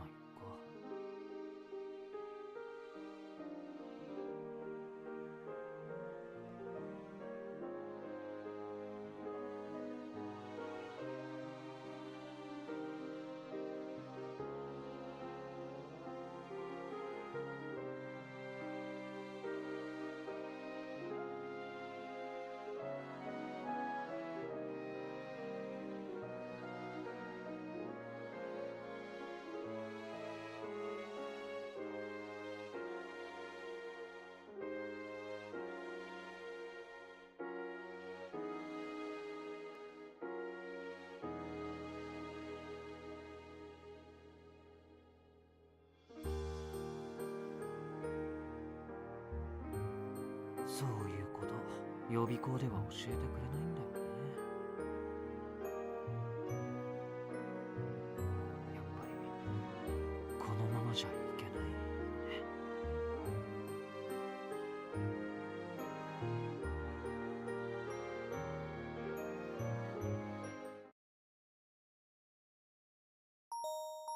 うんふんうんふんふんふんふん。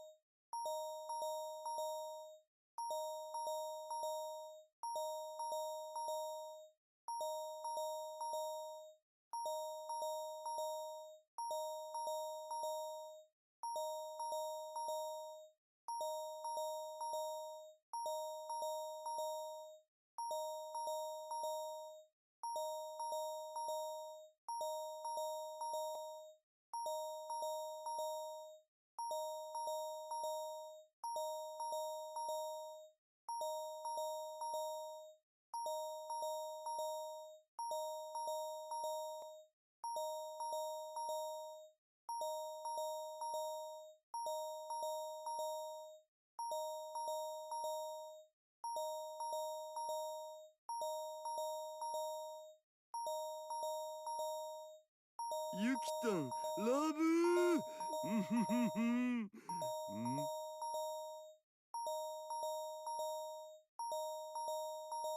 うん。まあ、なんだよ、夢かよ。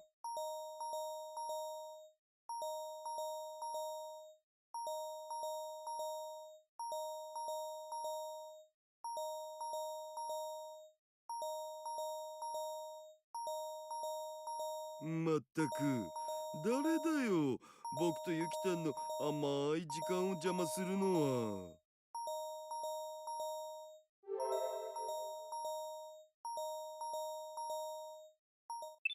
はい。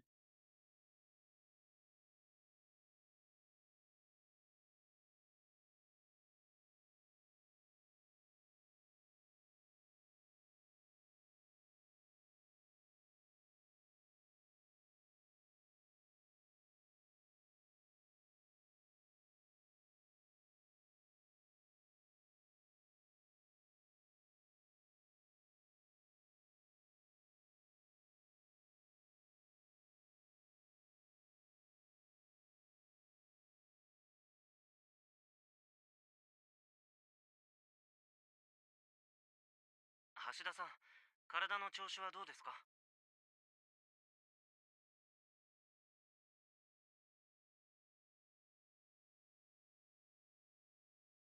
ああ、ヤシオキン。何？もしかして僕のこと心配してくれたん？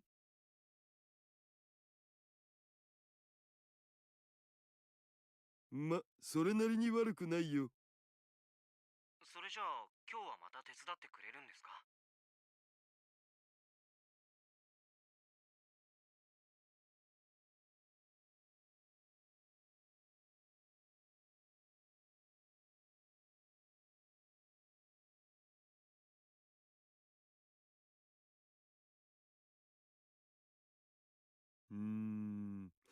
まあそこまで言うなら。あ、よかった。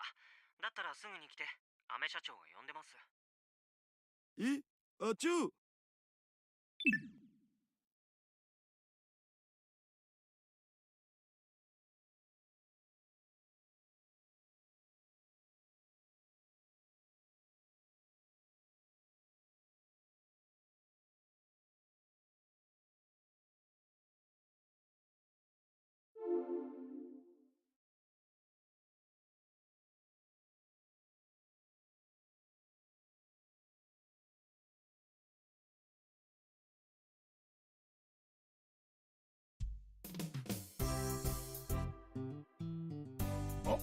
やっとお出ましですな。やっ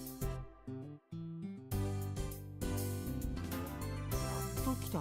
みんな待ちくたびれちゃってるよ。そんなこと言ったって誰にでも用意つもがあるじゃん。シャワー浴びたりひげ剃ったり、あと日焼け止め塗ったりとかさ。デブだけどこう見えても他人に不快感与えないよう常に気を配ってるのだぜ。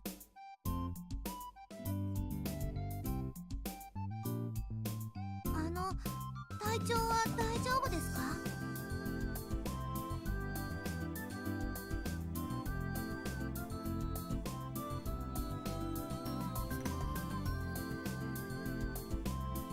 ジュンタン。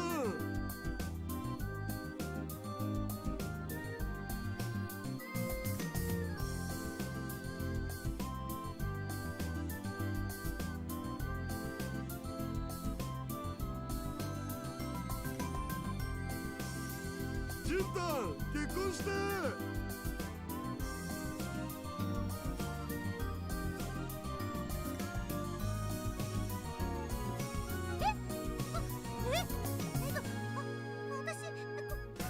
ります。もう変なこと言わないでよ。純ちゃん本気にしちゃってるじゃん。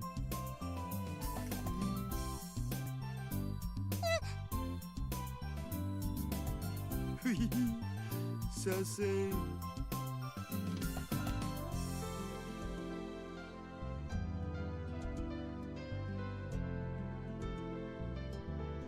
それより本題に入っていいかな。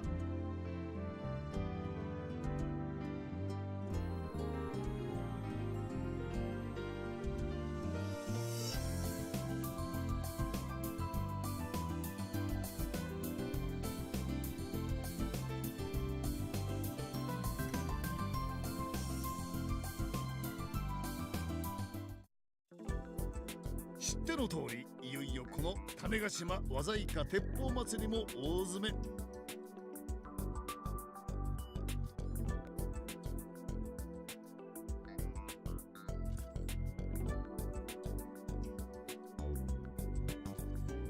あさってには鉄砲サイドも終わり、しあさってからはロボットサイドが始まるわけじゃが、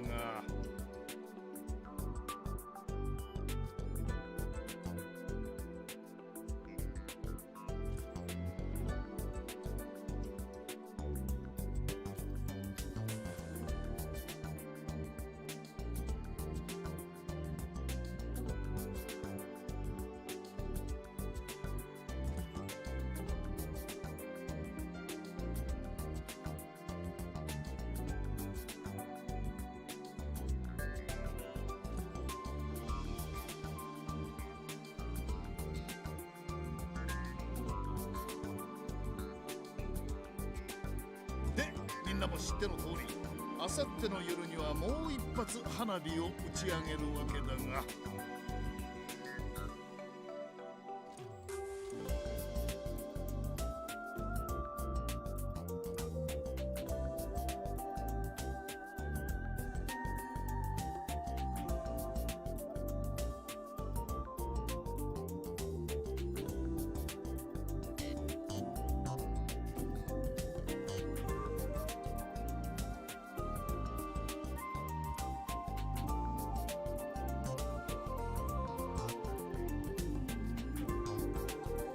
で、だがその前にこうなんちゅうかな、さらに一発なんか打ち上げることはできんもんかと思ってな。打ち上げる？打ち上げる。ばロケットとか？ちゃ打ち上げるっちゅうのは単なる例え比喩じゃ。わしが言っとるのは祭りが始まる前にもう一つ目立つイベントができんかということじゃ。もう一つこのタイミングでですか？そうこう話題になってなおかつ島のみんなもお客さんも全員が楽しめるような、さらに言えば華やかでかつ種子島らしさがあれば言うことなしじゃ。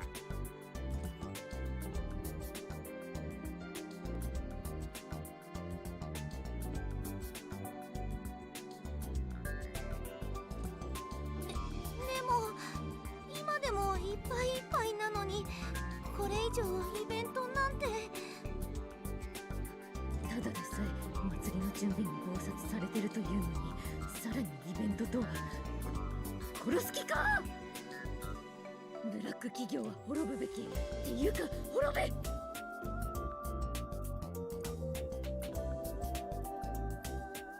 ロボ部のみんなが忙しいのは分かったら、じゃからこそ今日はこうして橋田さんに来てもらったんじゃ。僕？みんなが言った通りロボ部の面々は祭りの準備で忙しい。しかし橋田さんなら時間もあるし、なんとかしてくれるんじゃないかと思ってな。どうじゃお願いできんかな。そうは言われましても、僕もいろいろ忙しいわけで。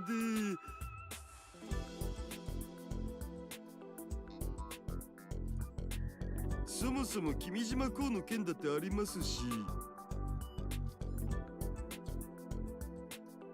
あっちをやりながらでもできるんじゃないですか？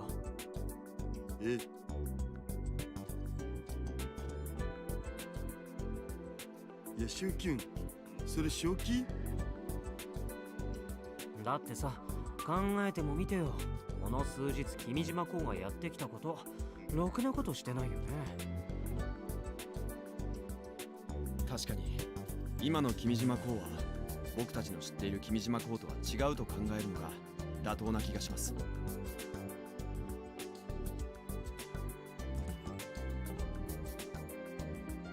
ということは次に起こすこともどうせ大したことはない可能性もありますね。ならば起動スイッチを探しながらでもできると、つまりそういうことですね。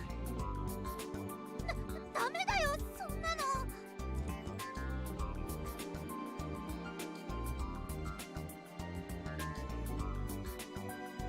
あんな恥ずかしい思いをしたっていうのに大したことないなんて。またあんなことがあったら私お嫁に行けない。大徳先輩、違うんです。今のは。先生、メガネが女の子を泣かしてます。なぜ返すな、フゴーリ。だからそういうつもりで言ったんじゃないと言ってるだろう。メガネが怒った。怖いよ。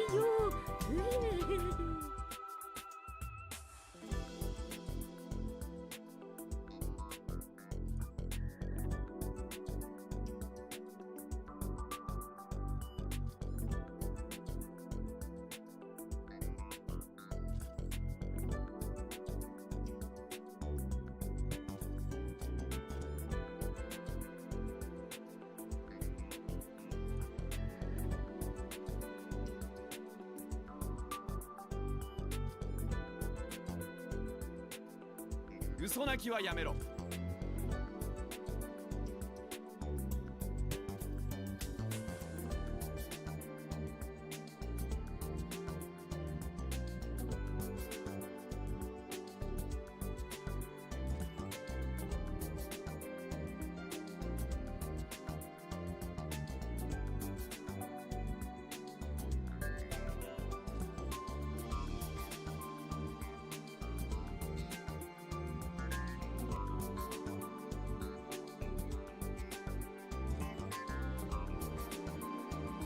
むしろ君島公の騒ぎを利用してやろうくらいの気持ちでやるのがいいんじゃない？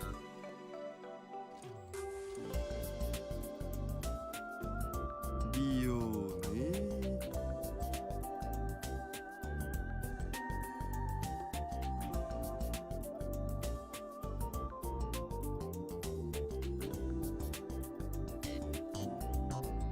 ふむ。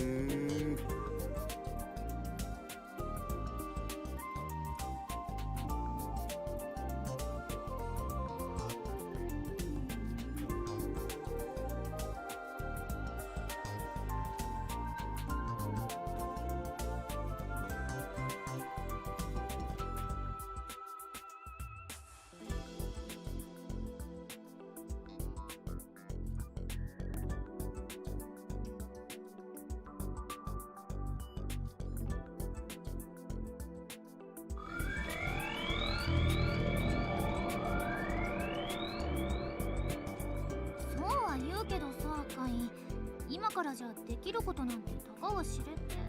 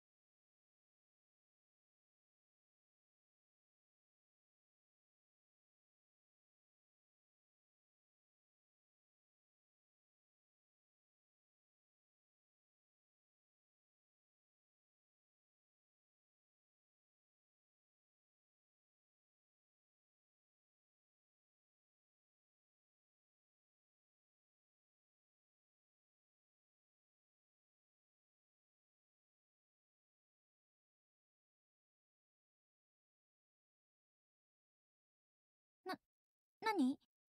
みんななんでうちのことじっと見て。っ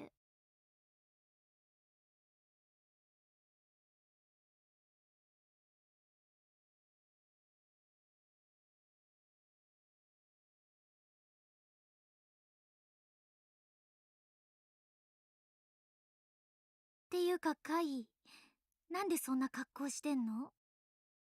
今さら聞かなくてももうわかるでしょ。ってことはやっ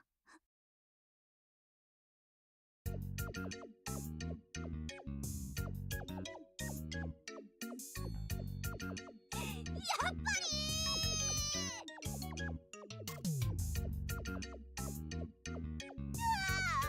また日高くん、こっち見ないで。そんなこと言われても。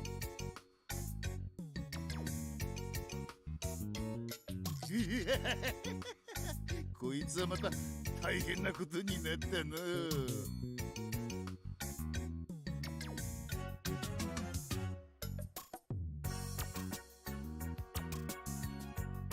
メガネが私をエロい目でエロい目で。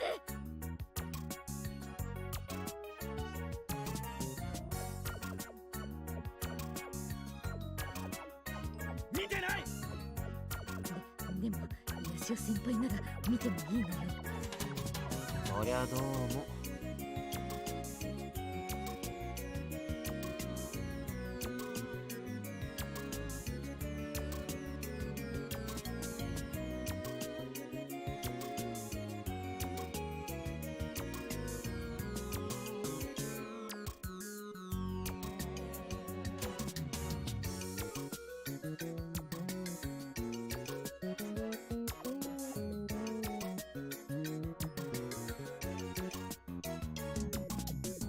やっぱこれも君島公の仕業だよね。ですよね。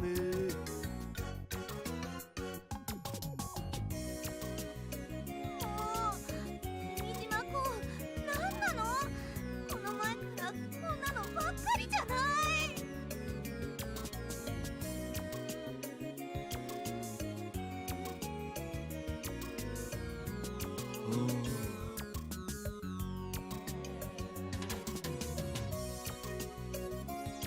橋田さん、どうしたの？何が？いや、なんか考え事してるみたいだった。あ、いや、ジェンタンに見とれてただけですよ。そんなに見ないでください。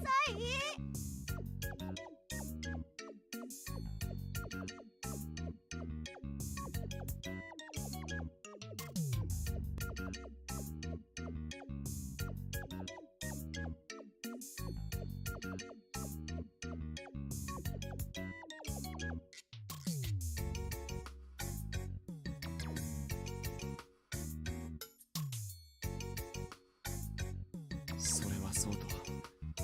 どうしましょう、今日の準備。こんな格好じゃ恥ずかしくてできないよ。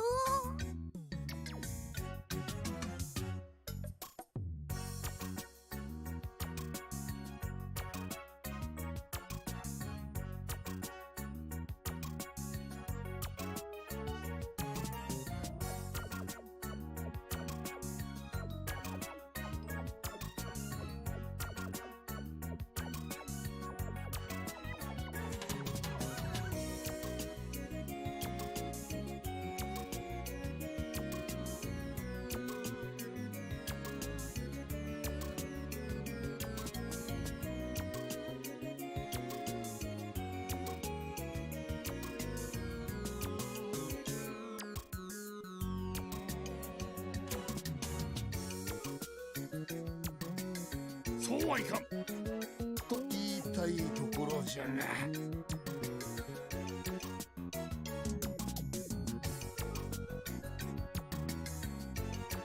さすがにその格好で無理強いしたらセクハラで訴えられてしまうわい。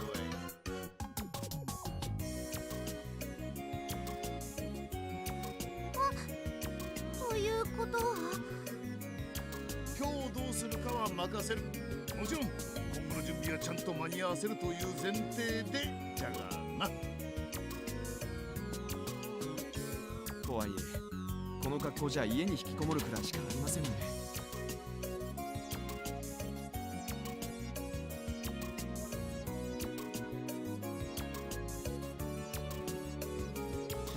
引きこもりなら得意ですが。さ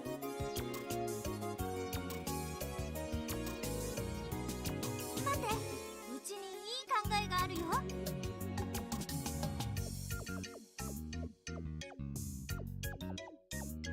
ちょっとそんな見られるとうちも恥ずかしいんだけど。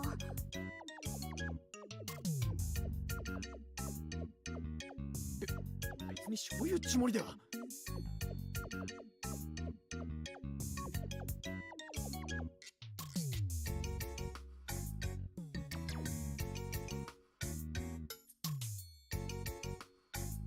それはそうと、アキちゃん、そのいい考えって？それはね、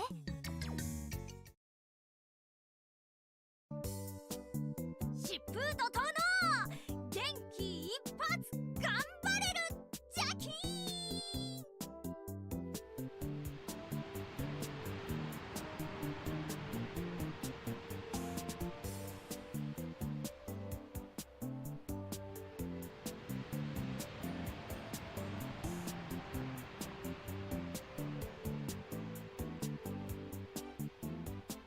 っていうか、なんで頑張れる？テンション上がったら口に出るでしょ、普通。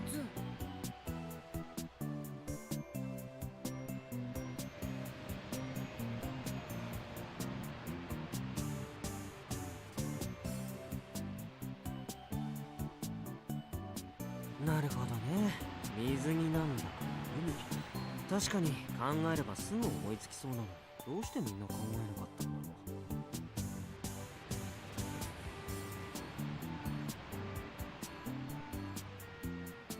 単純すぎる答えというのは逆に出にくいものですよ。そういうところはさすが瀬宮先輩です。なになに二人とも、もしかしてうちの悪口言ってる？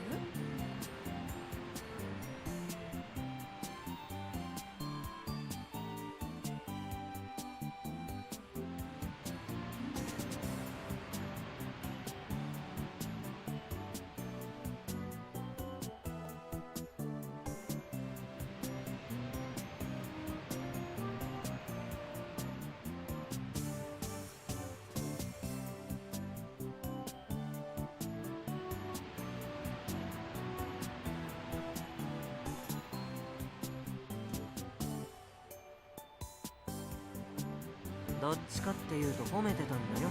さすがはアキちゃんだって。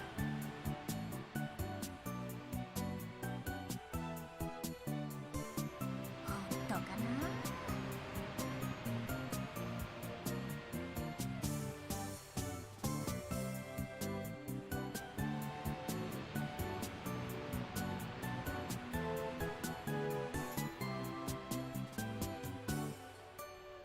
うひょー、水着最高。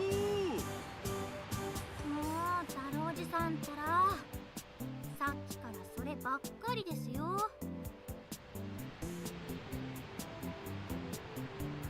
だからおじさんはやめてって。いいじゃないですか、二人の時くらい。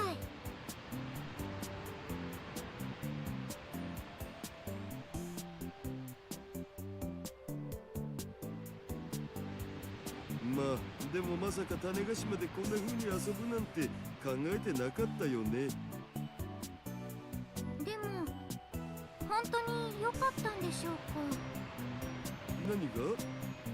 私までみんなと一緒に行ったなんて。つうてもなえたんだってその格好じゃ仕事なんてできんでしょうに。それもそうですね。でしょ？だったら今はそれでいいんじゃね？はい、じゃあ深くは考えないようにします。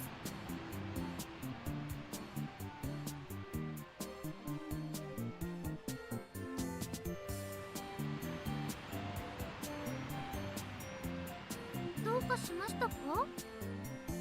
いやー、ちょっと考えに浸ってしまったっつうか。考えですか。だってあのちっちゃかったナエタンがこんなに大きくなるなんて。ついこの前までこんなにちっちゃかったのにさ。ちょっとそれ手つきが違いますよ、エッジ。そういうところも昔と変わらないんですから。させん。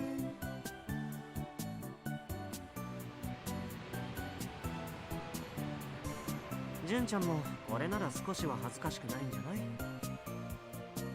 まあこれなら。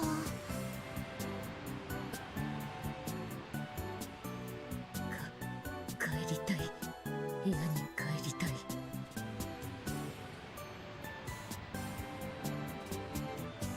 まあまあ、ここのところみんなお祭りの準備で忙しくて遊んでなかったでしょ。たまにはこういうのもね。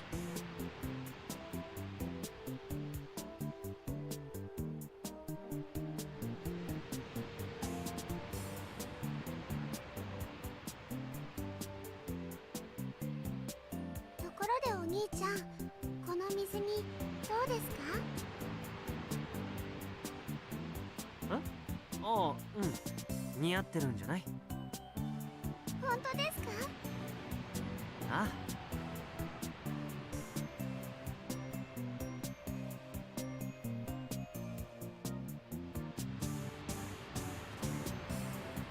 でもどうせなら自分で買ったものが良かったです。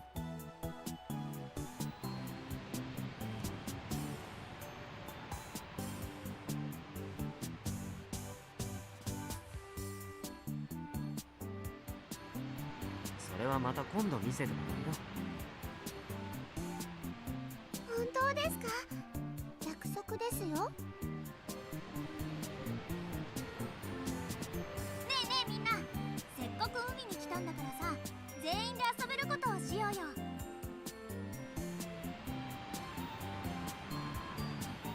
全員で？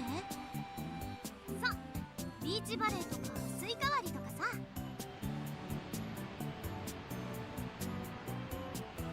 リア充を爆発すべき。もちろんフラウボーも一緒にだよ。吉尾先輩とメガネがキャッキャウフフしてるところを眺めていたいだけの人生だった。しないよ。しないんですか？なんで悲しそうなの？でもスイカとかビーチボールとかはどうしましょう？それなら私が持ってきましたよ。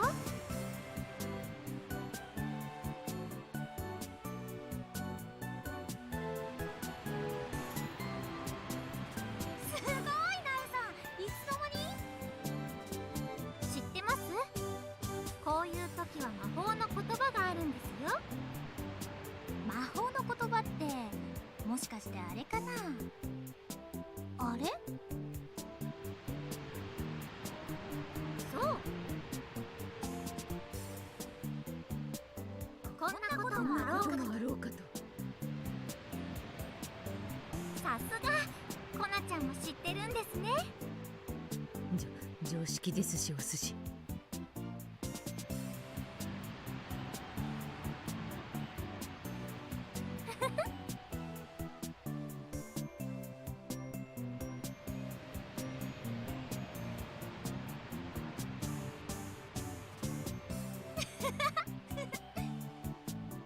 デュフフ。アキホさんたちだけ楽しそう。ずるいです。ほんとずるいずるい。むはー。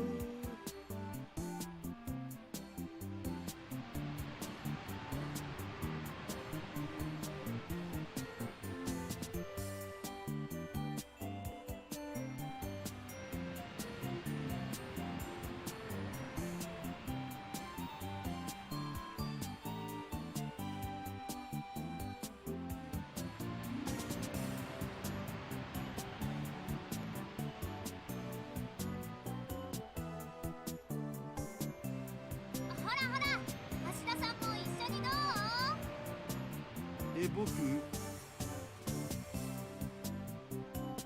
そうですよ。せっかく来たんですから一緒にどうですか？あ、いや、僕ももう年だし体動かすのは辛くってさ、ここで日光浴してるよ。そうですか。でも無理強いするのも悪いですし、すみません、ちょっと遊んできますね。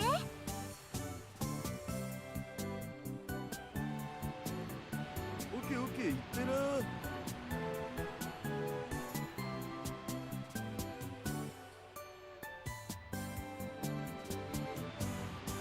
じゃあ負けたチームは勝ったチームにスコールってことで。これは負けられませんね。賭け事いくないおまわりさん、こいつらです。細かいことはいいこなした。それじゃあいくよ。それ。コナちゃん行った。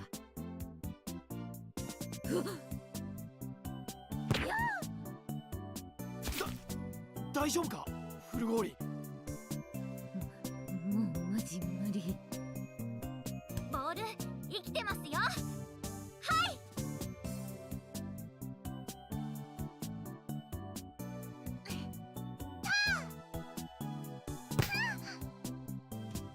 さすが純ちゃん、すごいアタックだね。それほどでも。こんなこともあろうかと。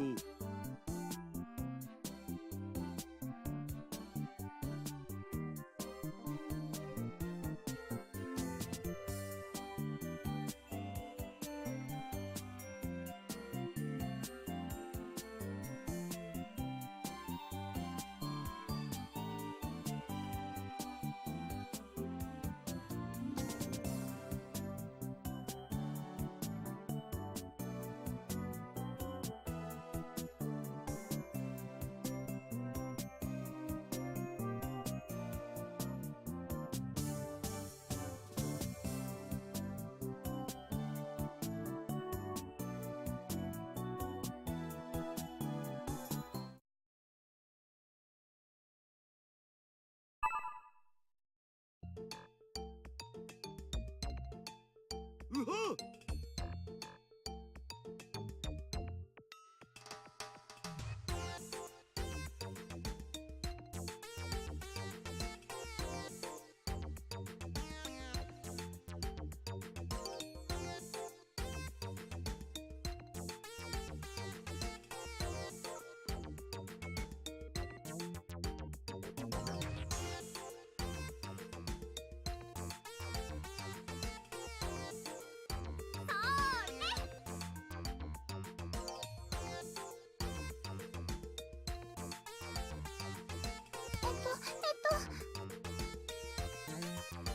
愛梨ちゃん、しっかり。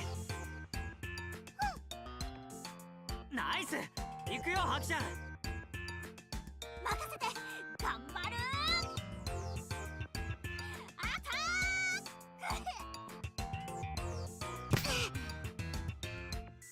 ナイスレシーブ。そらフルゴリ。なんだと。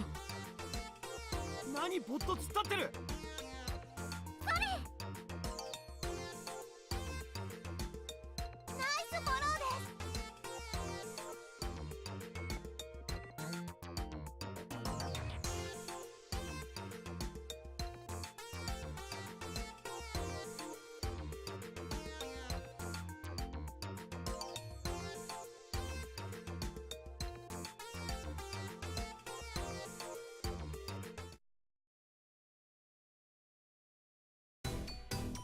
どう？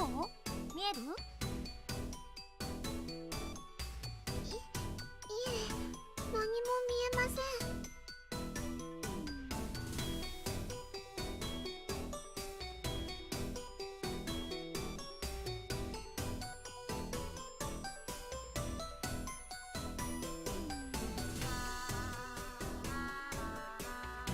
森少女の目隠しプレイ。変態だー。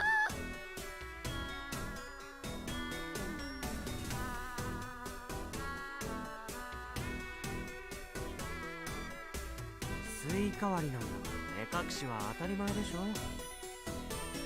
当たり前ですと。するとヤシオ先輩とメガネはいつもこんなプレイを。バカはほっといて続けましょう。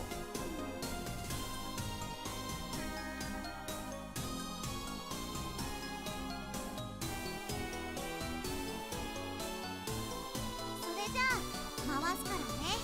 いい？はい。せーの。1、2、3。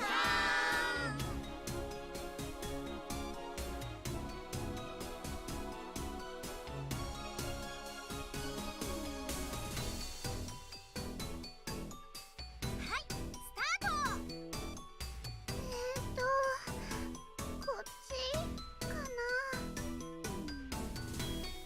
いいよ、そのまままっすぐ。違う、もっと右だ。右すぎ、左、左。どっちなんですか？そのまままっすぐだってばよ。まっすぐですか？待て、そのままだとこっちに。あらあら、大変。スバルくんの頭がスイカになっちゃいますね。こっちじゃない、北北西の方向だ。北西ということは日光がこっちからだから。おお、すごいよ愛梨ちゃん。なんでわかるの？太陽の位置から計算したんだよ。さすがは愛梨ちゃん。そこでストップ。そのまま振り下ろすんだ。いきまーす。せーの。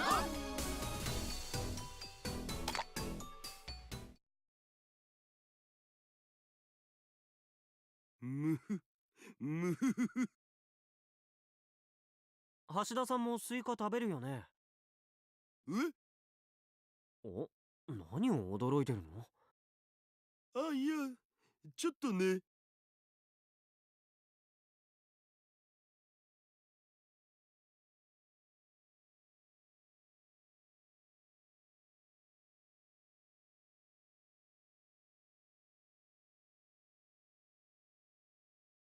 なんか怪しいな。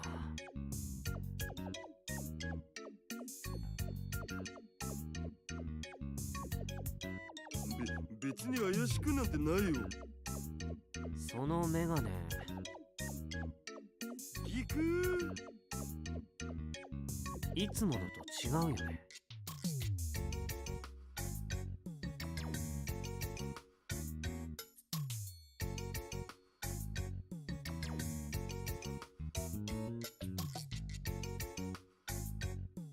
しゃあない。ヤシオキュンには見せてあげるよ。見せるって何？これ。俺目悪くないんだけど。いいからかけてみ。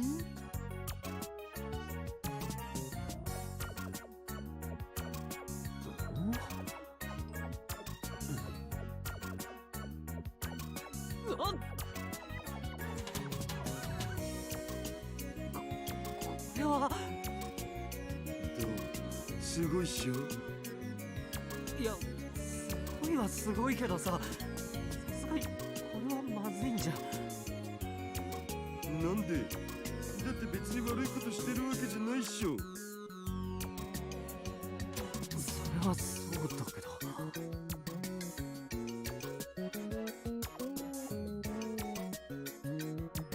二人とも何してるんです？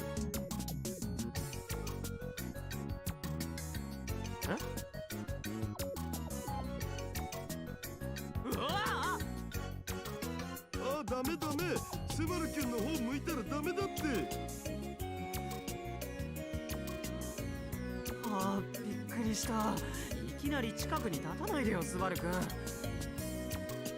何ですか、人をお化けみたいに。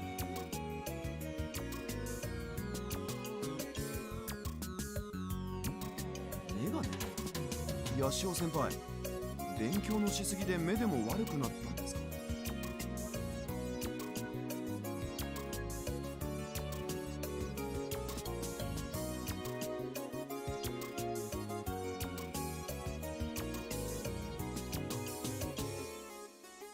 いや、そういうわけじゃないんだよね。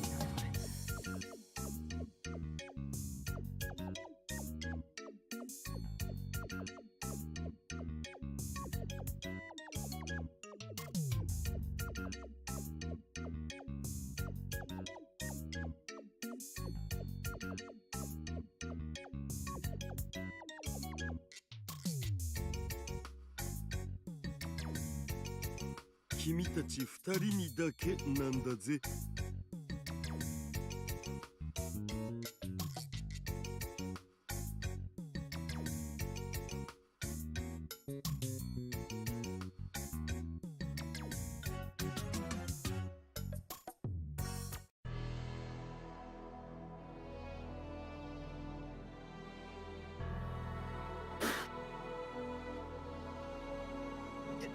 何ですかこれは。ちょっとすごいよね。いや、だからってこれは。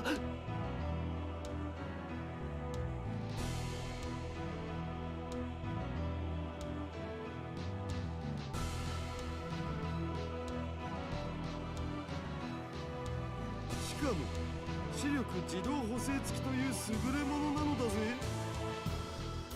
確かによく見える。じゃなくて、スバル君、青真っ赤。仕方ないでしょ、こんなのを見たら。こんなのだから裸同然の忍者を。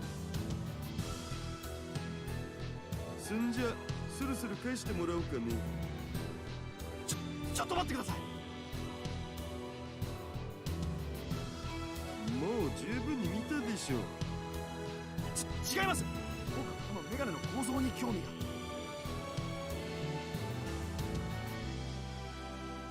ああ、そうそう、俺も気になってたんだよね。というわけでもう一回。ダメです。もう少しだけ。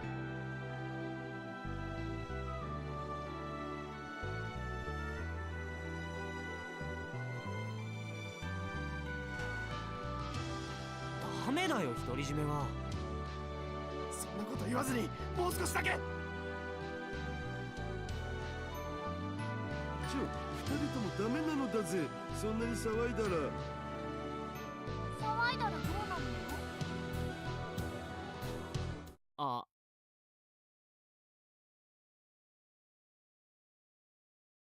瀬宮先輩。あちゃー。何このメガネ。これがどうしたの？ああ、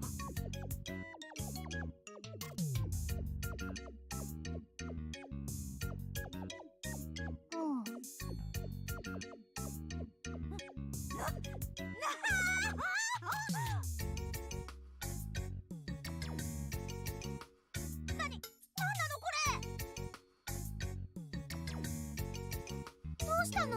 ハキホちゃん。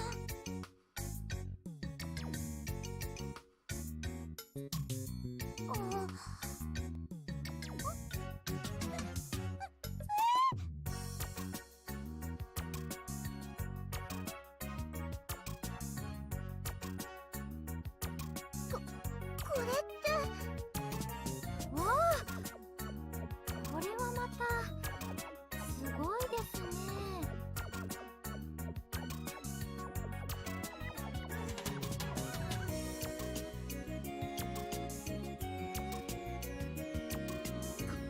これはヤシャ先輩と女神が全裸でイチャイチャ。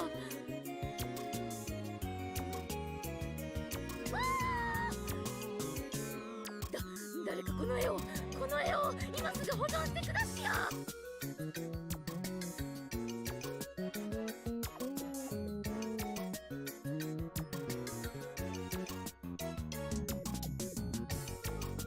ちょっとカイ、これはどういうこと？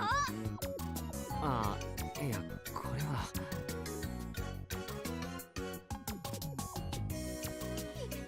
日高君がそんな人だなんて思わなかった。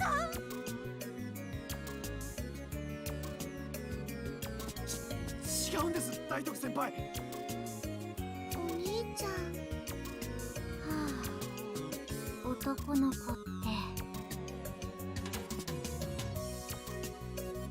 保存をはよ。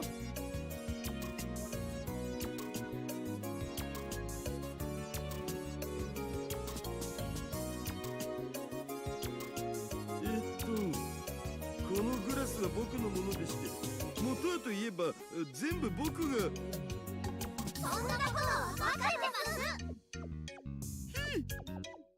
だけどカイもスバルも見たのは同罪でしょ。エッチなのはいけないと思いますお兄ちゃん。はあ、男の子って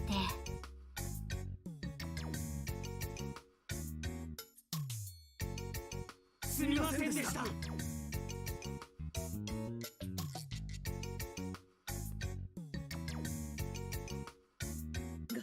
画像の保存プリーズ。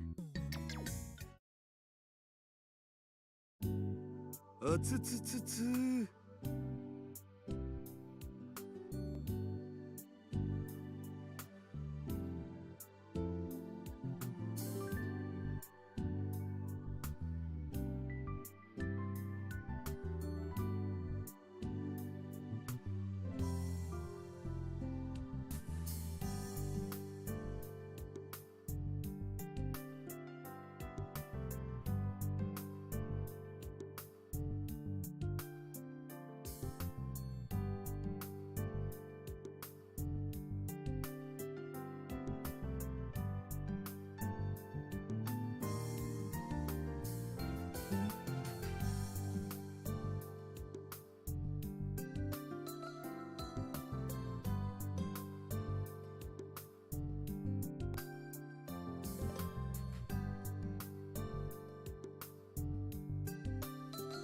まったくヤシオキュンたちのおかげでひどい目に遭わされたお。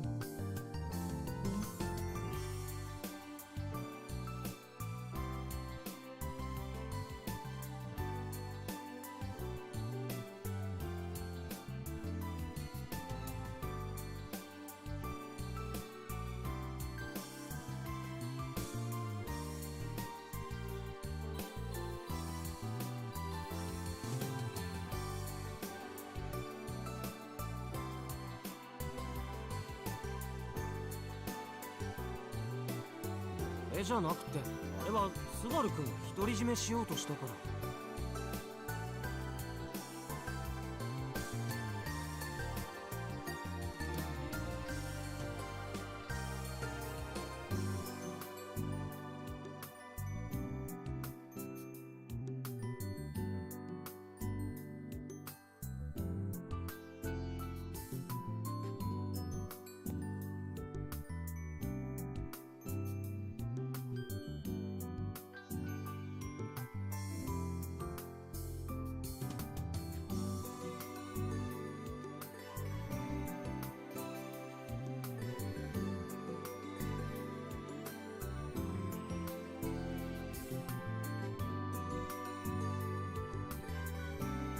元はといえば、あんなものを持ってきた橋田さんのせいでしょ。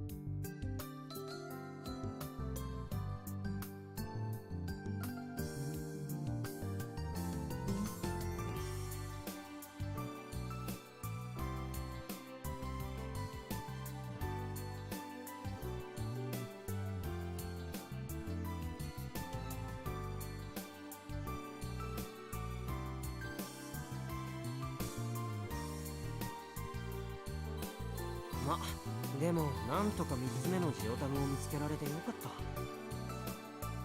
た。あれがなければ今頃まだ星座の刑でしたよ。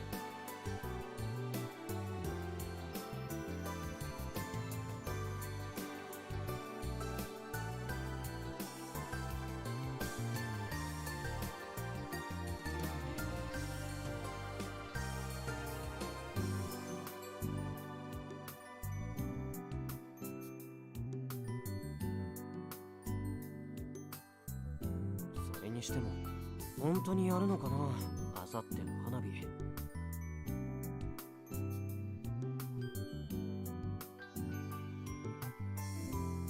そりゃやるでしょう。アメ社長のことですから。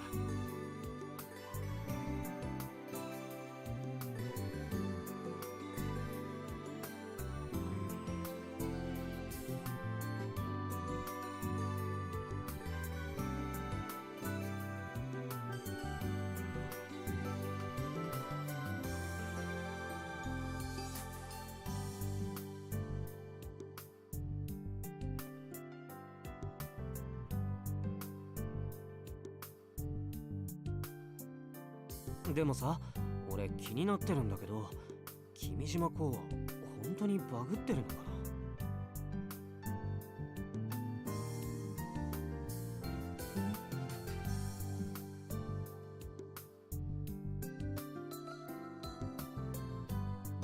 今さらどうしたん？な。いや、だってもしかしたら不利の可能性もあるんじゃないかと思って。不利ねスバル君はどう思う？わかりません。でも仮に不利だとしても、あの君島公があそこまでの言動を取るとは僕には思えません。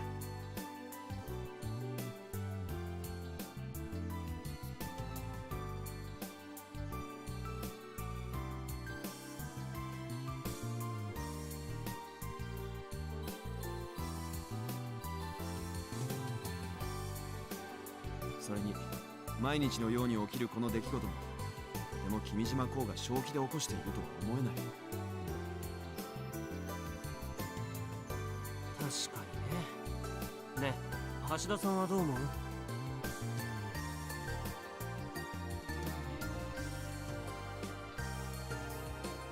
橋田さん？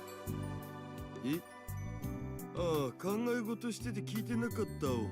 させん。もうしっかりしてよね。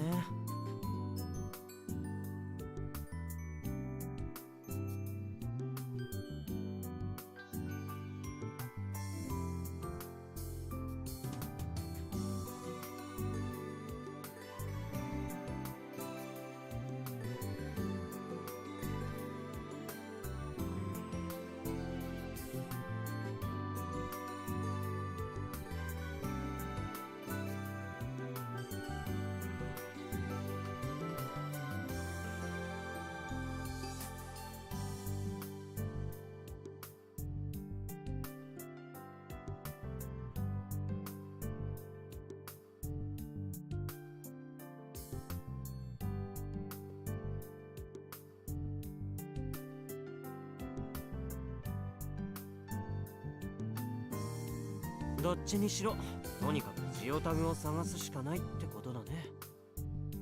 そうですね。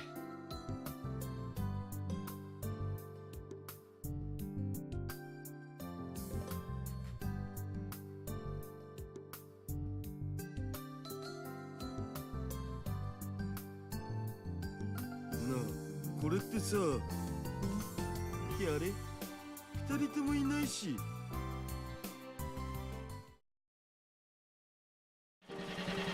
待ってよ、アキちゃん。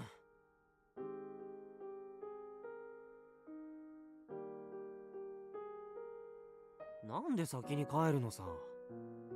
なんでって、そりゃ怒ってるからだよ。なんで？なんで怒ってるか？そんなこと聞かなくても分かってるじゃん。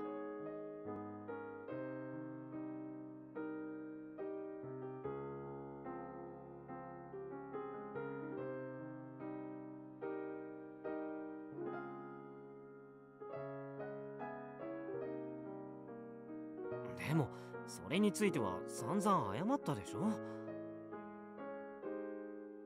謝れば済むなら警察はいらないよ。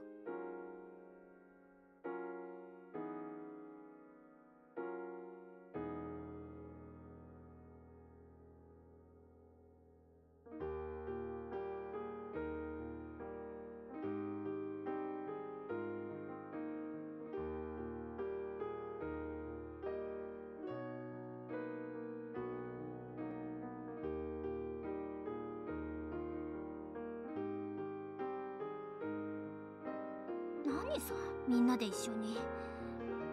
それってカイはうちのそんな姿他の人に見られてもいいってことじゃん。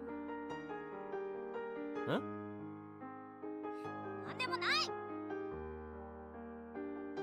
とにかく怒ってるならもう一度謝るから。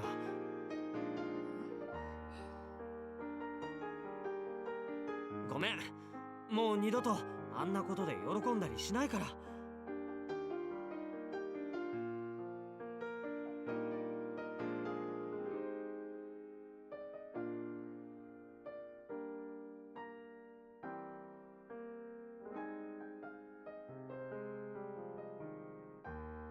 二度と。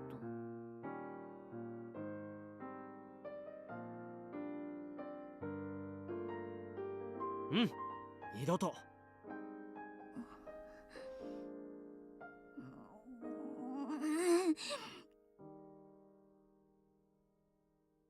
アキちゃん？カイのバカ！知らない！あ。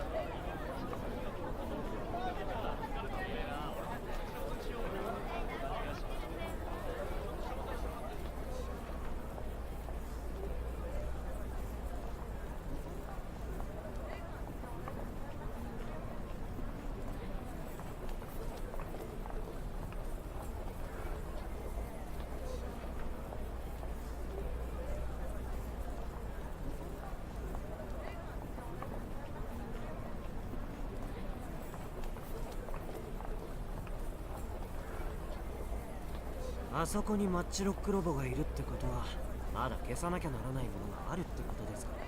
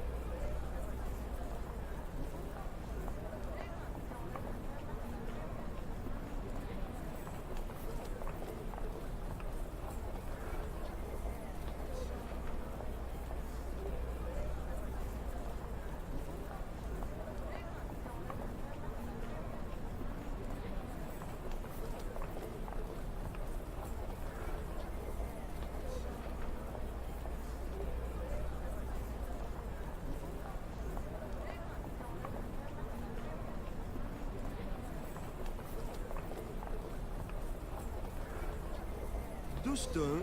知り合いでもいたん？まあちょっと。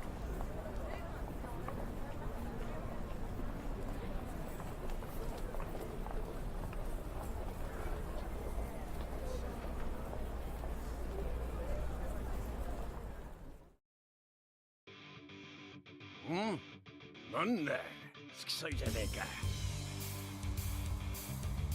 付き添い？ああ、俺ってドクにとって最初はアキちゃんの付き添いみたいなもんだったから。お、そっちのでけえのは。ああ、東京から来たとかっていう。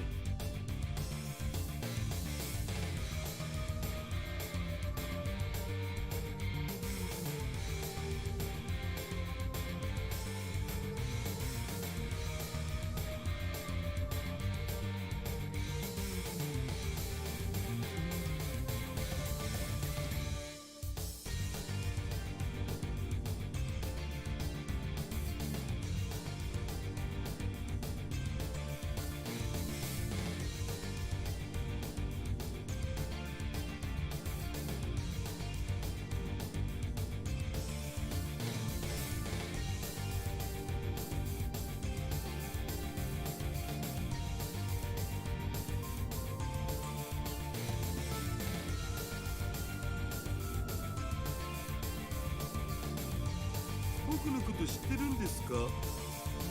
ジュンから聞いてるぜ。手伝ってくれてんだろ。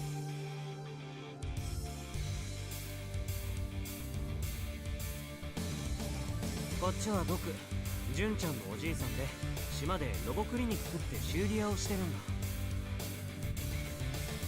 だ。若い頃は JAXA の技術者だったんだね。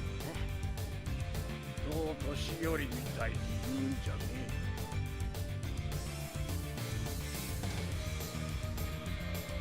ああ、これは僕は橋田至と言います。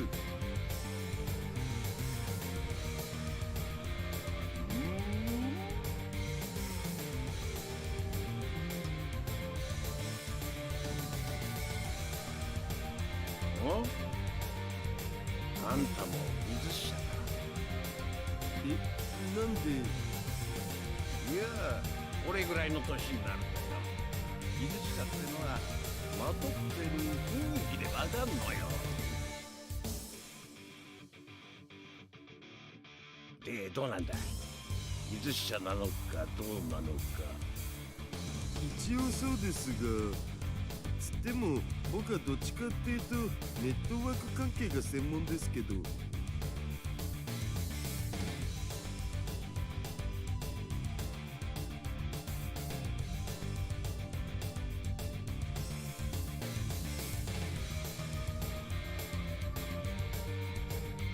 そうか、やっぱりな。まあそういうことならこいつらのこと任せてもいいや。よろしく頼んだぞ。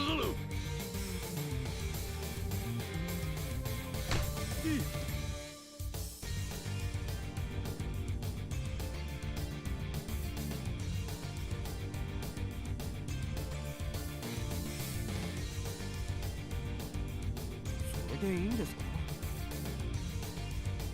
十分だ。技術者に悪いやつはいねえ。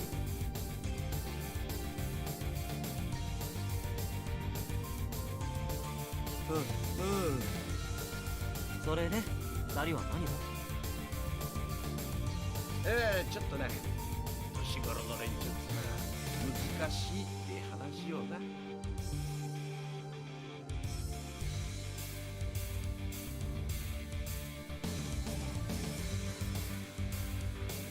いや、しかし藤田さんのお話参考になりました。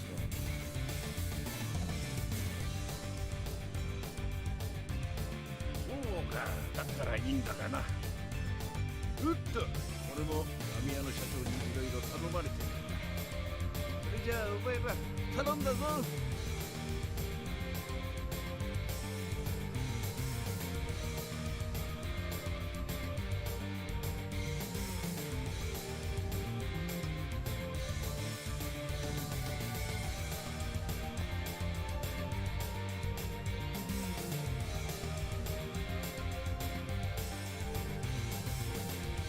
じゃあ俺もこれで。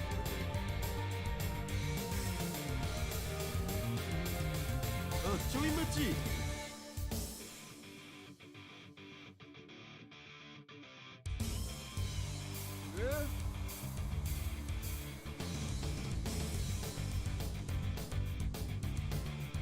ちょっとお願いがあるんですが。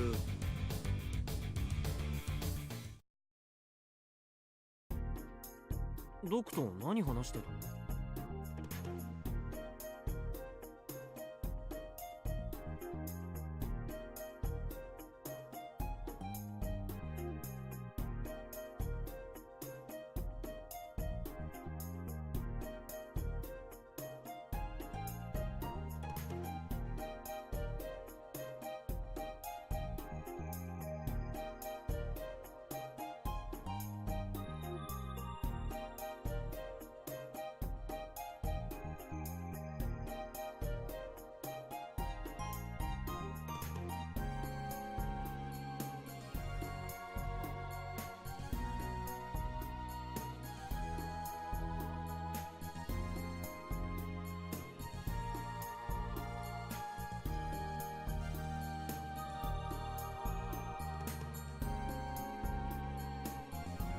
うん、ちょっとね。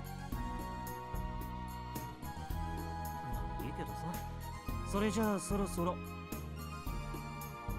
あら、ヤシオくんじゃありませんか。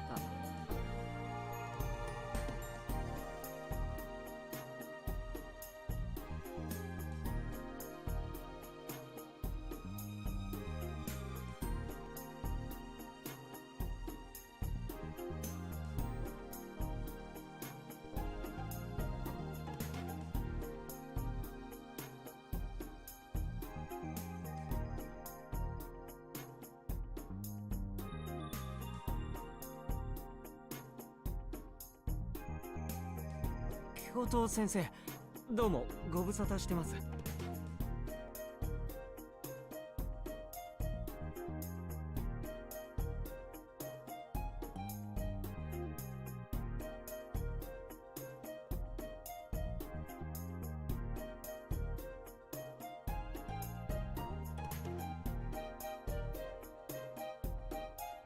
元気そうですわね。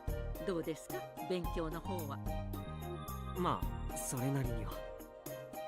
そう、それにしてもまさかあなたが宇宙飛行士を目指すだなんて不思議なものですね。俺だって意外だって思ってます。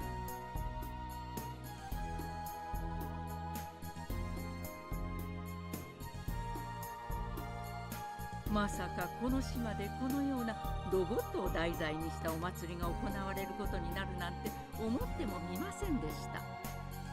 それもあなたたちロボット研究部の皆さんの頑張りの結果ですね。教頭先生。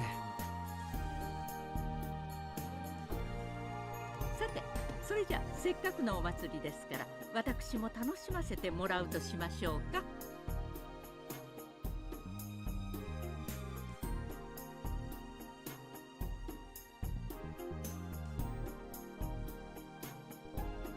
教頭先生があんなこと言ってくれるなんてね。珍しいことなん？なんたってあの先生は最初俺たちロボ部の前に立ちはだかる大きな山だったからね。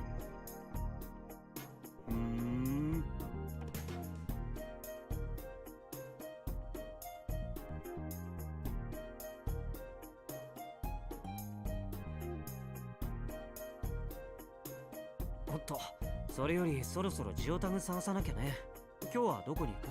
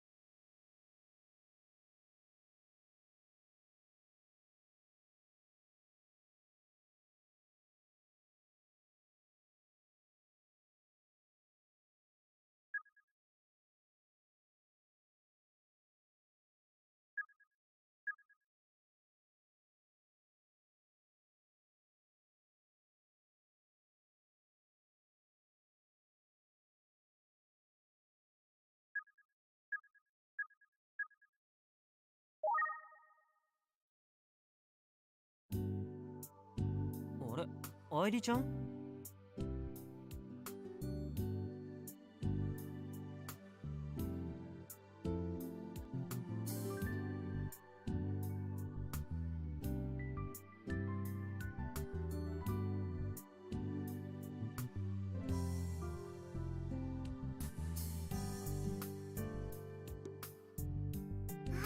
お兄ちゃん。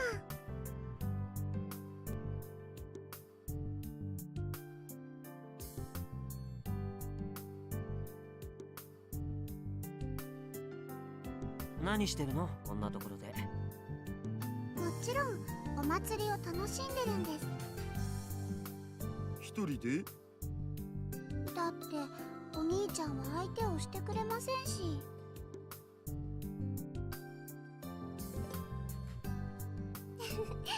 なんて冗談です。お兄ちゃんが忙しいのは分かってますから。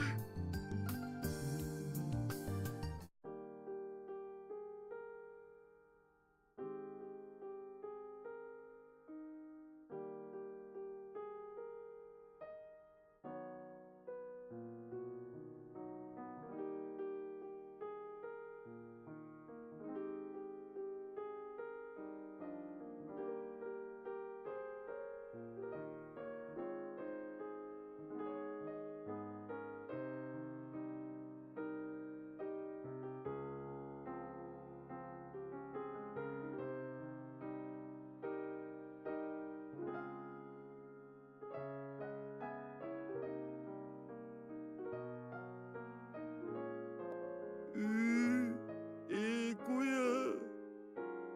どうしたんですか、橋田さん。させん。この年になると涙もろくなっちゃって。だからっていきなり泣き出さなくても。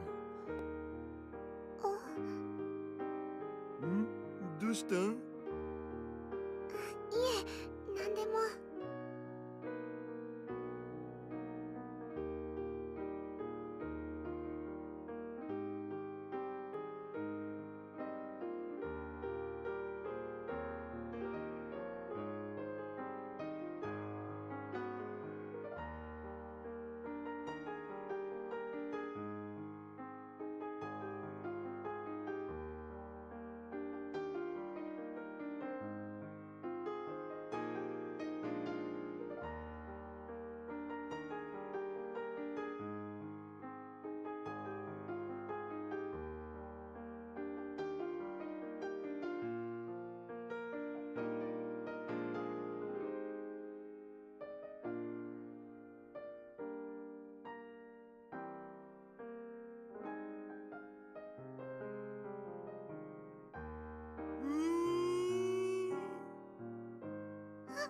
橋田さん。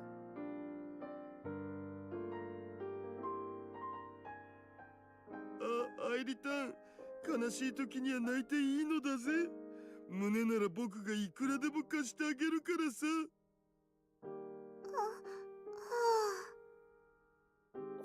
橋田さん、大丈夫？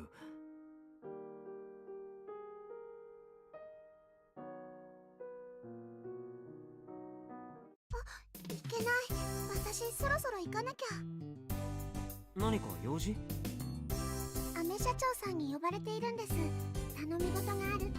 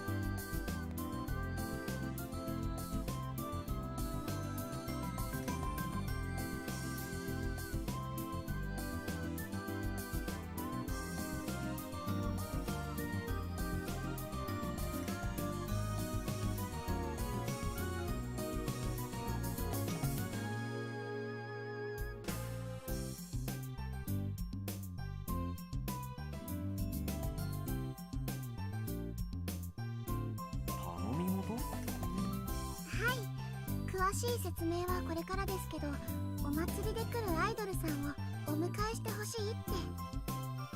アイドル？はい、なんでも急に決まったとかで。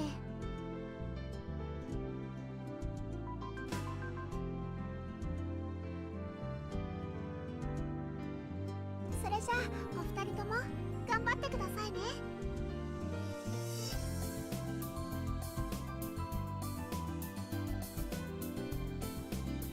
ほら、見とれてないで俺たちも行きますよ。はーい。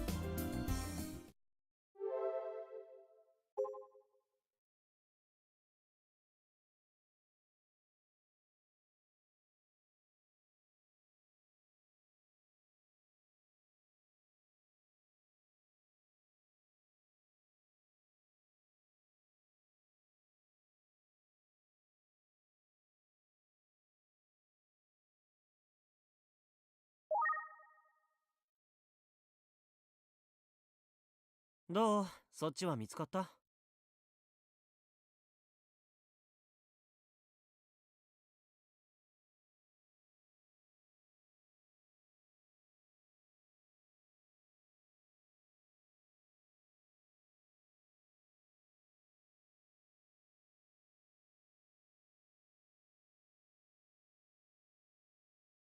いいんや、なんも。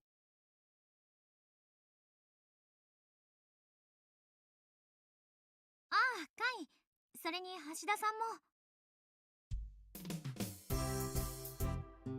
も。ああ、アキタンは今日もバイトなんだね。お祭りの間は毎日だよ。本当はうちも手伝いたいんだけどさ。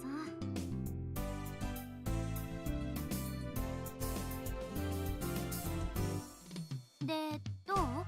今日はジオタグ見つけた？ああ、いや、残念ながらまだ。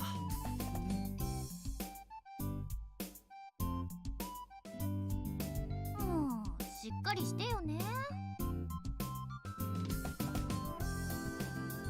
いい？この島の平和は2人にかかってるんだから。はーい、頑張ります。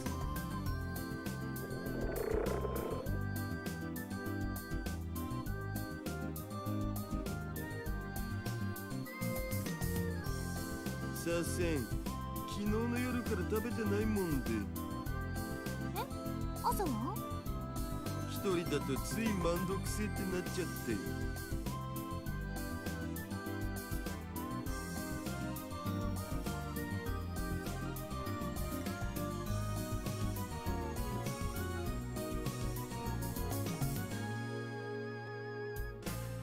そういえば橋田さん、ご飯はどうしてるの？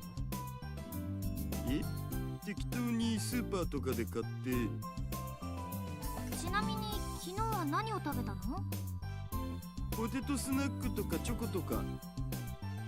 それご飯じゃないじゃん。そう？昔はよくご飯代わりにしてたけど。それでよくそこまで成長したよね。しょうがないな。ここはうちがおごってあげる。そりゃダメだお。年下の、それも女子におごってもらうなんて、そんなの嫁に怒られちゃう。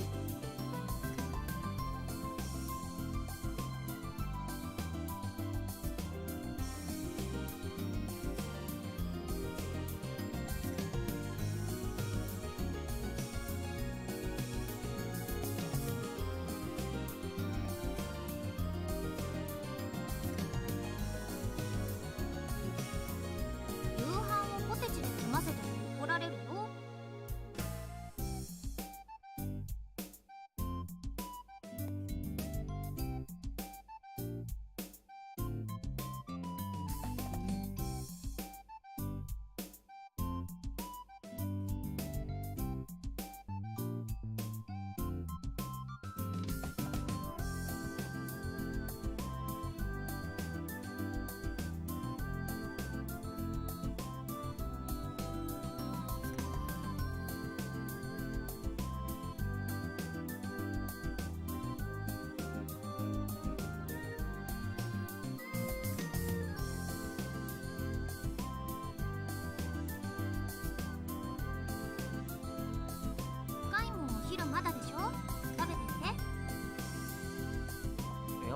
俺はまだ。いいから座って。ちょっと待ってね。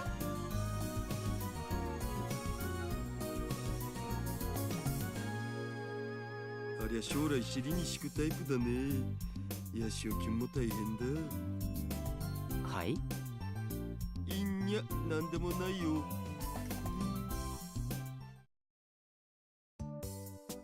はい、お待たせ。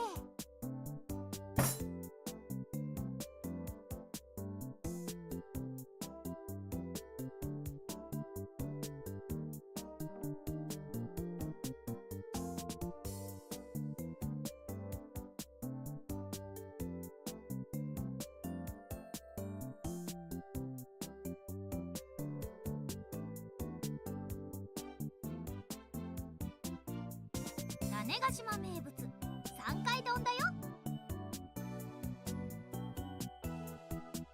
へえ、こりゃうまそうだお。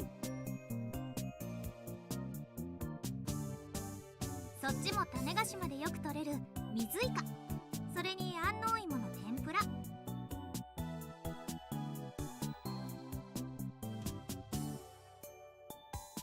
ちなみにそのトビウオのヒレも食べられるからね。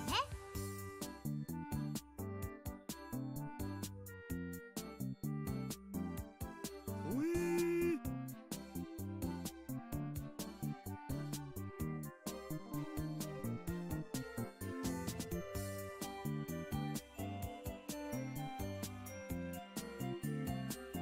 貝にはこっちね。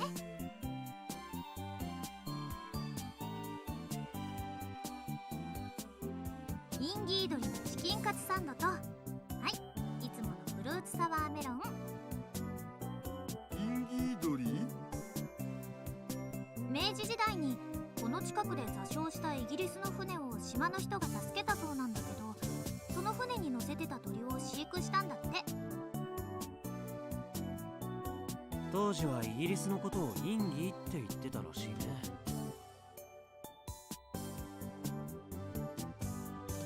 って言っても鳥自体はイギリスから連れてきたんじゃなくて中国の鳥だったらしいけど。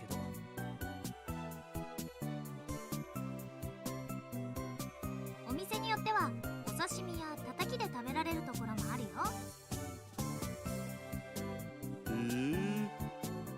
サンキュー。これ食べたかったんだよね。アキちゃん分かってる。そりゃ貝の好きなものくらいわかるよ。さすがは幼なじみ。でもそれだけじゃダメなんだよね。え？ああ、なんでもないよ、なんでも。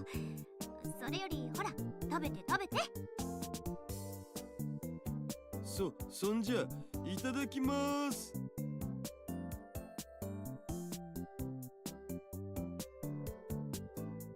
ふう、ごちそうさま。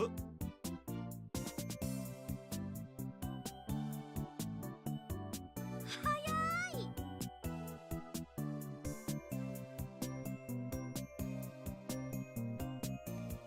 それもうちょっと残念そうに言ってくんない？なんで？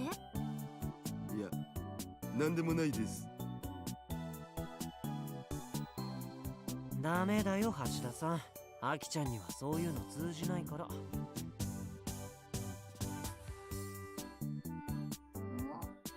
まあいいや。で、どうだった？美味しかったお。特にこのトビウオのヒレ、パリパリに揚がっててお菓子みたいだった。でしょ？普通だったら捨てられるところなんだけど、食べられるんだったら食べてあげないとね。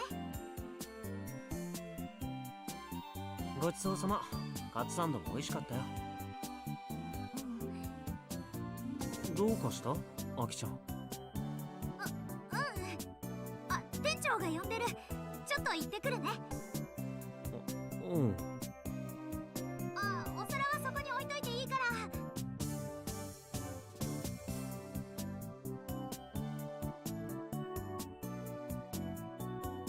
何なの一体。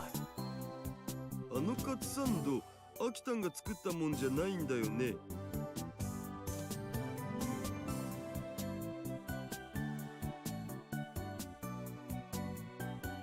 まあアキちゃんには無理でしょ。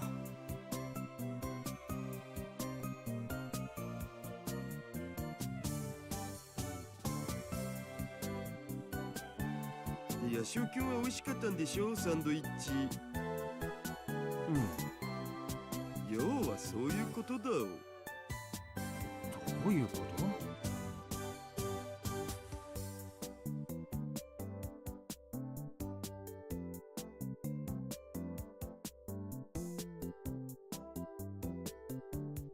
ま、大人になったらわかるのだぜ。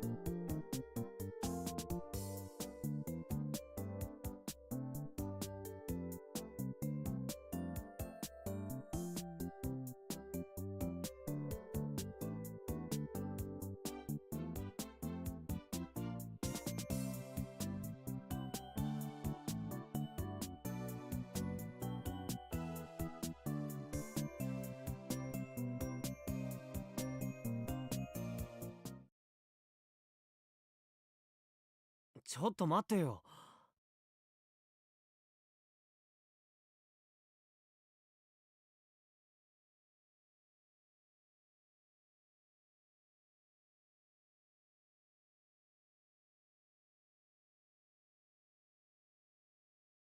俺さ、これでも昔からよく考え方が大人びてるって言われたんだけど。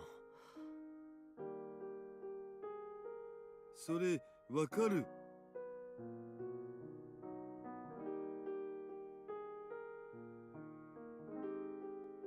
その点アキちゃんは昔から単純でさ、考えてることも大体分かったんだけどさ。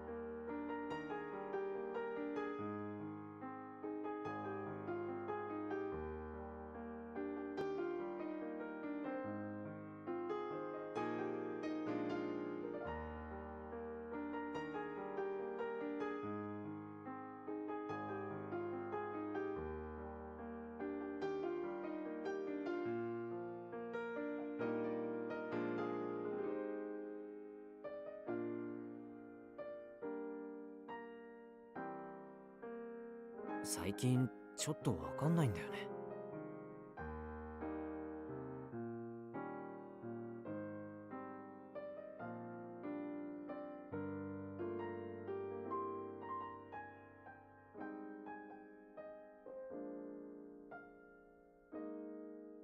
アキちゃん、昨べも怒ってたんだけどさ。でも今朝会ったらいつも通りケロッとしてて。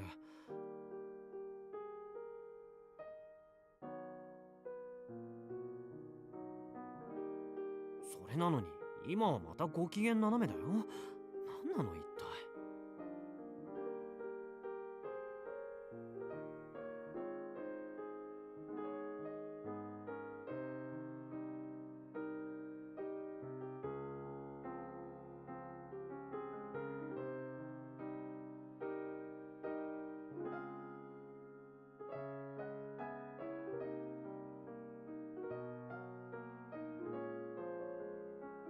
ほんと、女の子ってわかんないよね。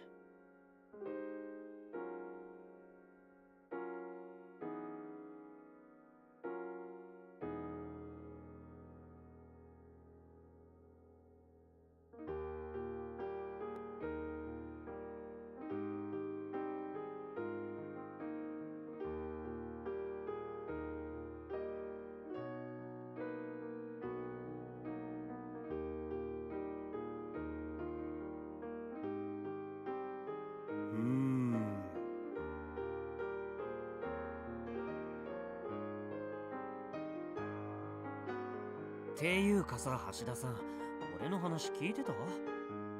もち。じゃあなんで返事してくれないのさ。ちょっとね、大きな命題にぶつかっちゃって。大きな命題？こんな感じで悩みを聞くのってさ、大抵フラグが立った時なんだよね。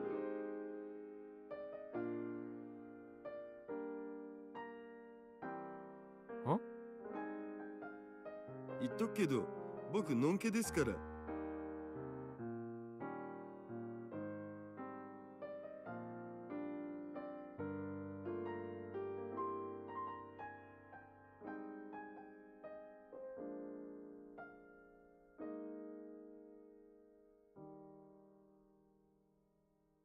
あ。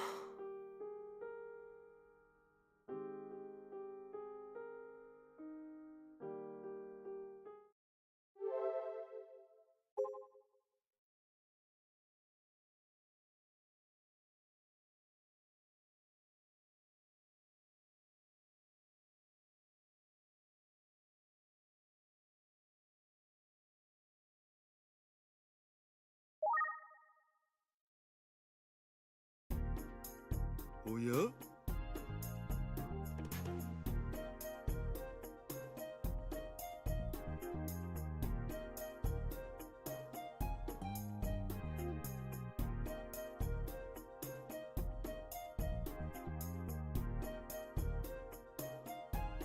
どうかしたの？ほらあれ。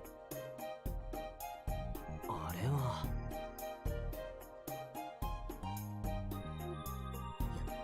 よし、誰も見てない。コウジロフラウはクールに去るぜ。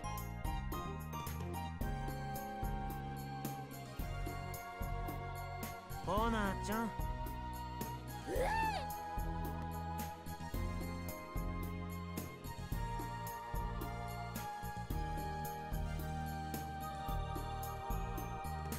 さては逃げ出そうとしてたね。優勝先輩、どうしてここに？さては私に盗聴器を。そして私の行動を逐一監視し、弱みを握った挙句にあんなことやこんなことをしないって。ちょい待ち。ということは、まさか私の独り言も全部聞かれていたというのか。こうなったら責任取って結婚してもらうしか。そうと決まれば今すぐ婚姻届を持ってメガネのもとへ。さあ、はよ。だからなんでそういう話になるの？そもそも盗聴器なんて仕掛けてないから。なんだと？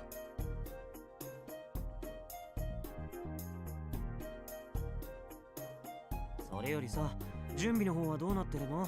順調に進んでる？それはもう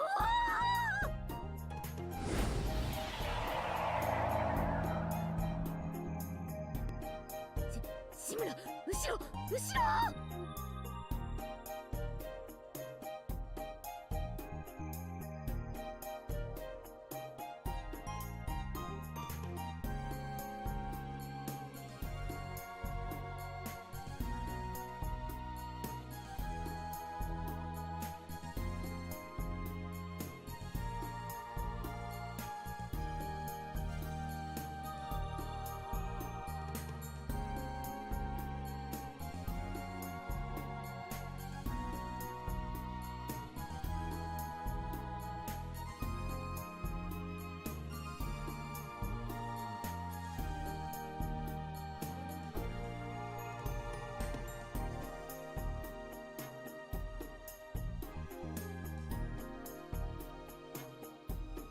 ダメだよ、そうやって逃げようとしても。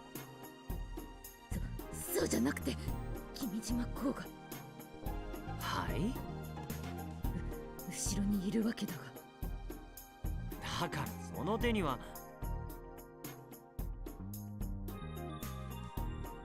あ、本当だ。え？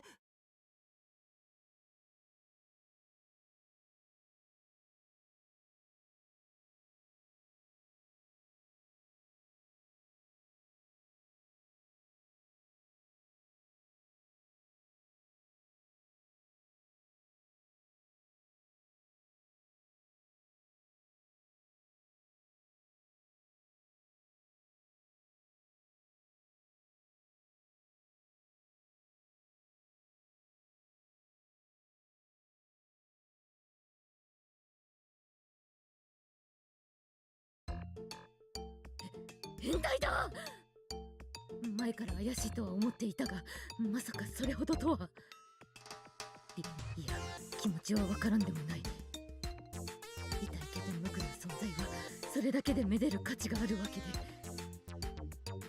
ただし君島公、てめえはダメだ。まあ、あいつには前科があるからね。前科？ああ、うん、まあちょっとね。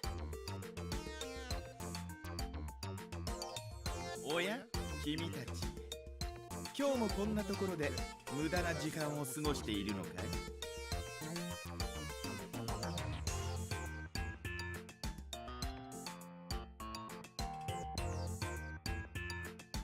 まったくこんなところで探していてもジオタグは見つからないよ。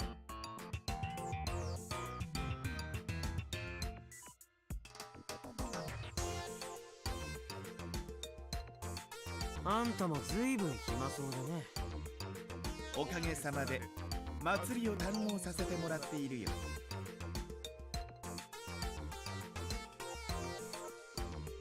堪能しているのは祭りだけじゃなさそうだが。まあでも一人も飽きた頃だ。よかったら僕と遊ばないかい？遊ぶ？悪いけど誰かさんのせいでそんなことしてられないんだよね。もちろんタダでとは言わない。僕に勝てたらジオタグの場所についてヒントを教えてあげるよ。また？不満かい？勝負をふっかけたり、そうかと思うとヒントをくれたり、あんたって何がやりたいの？僕はね、楽しければそれでいいんだよ。それよりやるのかい？やらないのかい？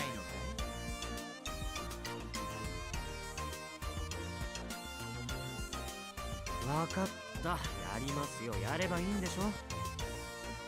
さすがだね。物分かりが良い子は僕も大好きだよ。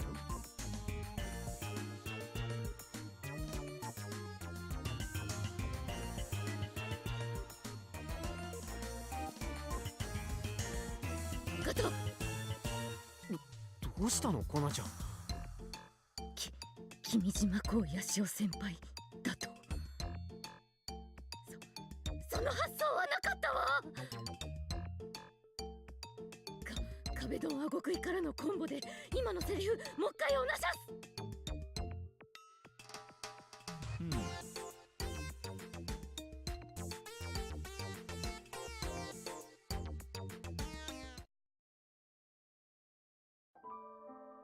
え？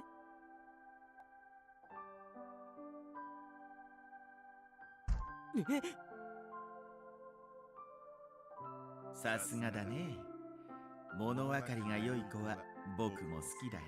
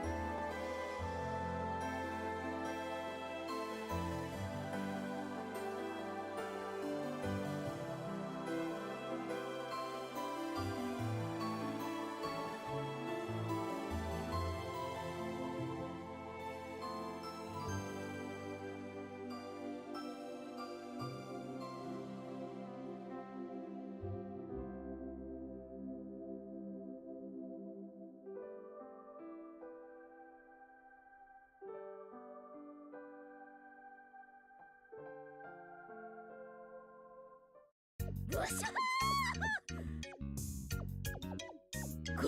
これはなんという破壊力。俺様病弱キャラと一見無気力クール系のカブとか私とくすぐる。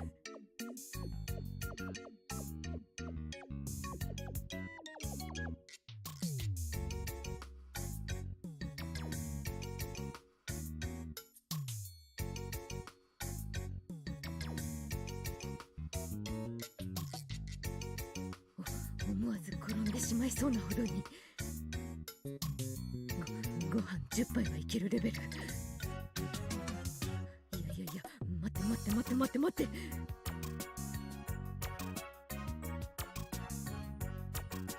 ここからリバしての君島公の俺様受けも捨てがたい。だ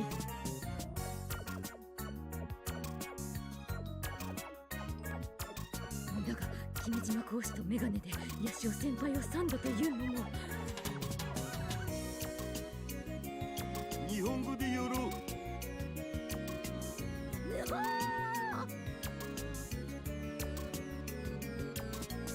いい加減にしてよ。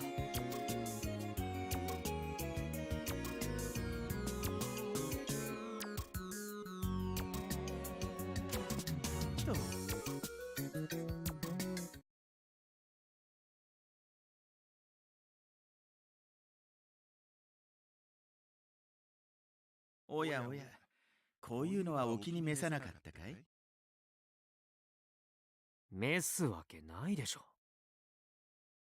大好物です。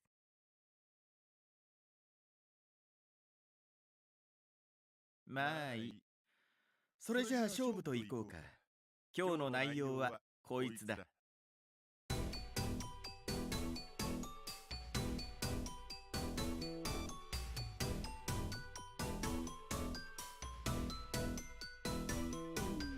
射的か。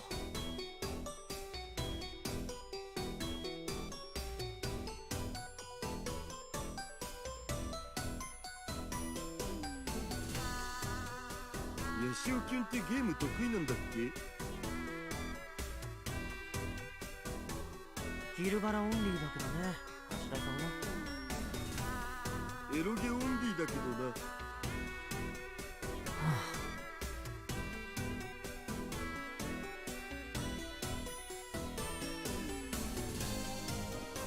ノット、今日の相手は君じゃない。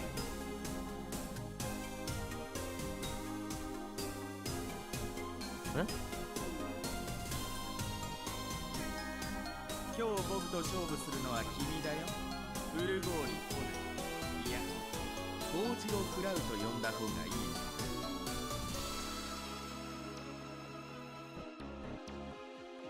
い。なんで私？一度君とはじっくり手合わせしてみたいと思ってた。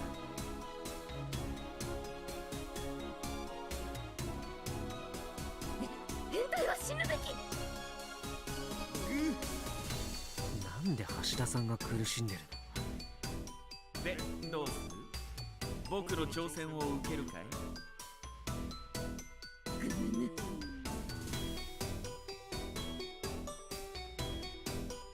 コナちゃん、別に断ってもいいよ。あとは俺たちが。いいだろう。俺の魂をかけるぜ。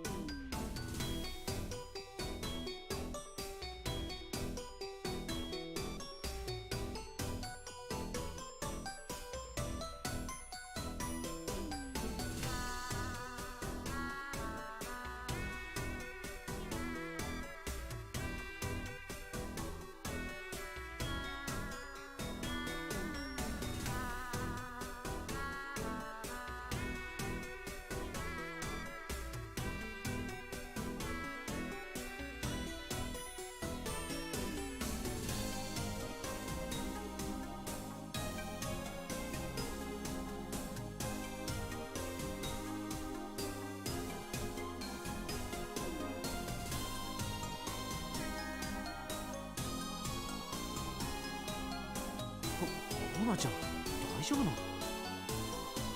シオ先輩の魂をかけよう。ドン。なんで？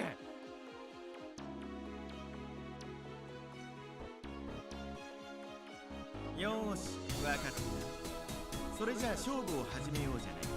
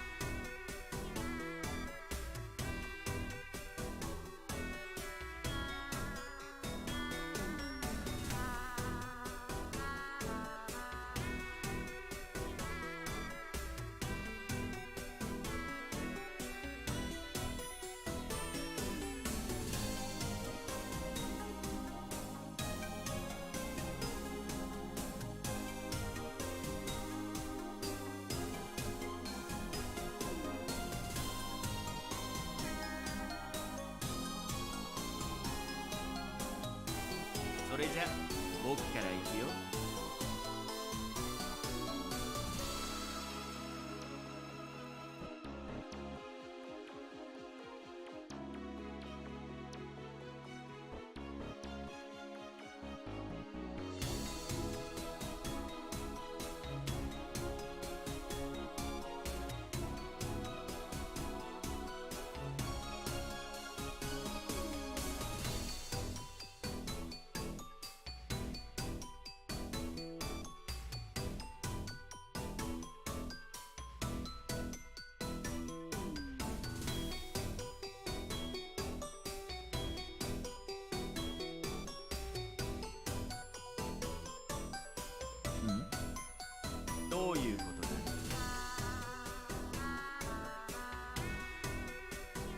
したんだろ見えない。それ前髪が邪魔になってんじゃね？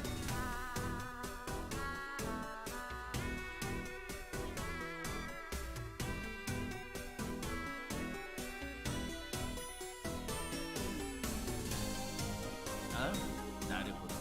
そう。あり。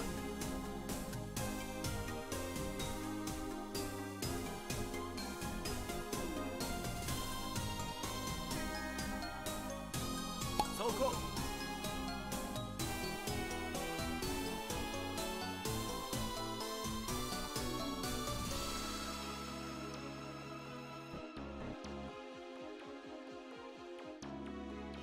イエス。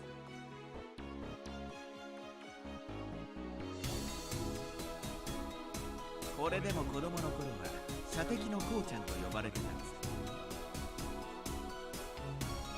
天才プログラマーだかなんだか知らないが、このこうちゃんに勝てるかな。ま、無理だとは思うがね。やるならせいぜいあがいてみるがいい。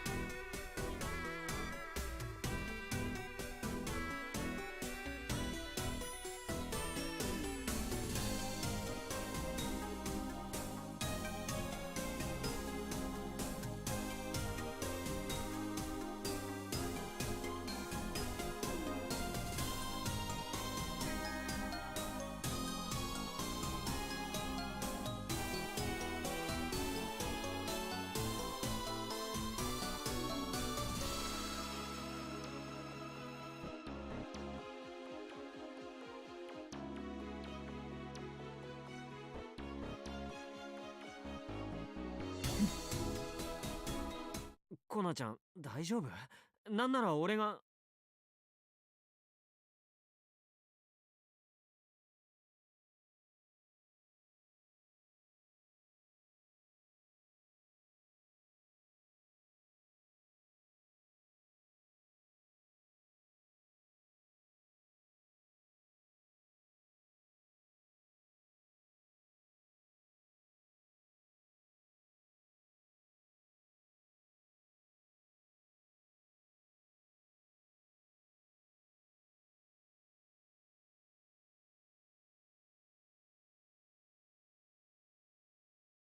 初めてですよ。ここまで私をコケにしたおバカさんは。コナちゃん？大サービスでご覧入れましょう。私の真の姿を。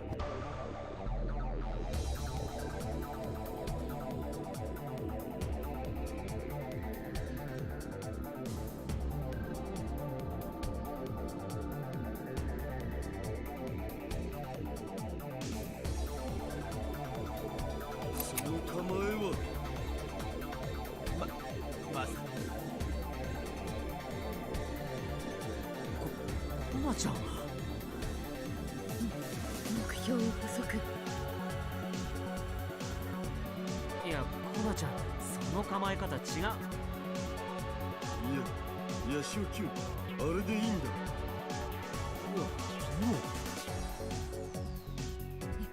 エネルギー充填 120%。 あれこそが伝説の覇王の構え。覇王の構え。ちょろいもんだぜ。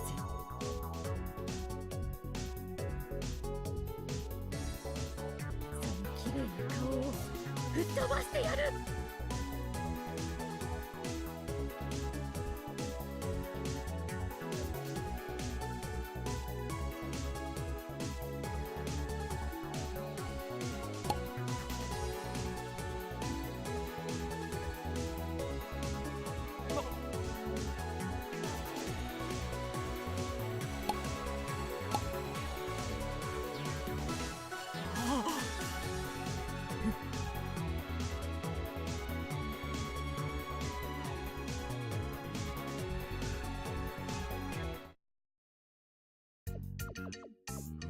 報酬はスイス銀行に振り込んでくれメンス。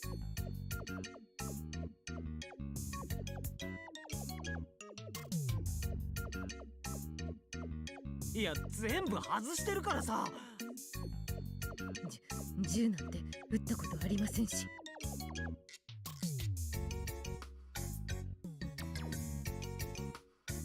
じゃあなんでやったの？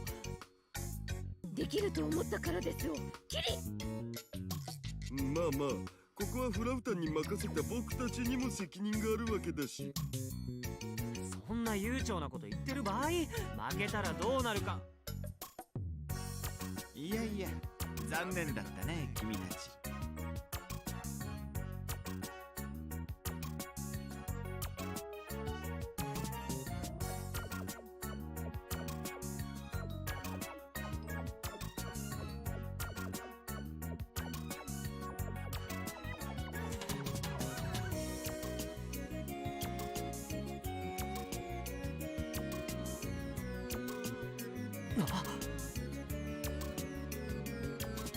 だが今日はいいものを見せてもらったよ。まさかあの伝説の覇王の構えを目にすることができるなんてね。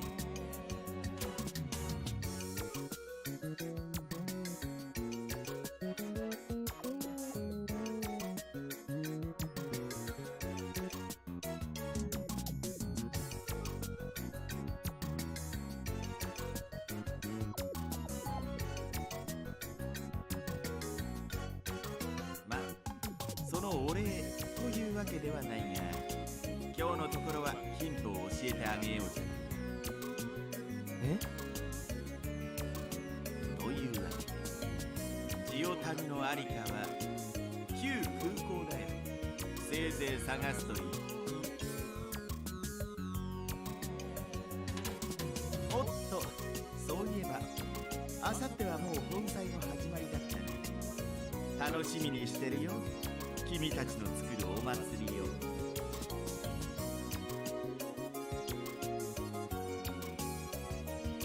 なんなのあれ。頼んでもないのにいろいろ話してくれてさ。まあなんか知らんけどラッキーってことでいいんじゃね？すべては狙い通りですし、お筋。っていうか茶番って感じ。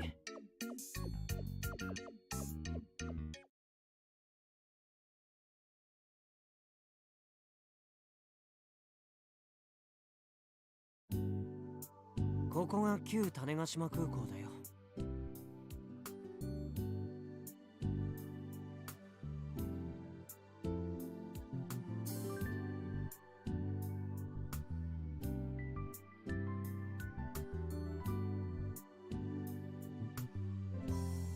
今は使われてないみたいね。ご覧の通り。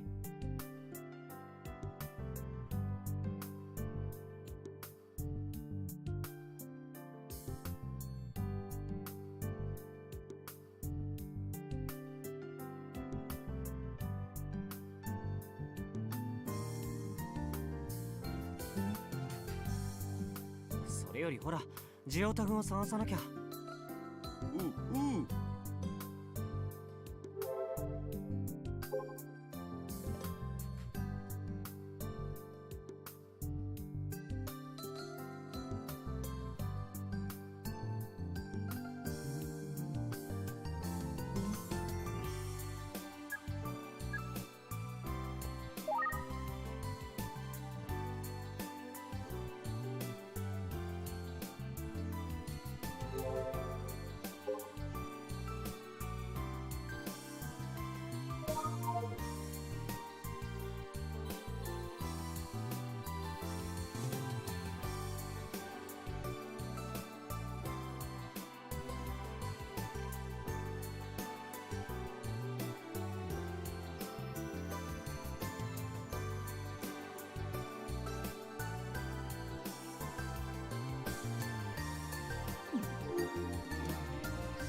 他を探してみましょう。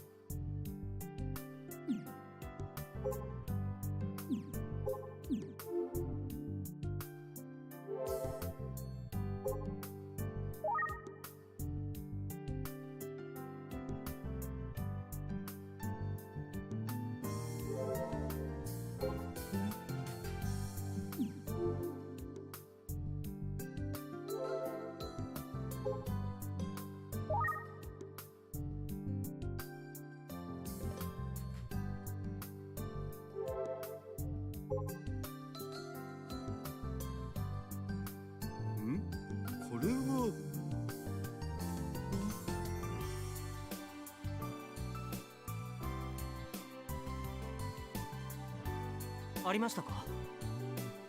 あったあった。まったくこんなところにあるなんて。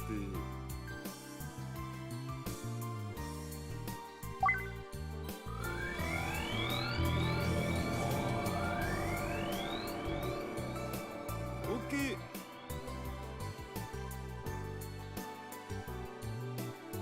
それじゃ帰りましょうか。ん？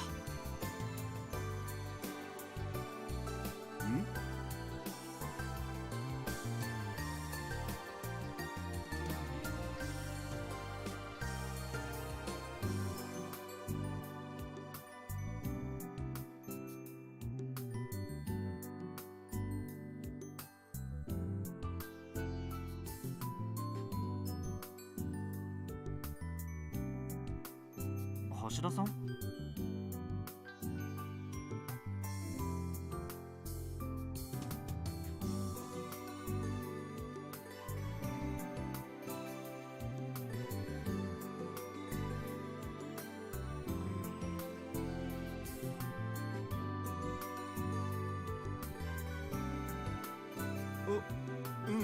なんでも。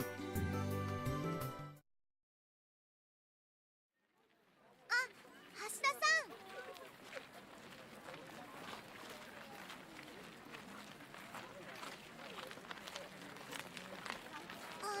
すみません。ちょっと一緒に来てもらえますか？言っとくけど、僕妻子持ちだぜ。それでもいいのかい？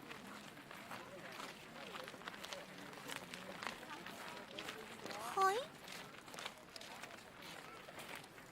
で、どこ行けばいいん？はい。どうぞこちらに。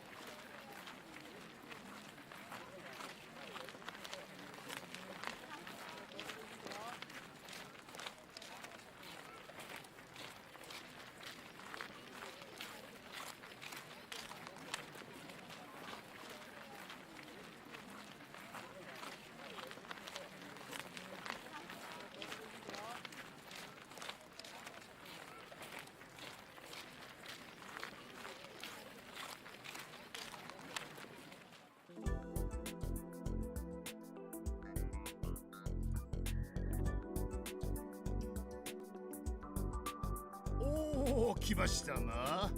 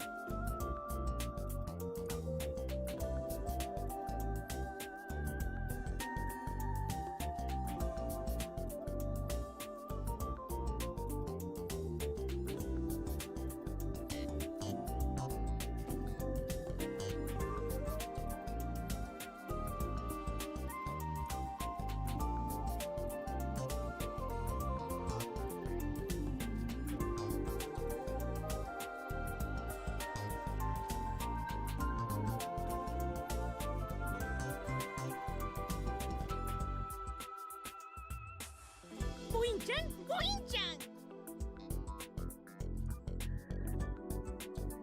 ん。で、どうですかな、ジオタグ探しの方は。まあヤシオキュンが頑張ってくれてます。はは、さすがはわしが見込んだ男じゃ。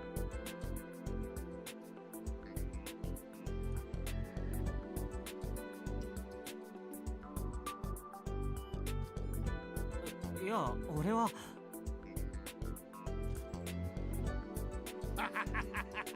謙遜するね。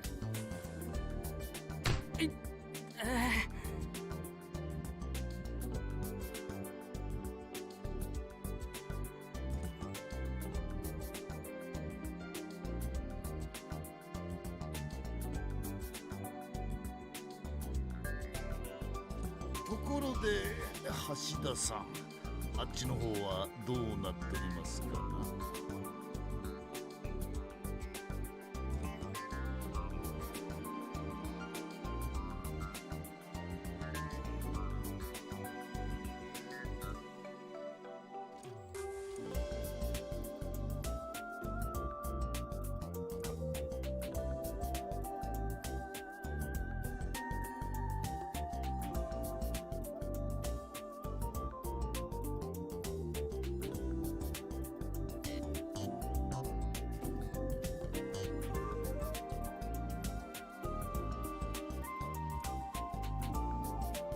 大丈夫です。任せてください。おお、そうですか。それを聞いて安心しましたぞ。いいの、そんなに安請け合いしちゃって。準備だって何もしてないのに。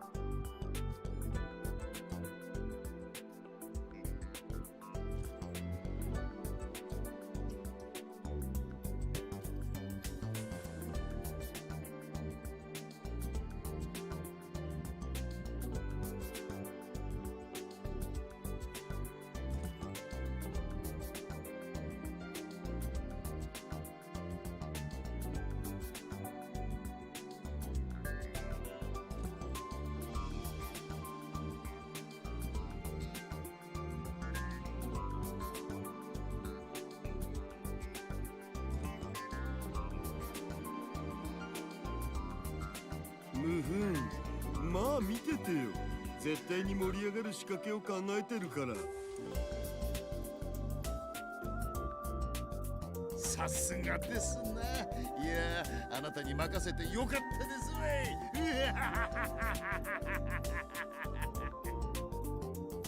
い。ポインちゃん、ポインちゃん。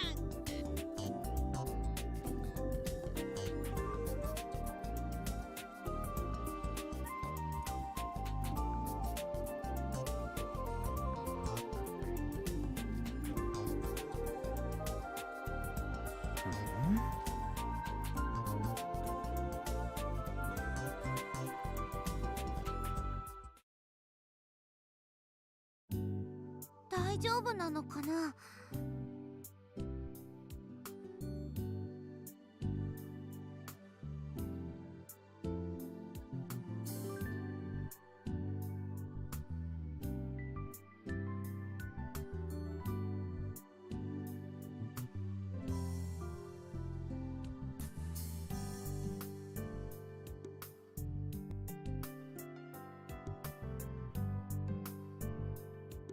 橋田さんのこと？うん。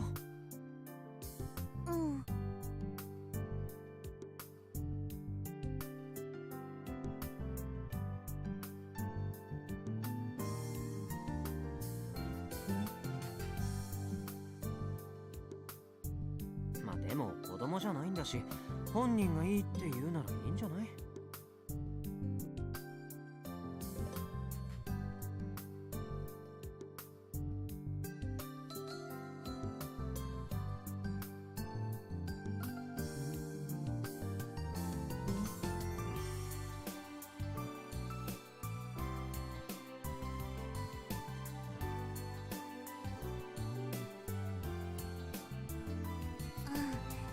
そうだよね。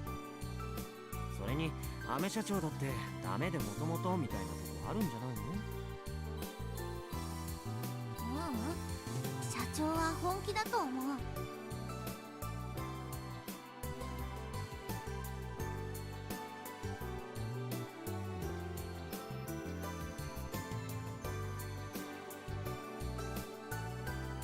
それにしても純ちゃんよくやってるよね。仕事大変でしょ。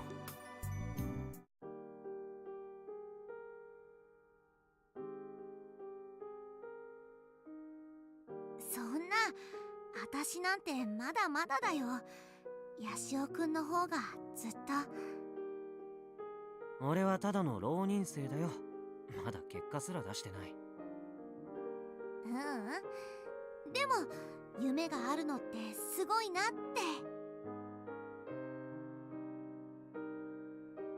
私は他にできることなかったから。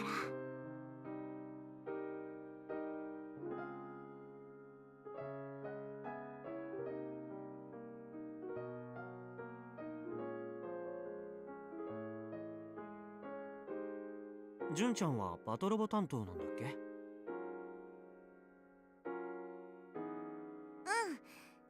でも大変だって、私ロボットのこと何も分かってないから。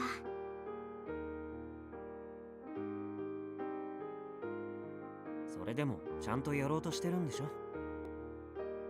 だって仕事だもん。言われたことをやらないと。それにお祭りってなんだか楽しいでしょ？まあお祭りだからね。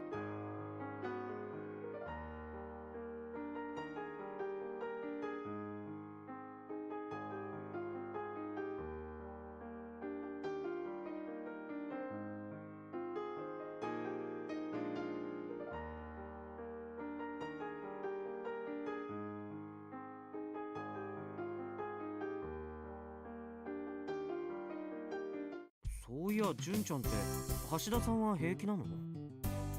平気ってだってもともとそんなに男の人得意じゃないでしょ。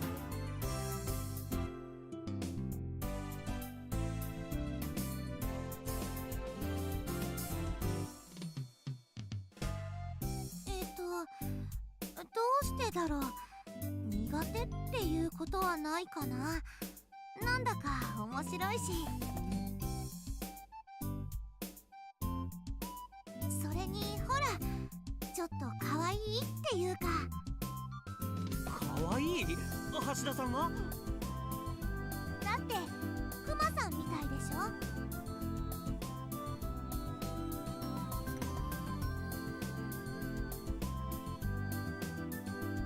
純ちゃん、くれぐれも橋田さんにはそれ言わないようにね。どうして？だってあの人なら僕の兄になってくれてもいいのだぜとか言いかねないし。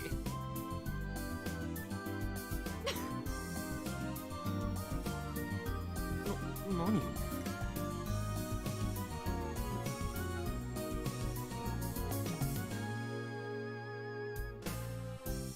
だって今のちょっと似てた。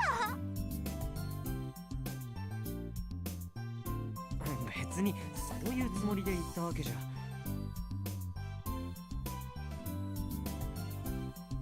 え、もう一回言って。ダメ、もう二度と言わない。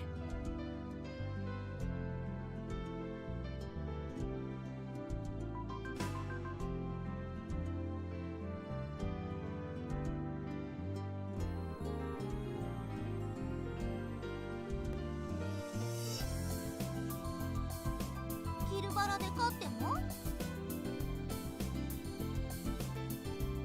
キルバラで勝っても。